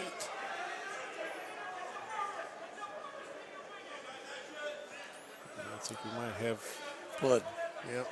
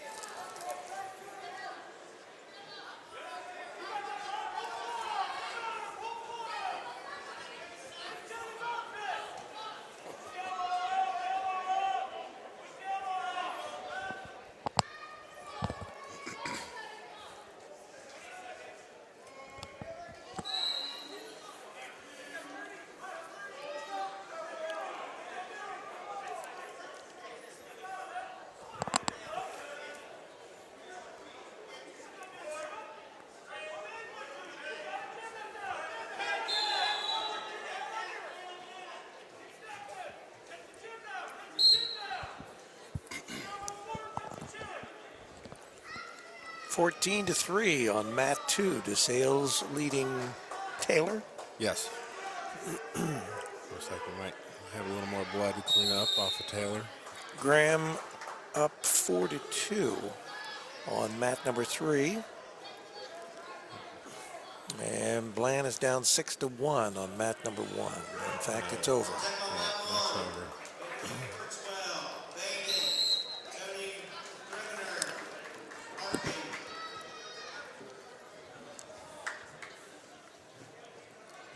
Looks like the training staff is tired of dealing with the Blood.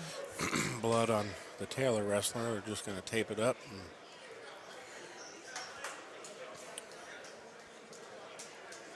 See if they can get it finished. yeah. So we got Chaminade, Julianne, and is that London or what is that uniform? 215. That's Franklin. Franklin. Okay. Yeah, they changed off. Yeah. Now they're in the red and white. Right. Singlets have changed. They're trying to confuse us. Graham has put the Wyoming wrestler on his back and secures the pin.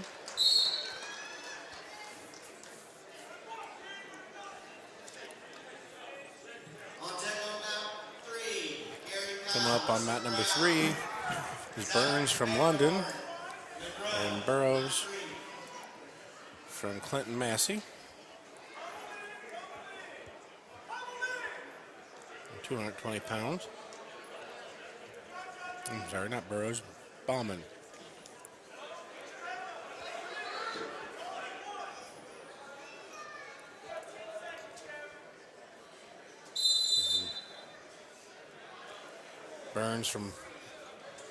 Burns from London placed 4th last year at 220 pounds, so he's qualified for the state tournament for last year.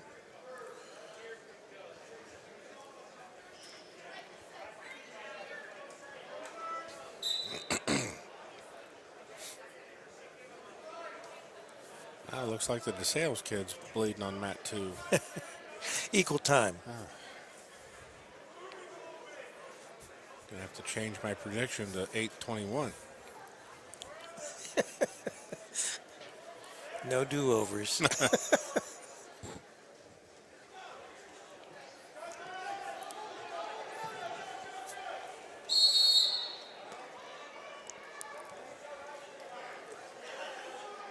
Mat number 3, it's 1 minute into the period, and each wrestler still figuring each other out.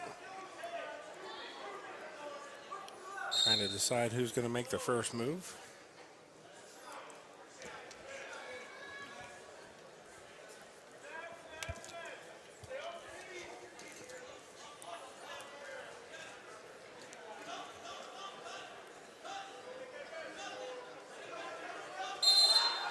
Some good action there by two 20-pounders. Some nice chain wrestling. Go out of bounds, no points scored. And I believe Mat 2 is over with a tech fall. DeSales wins. Moves on to the championship semifinal.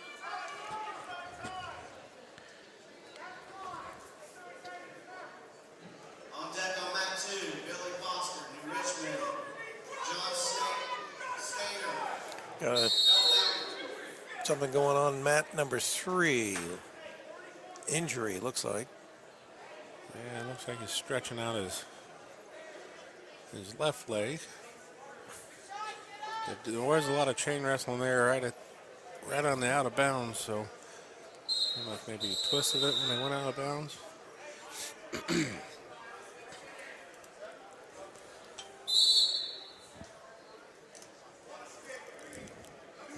So up now on mat number 2, 216.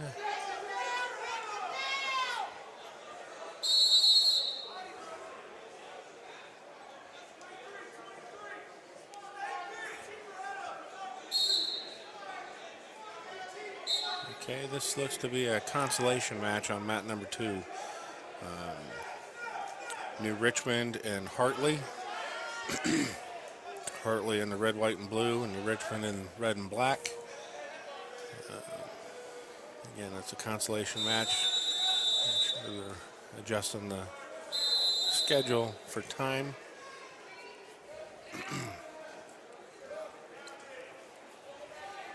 The wrestlers who don't win in the championship round, they'll wrestle again in the consolation round tonight. So there's a pretty quick turnaround from losing to wrestling right away. So I'm sure that's why they're juggling some of the matches, giving each weight class the opportunity to have as much rest as possible.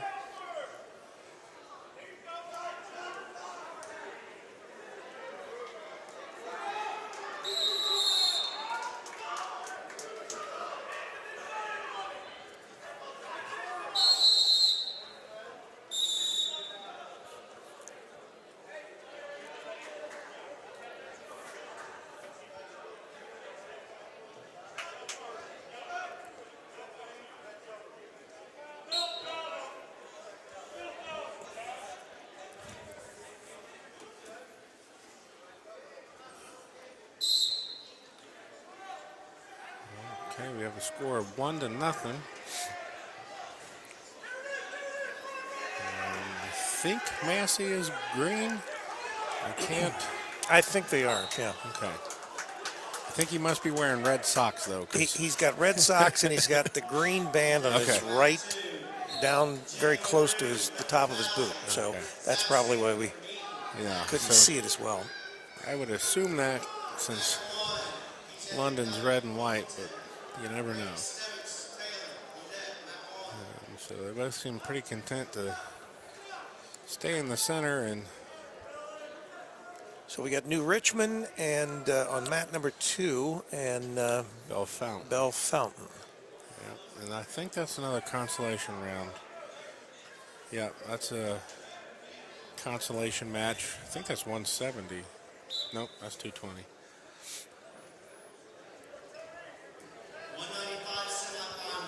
So looks like we're going to be 1-0 going into the third period on mat number 3. Massey has increased the activity there the last few seconds of the period. Still a close match. It is very close. 1-0. Yeah,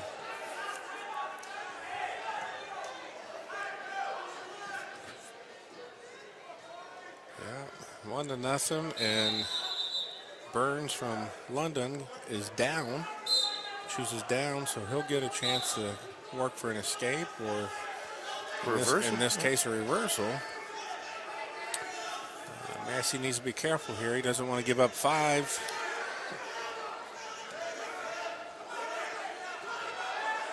So Well, that's not good. Nope. That's one of those situations where it's much better to give away a point for an escape than to try to hold on and get put on your back. So now it's 4-2. Massey needs a takedown, 2 takedowns if he wants to win in regulation.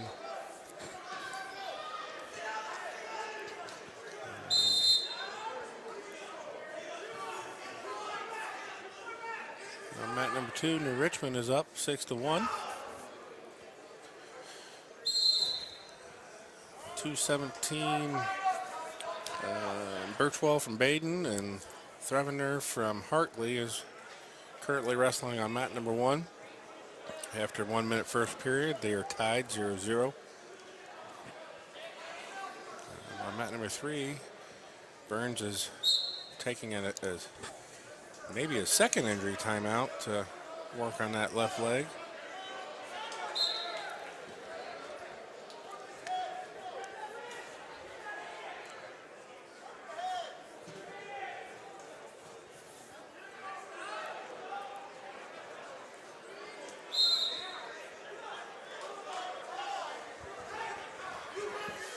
Tomorrow's event starts at 10 a.m.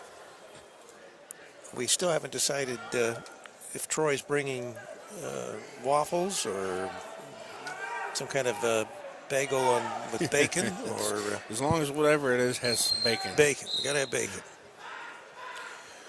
Okay, so with the second injury timeout from Burns from London, gave Massey the choice and he chose down.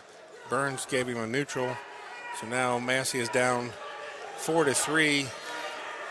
Well, and now with the takedown, it's going to be 6-3.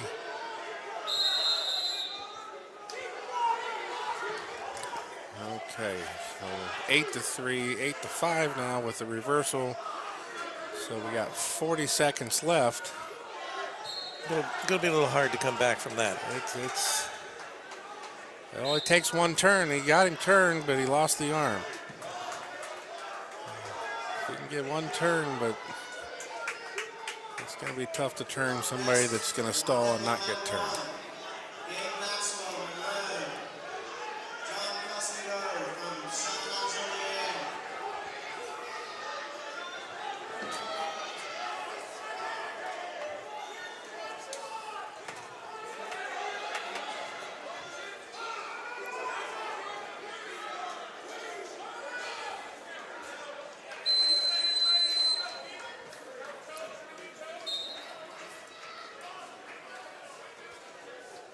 Looks like we've got a Wilmington wrestler and is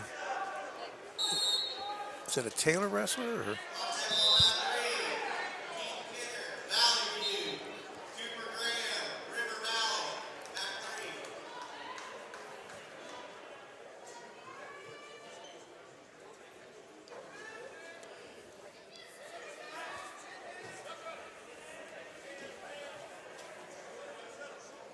You're watching live from Wilmington High School, the campus of Wilmington High School, Southwest District 2, or Division 2 District Wrestling. Yes. And Brian Penix, Rick Phillips here, trying to get this all in by 8:19.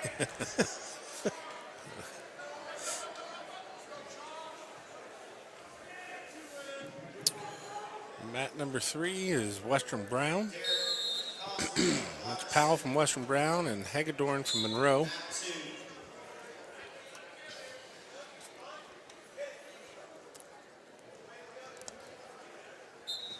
Ooh, there's some large wrestlers rolling around on mat number 2. Number 2, yeah. Feel it up here. And Earthquake. all of that for nothing.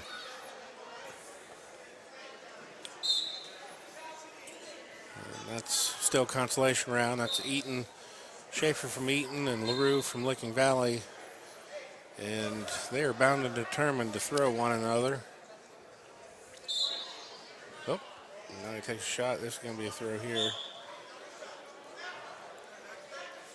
He's got his head. Oh, he had his head locked.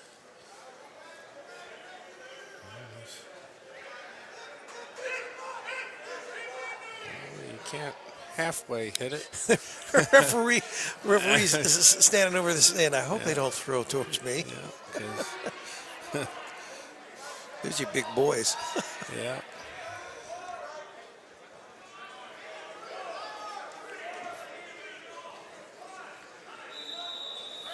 In the round one.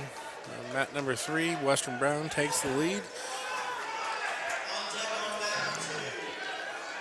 We got Taylor on mat number 1. I think that's Taylor. Western Brown 6-2, and that was a pin. On deck on mat 1, Brett Brooks from Wilmington. Ethan Philpott.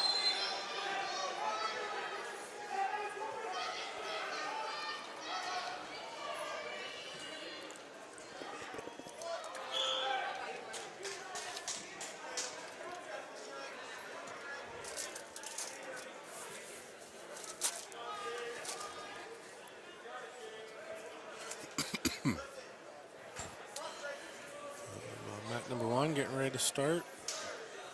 I think they're up to heavyweights, yep. Maxwell from Monroe and, CJ. yeah, CJ Castaway. Western Brown has increased his lead to 5-0. Monroe coming in hot and heavy.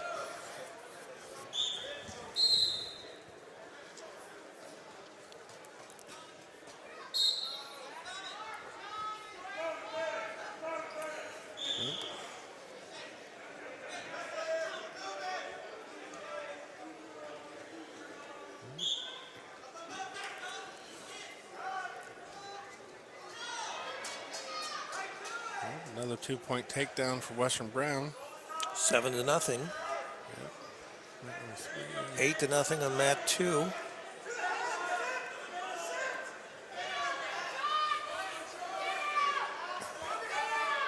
And Western Brown's 220. He's moving pretty good for He is. a heavier weight. Couple nice leg attacks. He's working on a tilt.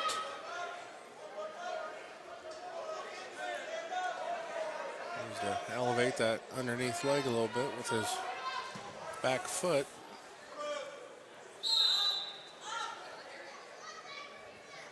He's still got the arm. Now he's got an arm bar. Here we go. This is probably going to be the end here on mat number 3.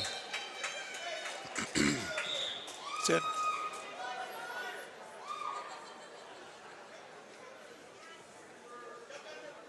Yep. Monroe's up 5-1 on mat number 1. Start of the second period, he chooses neutral. On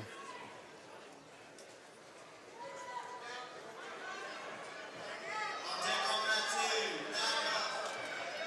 Monday, Lawrence Shelton, Batavia. Mat 3, sorry. I think on mat number 3, Look like a Viking.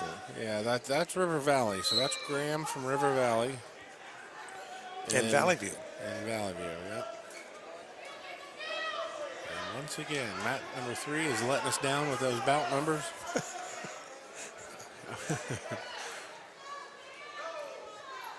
Mat number 2, Eaton is bound and determined to throw this kid. But he has tried 3 times and been taken down himself 3 times. But he got a takedown now.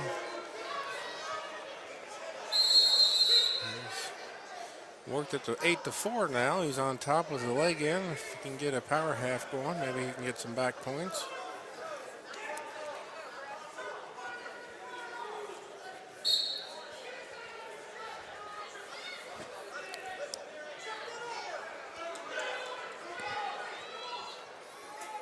Now tomorrow we've got two sessions. They'll clear the house after the first session and go over all the seating and the mats and everything. and then the actual championships would start after that.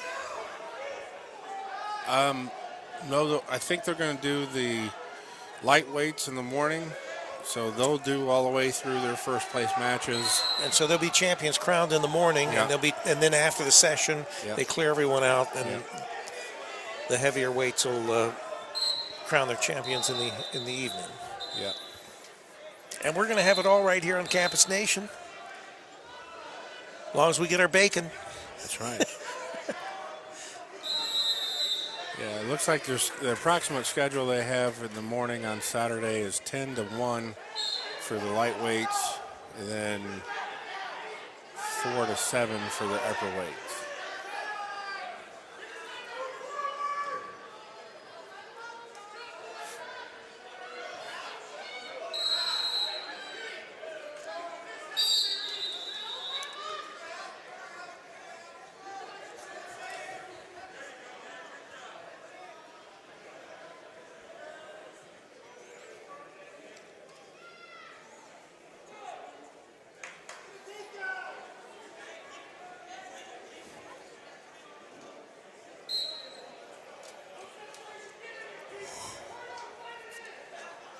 So it looks like we've got a Taylor, and the colors are very similar in both those singlets, but Taylor, one of the wrestlers, and then the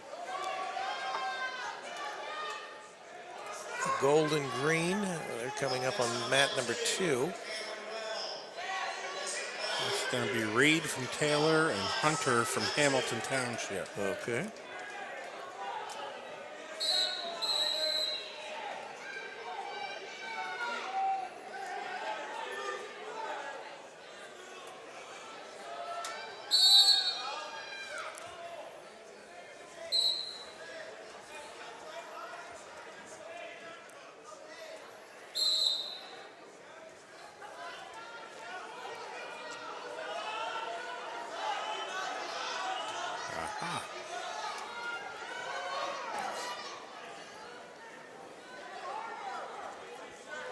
River Valley is now up 2 to 1. 2 to 1 on mat number 3, or 2 to 0 on mat number 3, and he's got a leg in, working on a power half on his left side.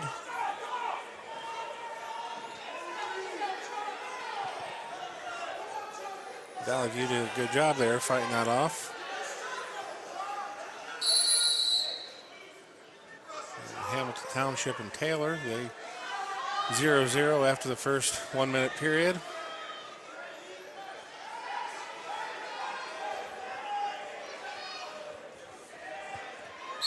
Seven to 1, CJ's down on mat number 1. In fact, it's over.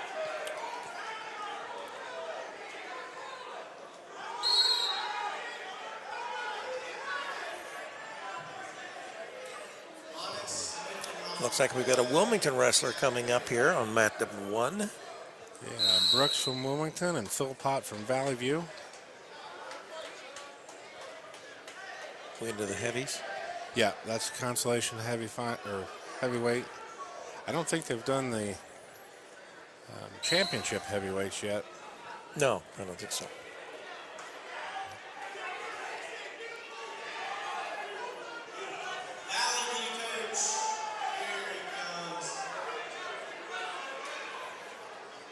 Hamilton Township with an arm roll. He's got Taylor on his back, and that's It's a it. pin. Yep.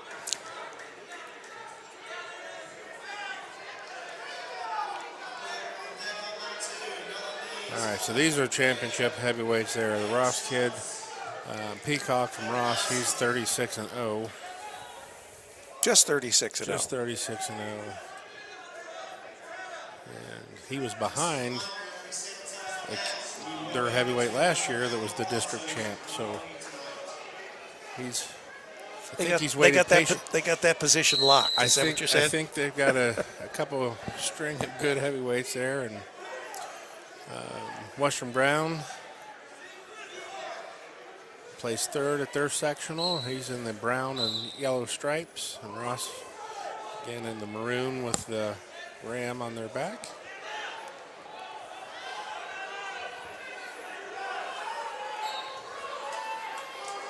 Ross is very persistently digging in a underhook. He's trying to elevate, and there he goes, snag that single leg. So Wilmington wins on mat number 1. Well, that was very quick. I think that must have been a pin. Well, Ross with a head and arm, and this will be over here shortly. He's doing a good job elevating the head. That's it. That's all she wrote there.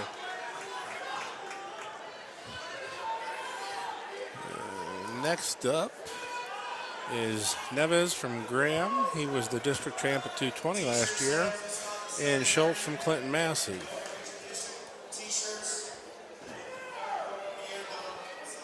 You'll see a little different style between the Ross heavyweight and the Graham heavyweight, where Ross is more of a traditional heavyweight with the upper body and the head and arm and the throws, and Graham's former 220-pounder. He's more likely to attack the legs and those types of things. On mat number 3 is a Batavia wrestler and somebody, a Huff from London. So Shelton from Batavia and Huff from London is on mat number 3. That's in the championship quarterfinals. Neves has already got a quick takedown and put Clinton Massey's wrestler on his back.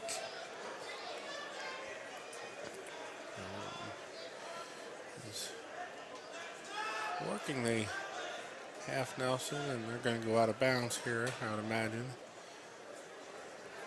I guess he's going to let him keep wrestling. So they keep wrestling. He puts him. Now he calls him out of bounds. Seriously. Huff from London has a takedown in the early moments of the first period on mat 3.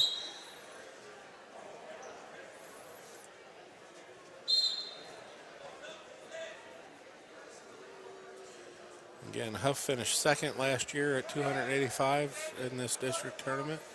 Up 2-0, and Massey's down 5-1 on mat 2.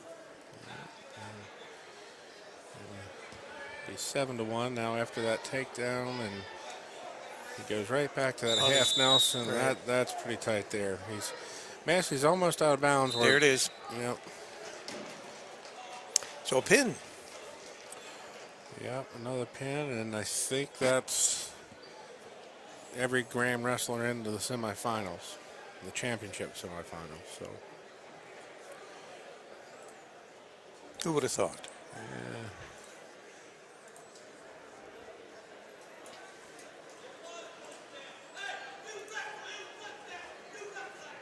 Uh-oh. Somebody's getting the business from the fans in the stands, I think. Or was that the coach? I thought that might have been a coach. It might be Coach Burns over there from Loveland. He gets a little excited from time to time.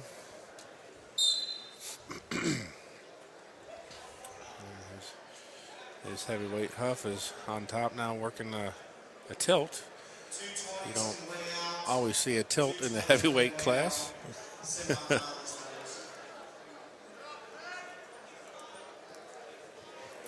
Once again, the Ghostbusters out there disinfecting the mats. I like the little green light that's on the back of his. Oh, yeah. Yeah, see the green light? So it's power. You don't even have to pump that up, huh? No, I guess not. It's probably windmill.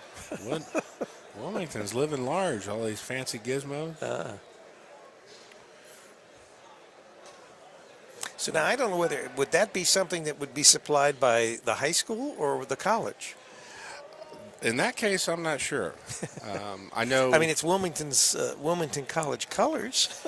I know last year, at the early onset of the COVID outbreak deal, Mr. Deals was ahead of the game and purchased a couple of those sprayers for his weight room and athletic facilities. No, that might be Wilmington's then. Troy is he's on top of his game, you know. Yeah. That's why he gets the big bucks. That's right. That's why he takes like 6 vacations a year. That's right. Always down in Florida. Has all these assistants and secretaries. That's helping right. him. Yeah. But he's a smart man. Yeah. And I know trying to get those types of sprayers after the COVID started. A little hard, yeah. Yeah, they were not It's like people wanting to get into the streaming business too. You know, Yeah. The equipment was fairly thin there. It was hard to get a hold of it. All right, so Huff goes down at the start of the second period and got a reversal. Go up 4-1. He's going to dig out the arm bar once again on the left side, and Batavia's hips are broken down, so there should be some movement here.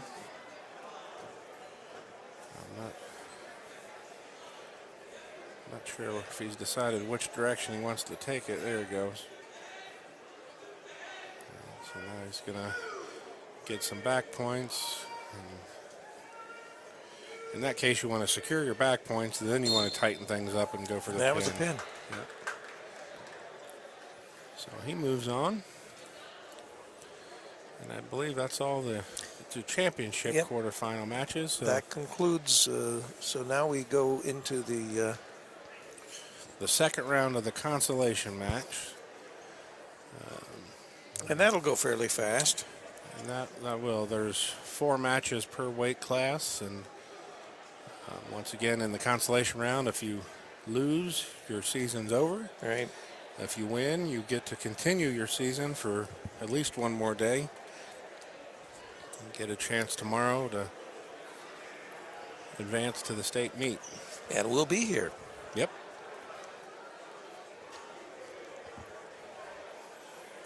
All the action being brought to you by Sam's Meats right here in Wilmington, Ohio. All kinds of good victuals over there. Tell Sherry that you heard about Sam's Meats right here on Campus Nation.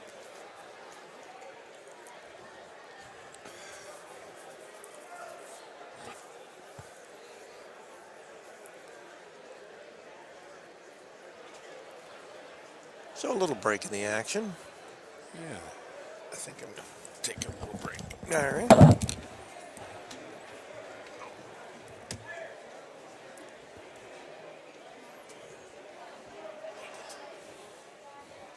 You got to get your mask. You leave your card, it's in the card. Yes. Yeah. Got to get masked up. Now, we don't actually wear masks in our press box because just the two of us up here. But whenever we have to leave the press box to go either to the restroom or down to somewhere in the building, we always mask up.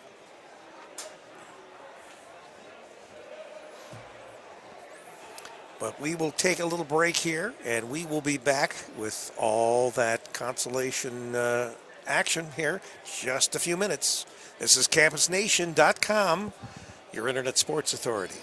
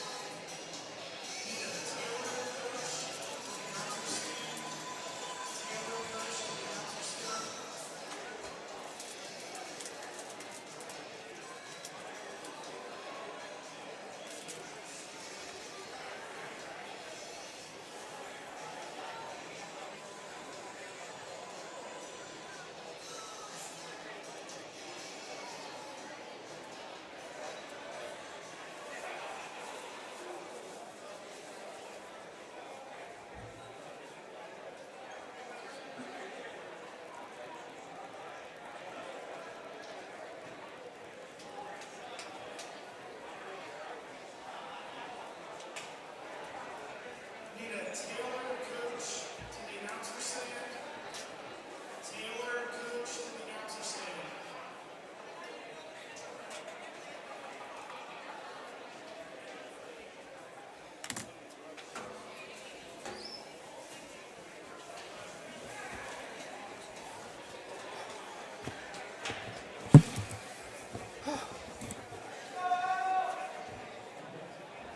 First up, Alex Hudson from Wilmington. Landon Spears from Franklin. First on mat 2, Adam Crump from Blanchester. Nathan Bryan from Wyoming. First on mat 3, Colton Jacob from Milton Union. Cody Matthews from Highland. On deck on mat 1, Josh Dooley from Springfield Northwestern. Carson Granier from Jonathan Ulmer, mat 1. On deck on mat 2, Chris Rue, Sean Julian, Ethan Boyle from Ross. On deck on mat 3, Nathan Barker, Milton Union, CJ Hester from Wyoming.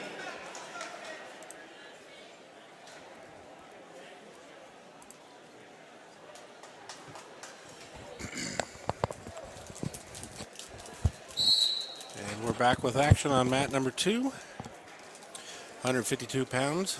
Blanchester, Frump from Blanchester is wrestling Brian from Wyoming.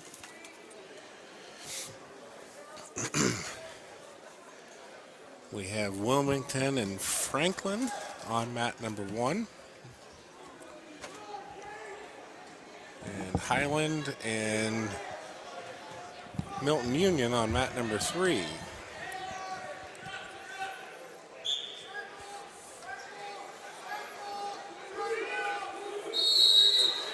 Wyoming with a takedown right on the edge of the mat. Did a good job keeping his feet in bounds. There's 23 seconds left in the first period on mat number 2. And there was already a pin on mat number 3. Highland advances. CJ Hester from Wyoming is up now on mat number 3.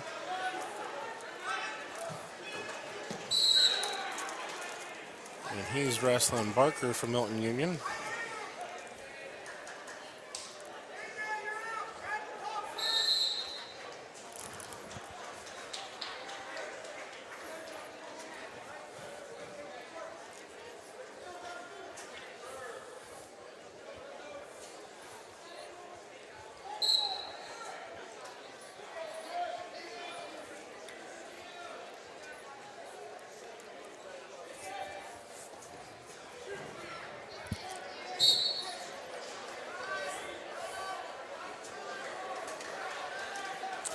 Hester with a quick takedown, start of the period. On mat number 4, we have roll from Mat number 4. mat number 4. Yeah, that one's in the parking lot. Mat number 2 is Raul from Chaminade Julian and Boyle from Ross. Ross with a nice fireman sequence and gets a takedown. CJ Hester has locked up one of his cradles and he earns a pin. And we still have 253. Hudson from Wilmington and Spears from Franklin wrestling on mat 1. And I believe Wilmington is currently winning 3-0. Ross gets the pin on mat number 2.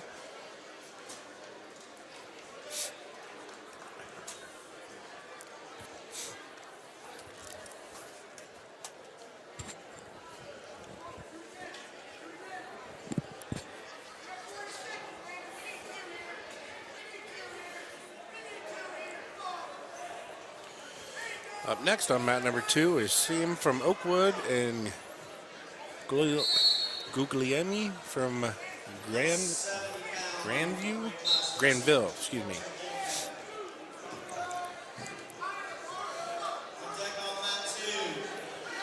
Oakwood with the takedown right off the bat.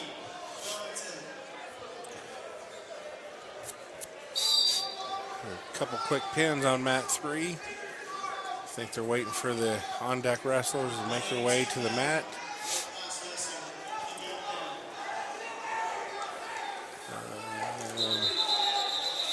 It's now 5-2 on mat number 1. Wilmington has control. 12 seconds left in the second period. I'm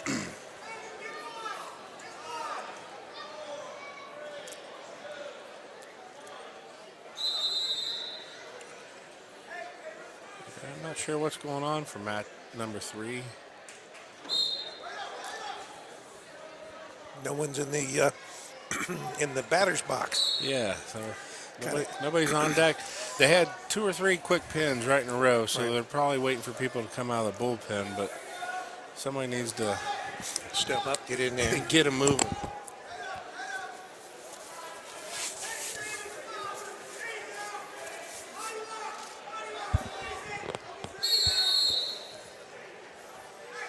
Oakwood doing a good job finishing up the period there.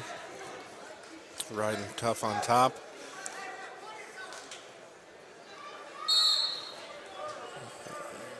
Minute 30 left on mat number 1. Wilmington still up 5-2. Oh, now he's only up 5-4. Looks like he just got taken down.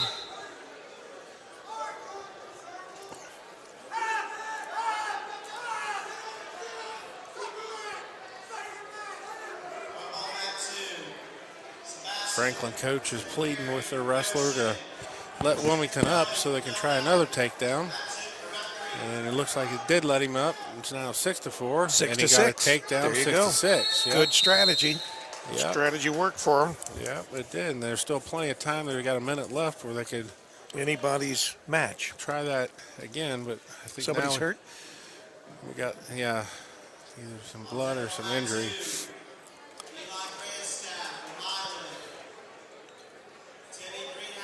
And it looks like Oakwood is victorious on mat number 2.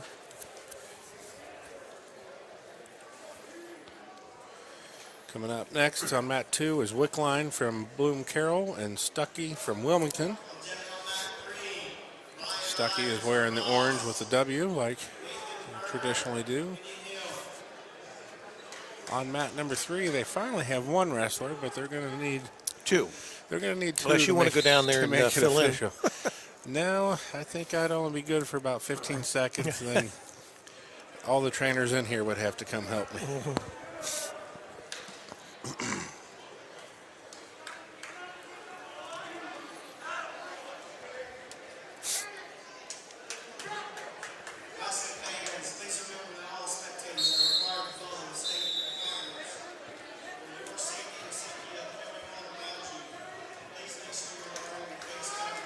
Once again, the PA announcer is pleading for the people in the stands to wear their mask properly. We're going to do everything we can to keep everybody healthy for this tournament and the next several months. And there is an inspector or someone that comes from the Ohio High School Athletic Association, and they come out each day of the tournament, and they just watch wrestlers and fans and trying to keep everyone healthy.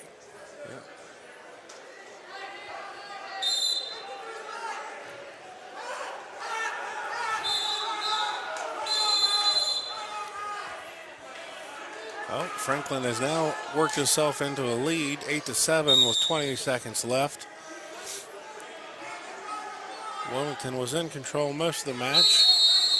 Now we have a stall call on Franklin. 13 seconds remaining.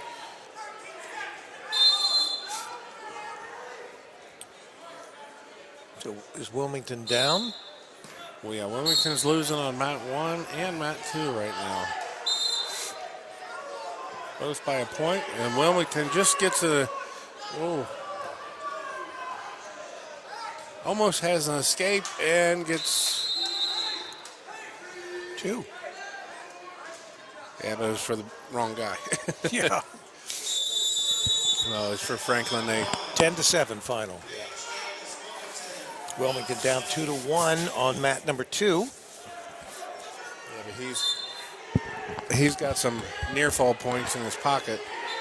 The ref will hold him until Now, the position changes.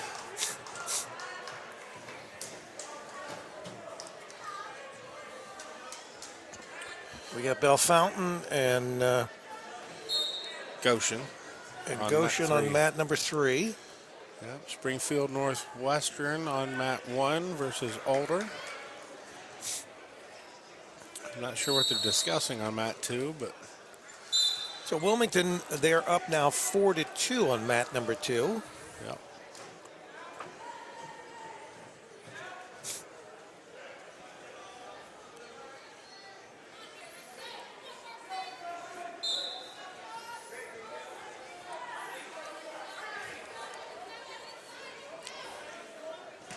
Stuckey from Wilmington is in control on mat number 2.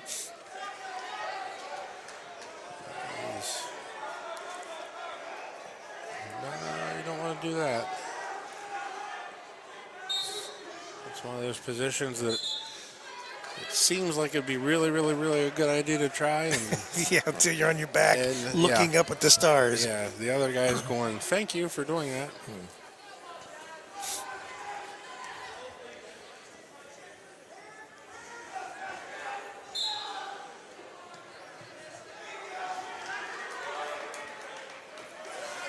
All right, now it's 2-1. Bell Fountain's leading on mat number 3. And Goshen is. It might have been a little early to go for that home run move, but he gave up a takedown. Now it's 4-1. Wilmington up 5-4 on mat number 2.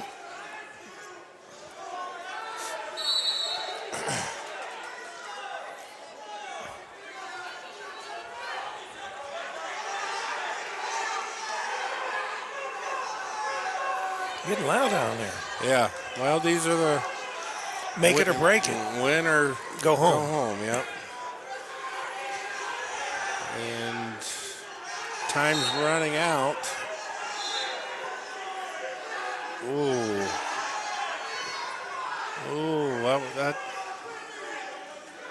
was pretty close. Sometimes they'll call that Stall. a stall for going out of bounds or a technical violation for going out of bounds, but he was defending the takedown. Now they got one more period. Yeah, they're in the third now. Yeah. You're watching and listening to Division II, Southwest District Wrestling, live from the campus of Wilmington High School, Wilmington, Ohio. Brian and Rick up here trying to keep you informed to go along with, and we've got voices and the looks for radio. Yeah, that's a fact. We need a camera that we can turn around and everybody can see what attractive people we are. I hardly ever get on camera though. I try to avoid cameras. On mat number 3, we have Indian Hill, Berger from Indian Hill, and Imes from Ross. For some reason, Indian Hill forfeited his last match in the championship bracket. But he's now on the He's consolation now in the round. consolation bracket, so I'm not sure if Huh. that's one of those situations Could it have where been they're trying to do some strategery or what, but now he's in a position where if he loses, he's done. Yeah, I don't know how strategic that would be to risk Yeah, putting yourself in a bracket where you could be eliminated. yeah. Tied up 6-6 on mat number 2.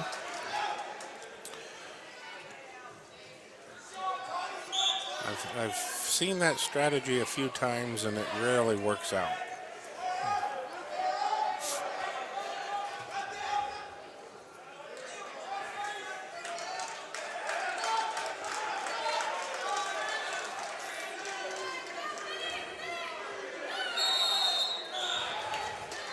Ooh.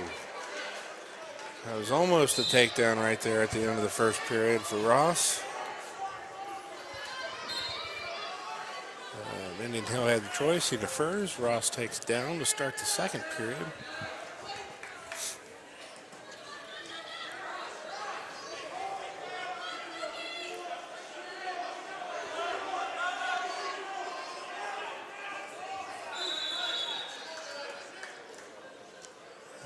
Looks like Ross might have bit his lip. He's got some blood work going on. So it's 7-6. Wilmington down by 1, but he's down. Yeah, he's got 50 seconds to Escape and maybe reverse. Get a reversal and and there's his close to escape. He needs to put some chain wrestling, do 2 or 3 moves in a at row. the same time. Yeah. Yeah. Because Bloom Carroll is going to be very content just to hang on right now.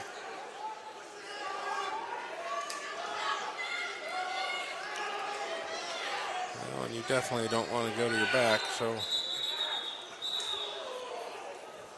we're going to call it potentially dangerous. Acts like he is hurt.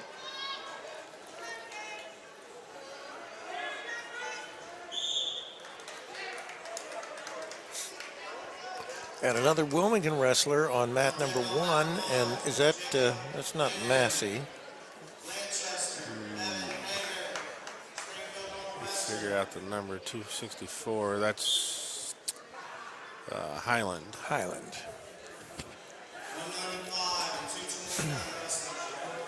Now in the second period, it's 1-0 Ross.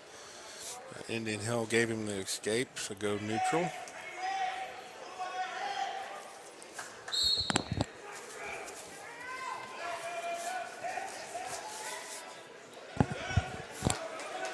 He's in deep on a takedown, but Ross is doing a real good job keeping his head and chest high in the scramble position. He's putting all kind of pressure now on Indian Hill, and he got the takedown there. Oh. All right, so this is a situation. It looks like the assistant ref is going to wave off the takedown because he saw the foot out of bounds.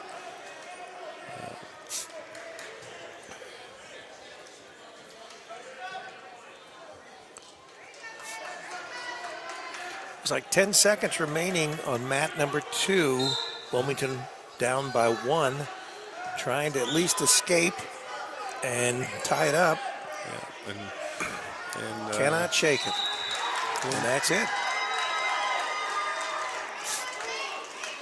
And it looks like they let Ross keep that takedown on the out of bounds mark. So 3-1. 3-1. Indian Hill's in again on a deep takedown. Let's see if he can. Yep, there he goes. Collects both feet. Mat number 1, Wilmington down 2-0. Give Indian Hill the takedown. Oh, Three. there is a Graham guy over there. So he obviously had to have lost. Yeah, that's their 70-pounder, Greenhouse. Or maybe that was the wrestler that we said that was the first loss that we had seen that Graham actually had. Regardless, he's going to wrestle Grandstaff from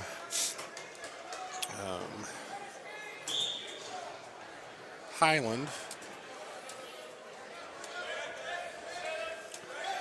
3-3, mat number 3. 3-1, mat number 1. Wilmington down 3-1 on mat number 1.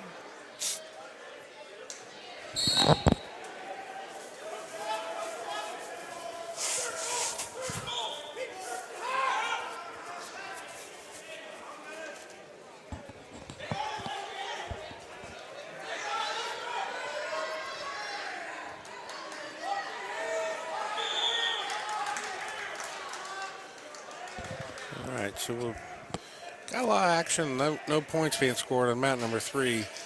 Ross was fighting like crazy to get the escape, and Indian Hill did a good job hanging on at the end of the period. He did get called for stalling, so one more gives Ross a point. It's tied up 3-3 going into the third period. Graham up 2-0 on mat number 2.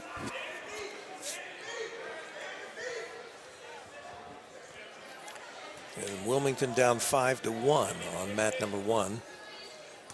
Ross gives an escape to Indian Hill on mat 3. It's 4-3. Minute 35 seconds left in the period.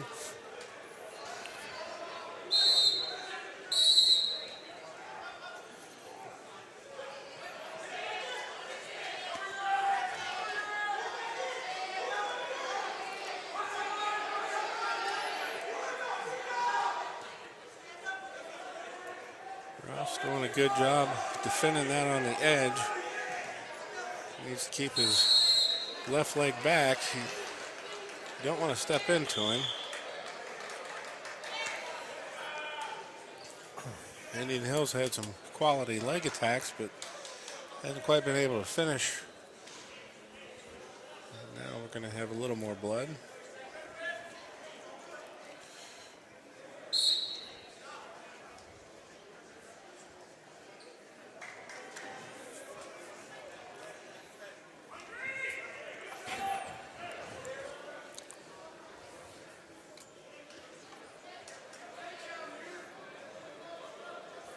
So Indian Hill is up 4-3 over Ross on mat number 3. They're getting underway again.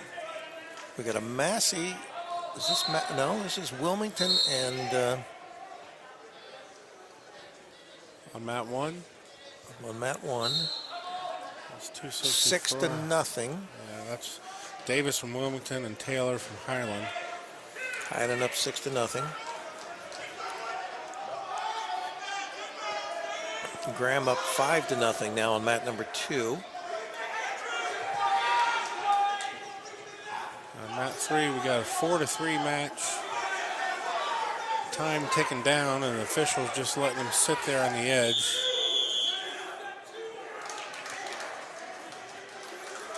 Six to 3 now. And 6-3, they gave a takedown there. They let about 15 seconds burn off.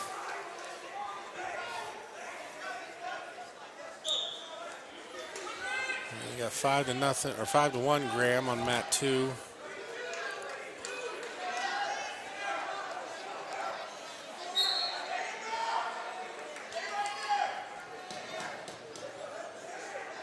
Last call, t-shirts. You get your Mr. T-shirts. Last call.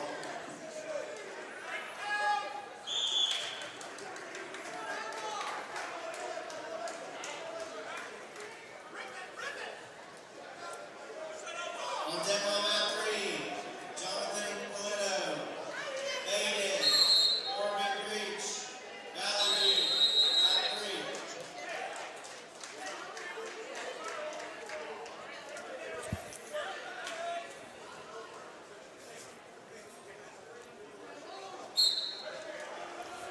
All right, up next on mat number 3. 182 pounds, Yule from Watterson and Hinkle from Highland. Watterson in the sort of burnt orange, Yeah. burgundy, whatever. Yeah, I think they look like they have an eagle on their back.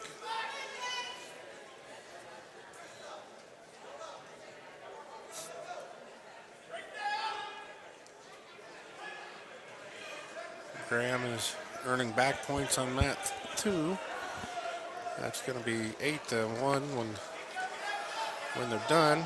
Looks like he's going to keep the armbar though and work for the pin. He's got his head blocked. There you go.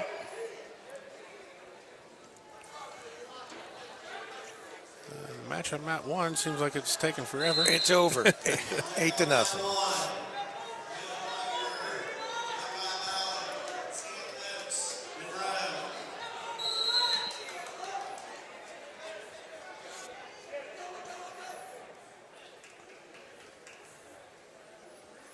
Looks like we're gonna 152 and 160. You can weigh out.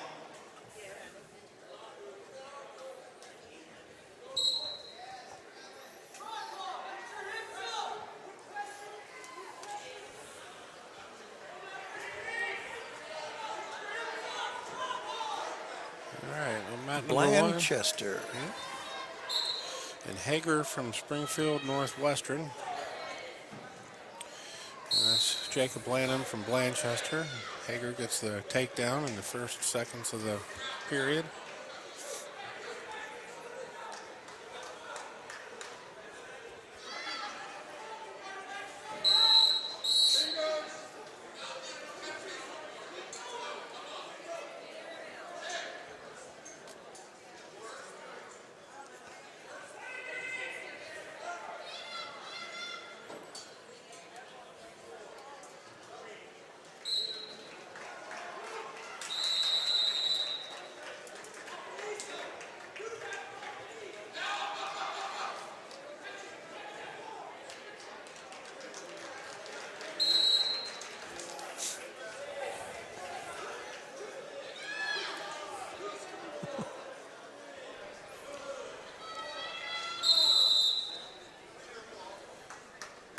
It's 5-0 after the first period on mat 1.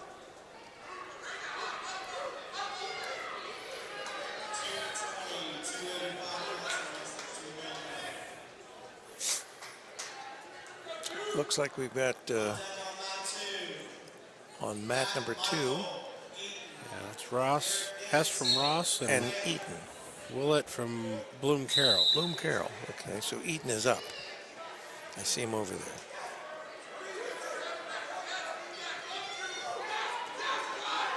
Still 5-0 on mat 1. 7-0 now.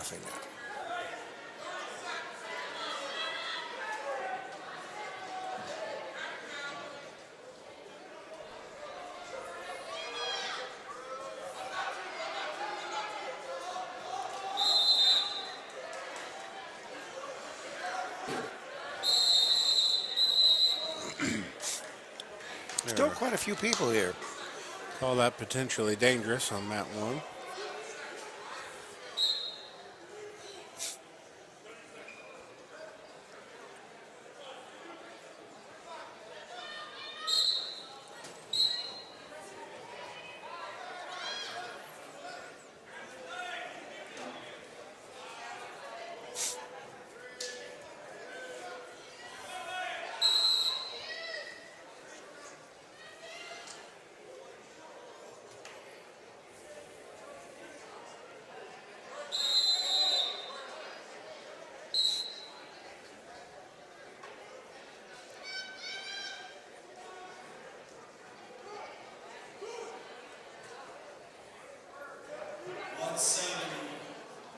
You can lay out 170. You can lay out.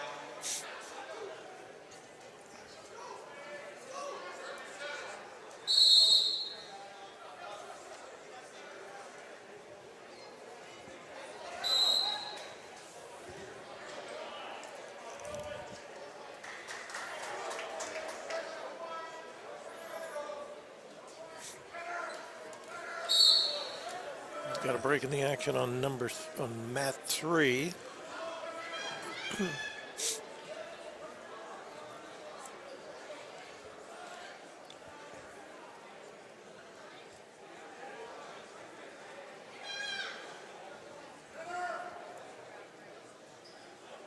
Mat 2, Ross has a 3-0 lead. On mat number 1, Springfield Northwestern has just earned a pin over Blanchester. 3-0 on mat number 3.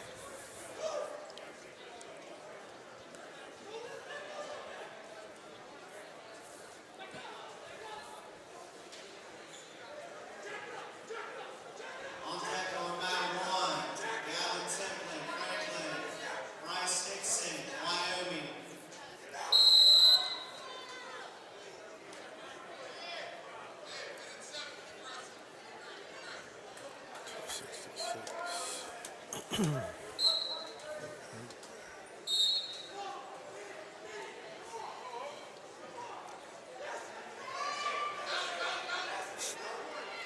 Up on mat 1, I believe, is Buckeye Valley. Weinberg from Buckeye Valley and Oaks from Monroe. A little bit of injury time on mat number 2. Everybody's getting the old Rambo tape job. Must have a neck above his eyes. The girls are getting tired. Yeah.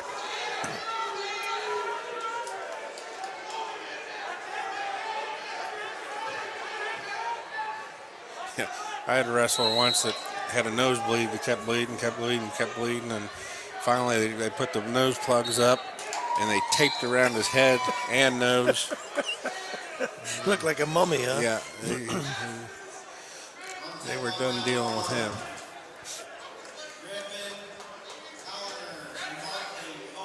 Well, that was quick on mat number 1.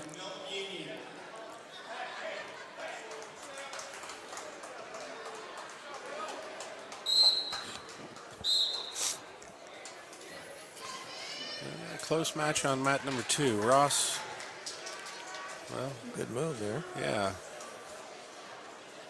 Ross survives that flurry and gets 2 more takedowns.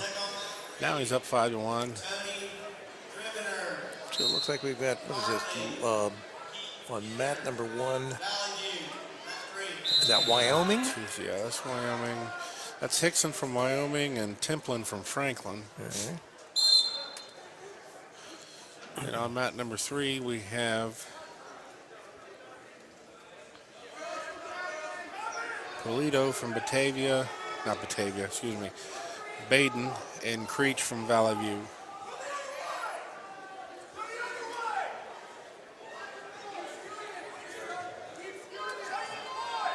And we're still, all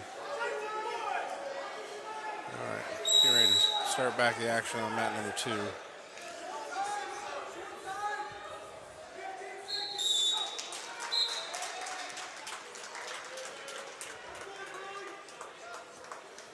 That was quick.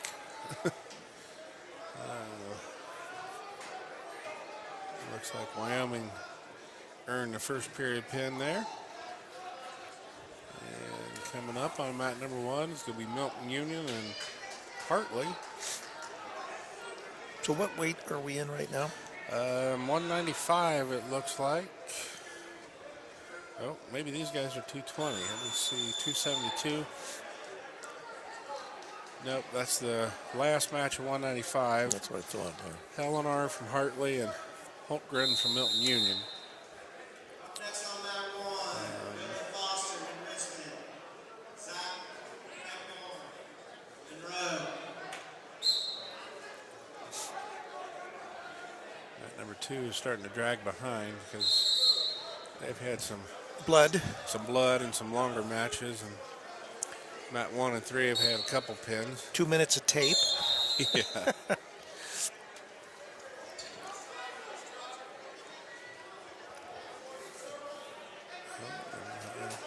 Bloom Carroll decides to go neutral. And gives up the, oh, no, he didn't give up the takedown. I thought he was dead to rights there, but he wormed his way out of it. He's still neutral. And now he does his leg attack, which I never understand why you do a leg attack, double leg takedown a foot from out of bounds, because you don't have room. No, you're going to end up driving them out and start all over. Waste a lot of energy for no point. We got 2-2 at the end of the first period on mat number 1 between Hartley and Milton Union. And on mat number 3 in the second period, Valley View is taking a 6-4 lead now after a takedown and a given escape. 6-4 Valley View with 50 seconds left. Ross is on top now, 7-1. So let's see. That 1 point was awarded because On what's mat that? 3, that's full Nelson. Okay. If you're working a half Nelson and your other hand touches, And it's considered a full Nelson. yeah, that's illegal. And 99.5% of the times it's inadvertent hands touch, but it's a rule, so they have to call it.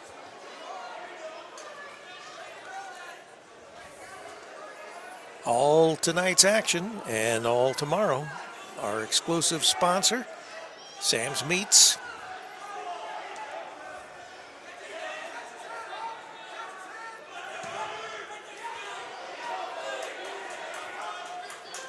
It's now 8-6 Valley View on mat number 3.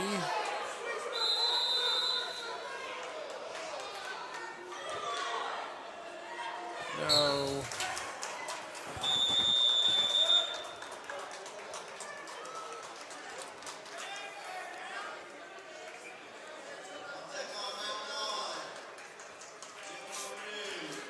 Milton Union victorious on mat 1.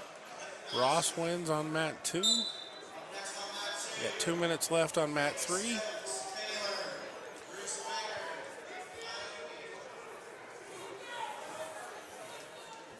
Coming up on mat number 1. It's 220 pounds. Foster from New Richmond and Hagedorn from Monroe.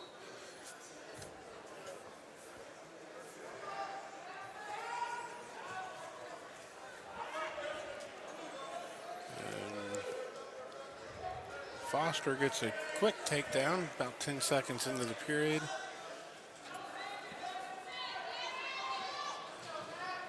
As a lift and returns him back to the mat.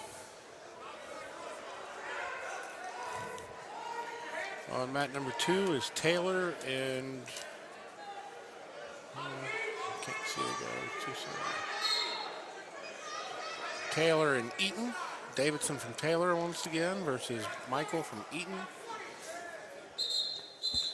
And that referee is going to stop that right off the bat and say, listen, guys, stop punching each other in the head.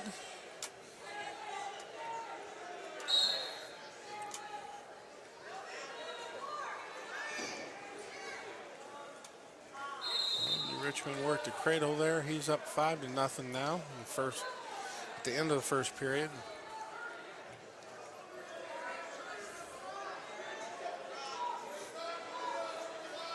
Eaton with a double leg takedown. Textbook finish down to the mat. He's going to dig out the wrist. And decides to let him go. I think mentally he thought that takedown could be done again. So why bother with riding? Let's just go to our feet. Valley View has extended his lead now to 14-8 at the end of the match. He'll be the winner and survive and wrestle Saturday. Eaton's up 2-1 on mat 2. New Richmond still up 5-0. They are neutral in the second period. New Richmond gets warned for stalling, which is what it is.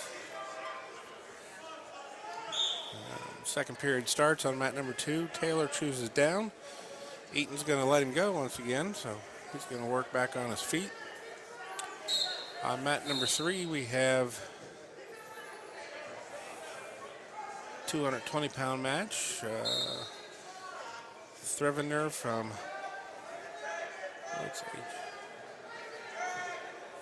Hartley and Kenner from Valley View up on mat number 3. So we're into our 220-pound matches. I predicted end time of 8:19 is starting to seem a little off. We still got a couple heavyweight matches to go.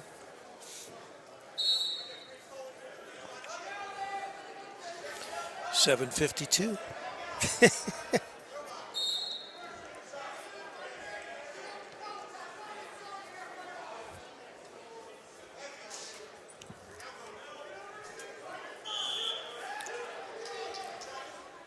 Wrestlers on mat number 3 spent the first period neutral and no points being scored. Valley View's choice, they'll take down. In a tie match, it's normally a good idea to take down if it's your choice in the second period, because one of the criteria in that overtime process is who scores first. So taking down gives you a chance to score first with your escape or reversal, and down the road you might need that to help you in your overtime strategy. It's still 5-0 or New Richmond on mat number 1. They're now getting ready to start the third period. New Richmond takes top. Much feel comfortable in that position.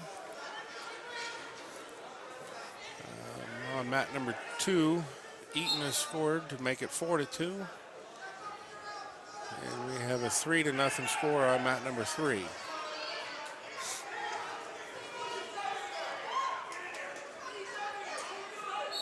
Whoa, whoa.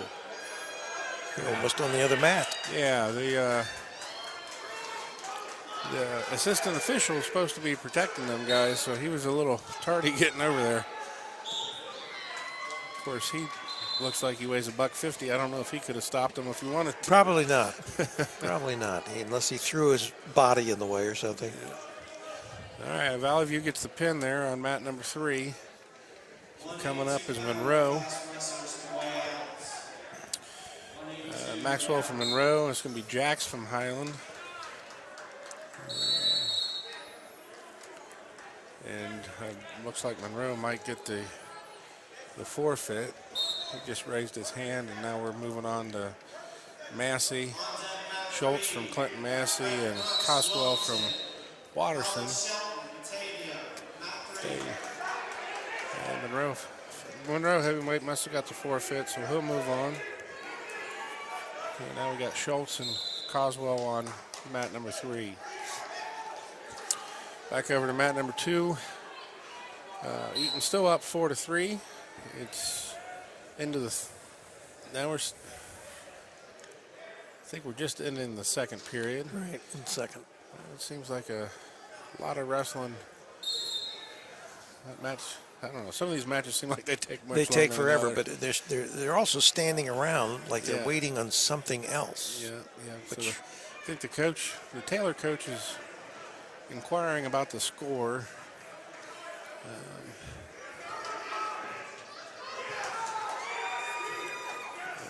Somebody just scored a takedown Massey's on mat 1. Massey's up 2-0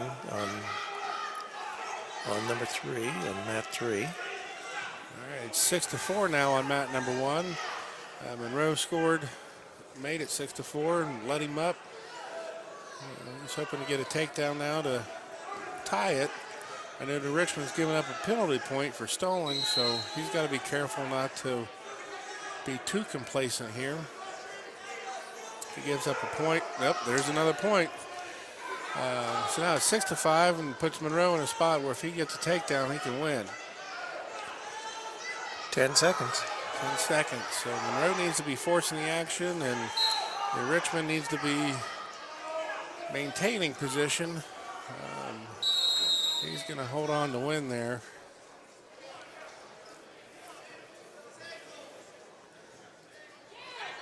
That Still score ended haven't- up being closer than it probably should have been. Yep. Still have not figured out the scoring over on mat 2.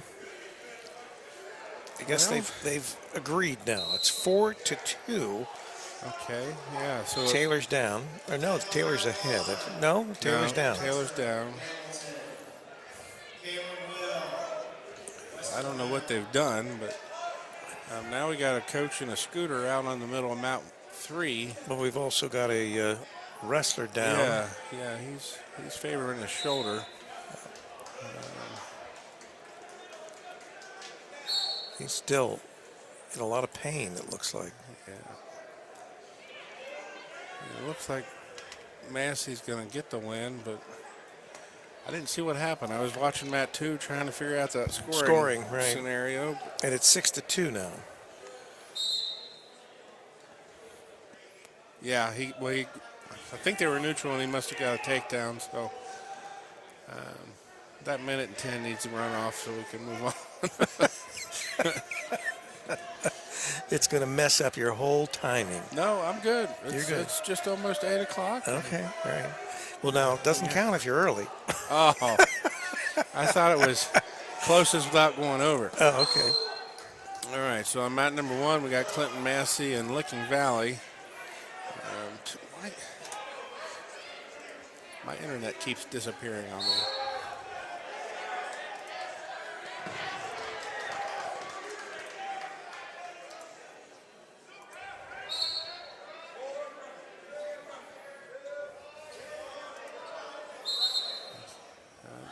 might be Ballman from Massey. It should be if they were at 220. Wilmington on mat number 3. These are the heavies, aren't they? Yep. And is that a Batavia wrestler? Yep. Yeah, it is. And So 2 SBAAC Yeah. teams. yeah. And someone is, Somebody's bleeding already. uh-huh. So that spectator is right in the way of the scoreboard. All right. So if that's Wilmington, no. We did conclude on mat 2. All right. So that's Ballman from Clinton Massey and LaRue from Licking Valley Wrestling on mat 1. Mat 2 is over. Mat 2 is now starting. We got another Taylor wrestler, the heavyweight, I think. Nope, that's going to be the 220 for Taylor. That's Stokes from Taylor and Wagers from Wyoming.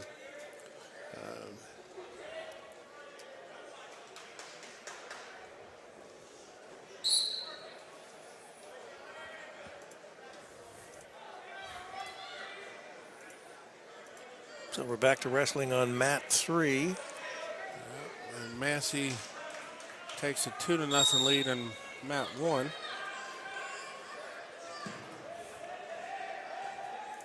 Uh-oh. That was a quick takedown to his back, and that'll spot him 4 points in the first 30 seconds.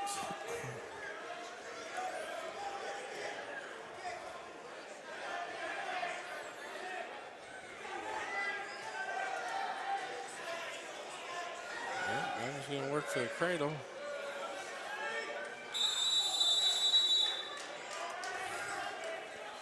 After a minute on mat 3, it's 2-1 Wilmington.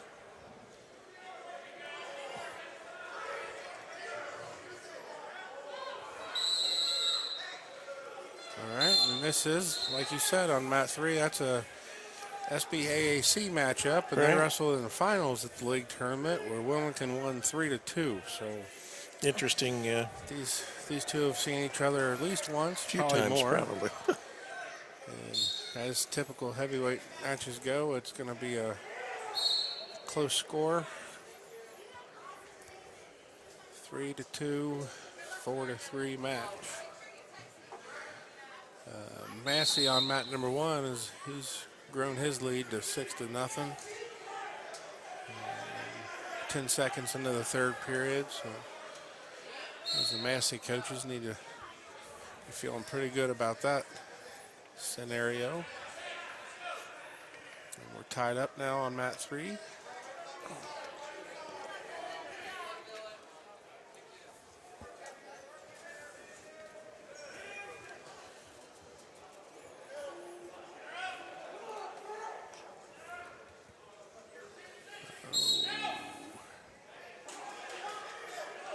Now, see, if I'm the Wyoming coaches and my boy's winning 4-0 and tries to throw, that's not pleasing me. There's no sense trying to throw when you're winning by 4-0. So he does a more basic takedown there and gets a 2-point. So now he's up 6-0. Well, he's hung his head though. He's not in a good spot here. Okay, he's going to work his way out of bounds, which is pretty good strategy, but got a little sloppy on top with his head and almost paid for it. Massey's up 11-0 now. He's going to finish the match on top. 30 seconds left. All right, so we're at the heavyweights on mat number 3. It's 2-2. Wilmington's going to choose bottom starting the third period, but before that, First, a little bit of yeah, attention. yeah, we're going to go see the trainer, and she's going to have him take care of his split lip and put a little dab of Vaseline on it, and off he goes. Little dab will do you. Yeah. All right, now coming up on mat number 1 is Western Brown. And that's Hamilton Township. And that's going to be, I think they might be heavyweights. I think they are. They look heavy to me. Yeah, that's Will from Western Brown and Hunter from Hamilton Township. Hamilton Township's in that green and yellow pattern singlet, and Western Brown's in their brown with the yellow pinstripes. On mat number 3, Wilmington got to escape pretty quick in the period, so it's now 3-2. There's still plenty of time for one of them to score another takedown. Wilmington needs to be cautious here a little bit. He doesn't want to force anything, and Batavia, on the other hand, he needs to start pushing the pace more than he is currently, because Wilmington's not going to fall down for him. Right. Wyoming sitting comfortably at 6-1 on mat number 2. Took a shot, took a leg attack. Taylor grabbed his headgear, and Wyoming went in for the takedown, but kind of stalled out. Now he's fighting to hang on the edge, and Batavia looks like he's underneath on a shot. Wilmington is trying to spin behind, but Batavia's doing a good job staying square. He still has a leg. He needs to keep staying square. He don't want to just stand there and hold on, because bad things happen just like that. So that puts Wilmington up 5-2, and he can let him go, and he'll get one more defensive spin for a takedown and move on to 7-3. Yep.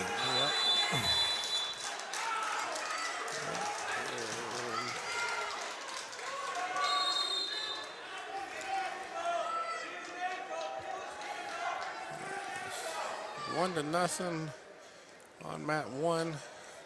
Can't see who's the red. I think sometimes these heavyweights can't fit the ankle bands on their ankle. And all right, Western Brown's red, so he's now up 3-1. So where do they put him? They don't. They just don't wear them at all. They don't wear them.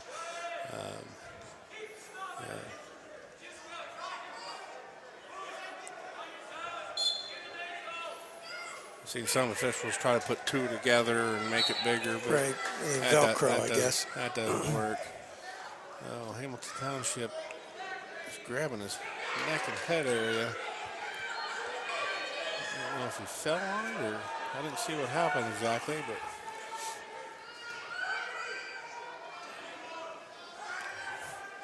well, whatever it is, they gave the match to Western Brown.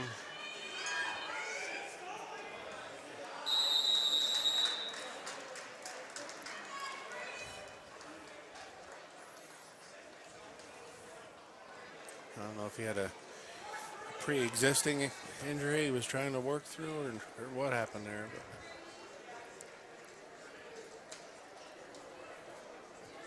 But Western Brown will get the win in advance, and Wyoming wins on mat number 2.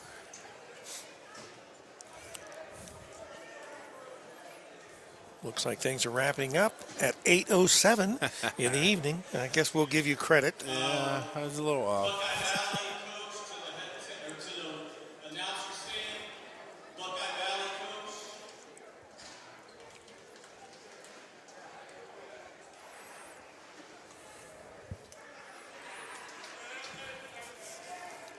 So that looks like it's wrapped up. Yeah, that last consolation round goes pretty quick, and you throw in a couple of those quick pins, and that's it. Now what? I guess we'll come back. I guess we'll do this again. all over again at 10. So Brian, we're going to be out of here. We want to thank Sam's Meats for again sponsoring day 2. They'll be back with us again on day 3, our final day, and we'll have you say the light weights in the morning and the heavyweights. The championships in the afternoon. So for our crew here, for Dean Thompson over on the camera across the way, good night, everybody, from Wilmington High School.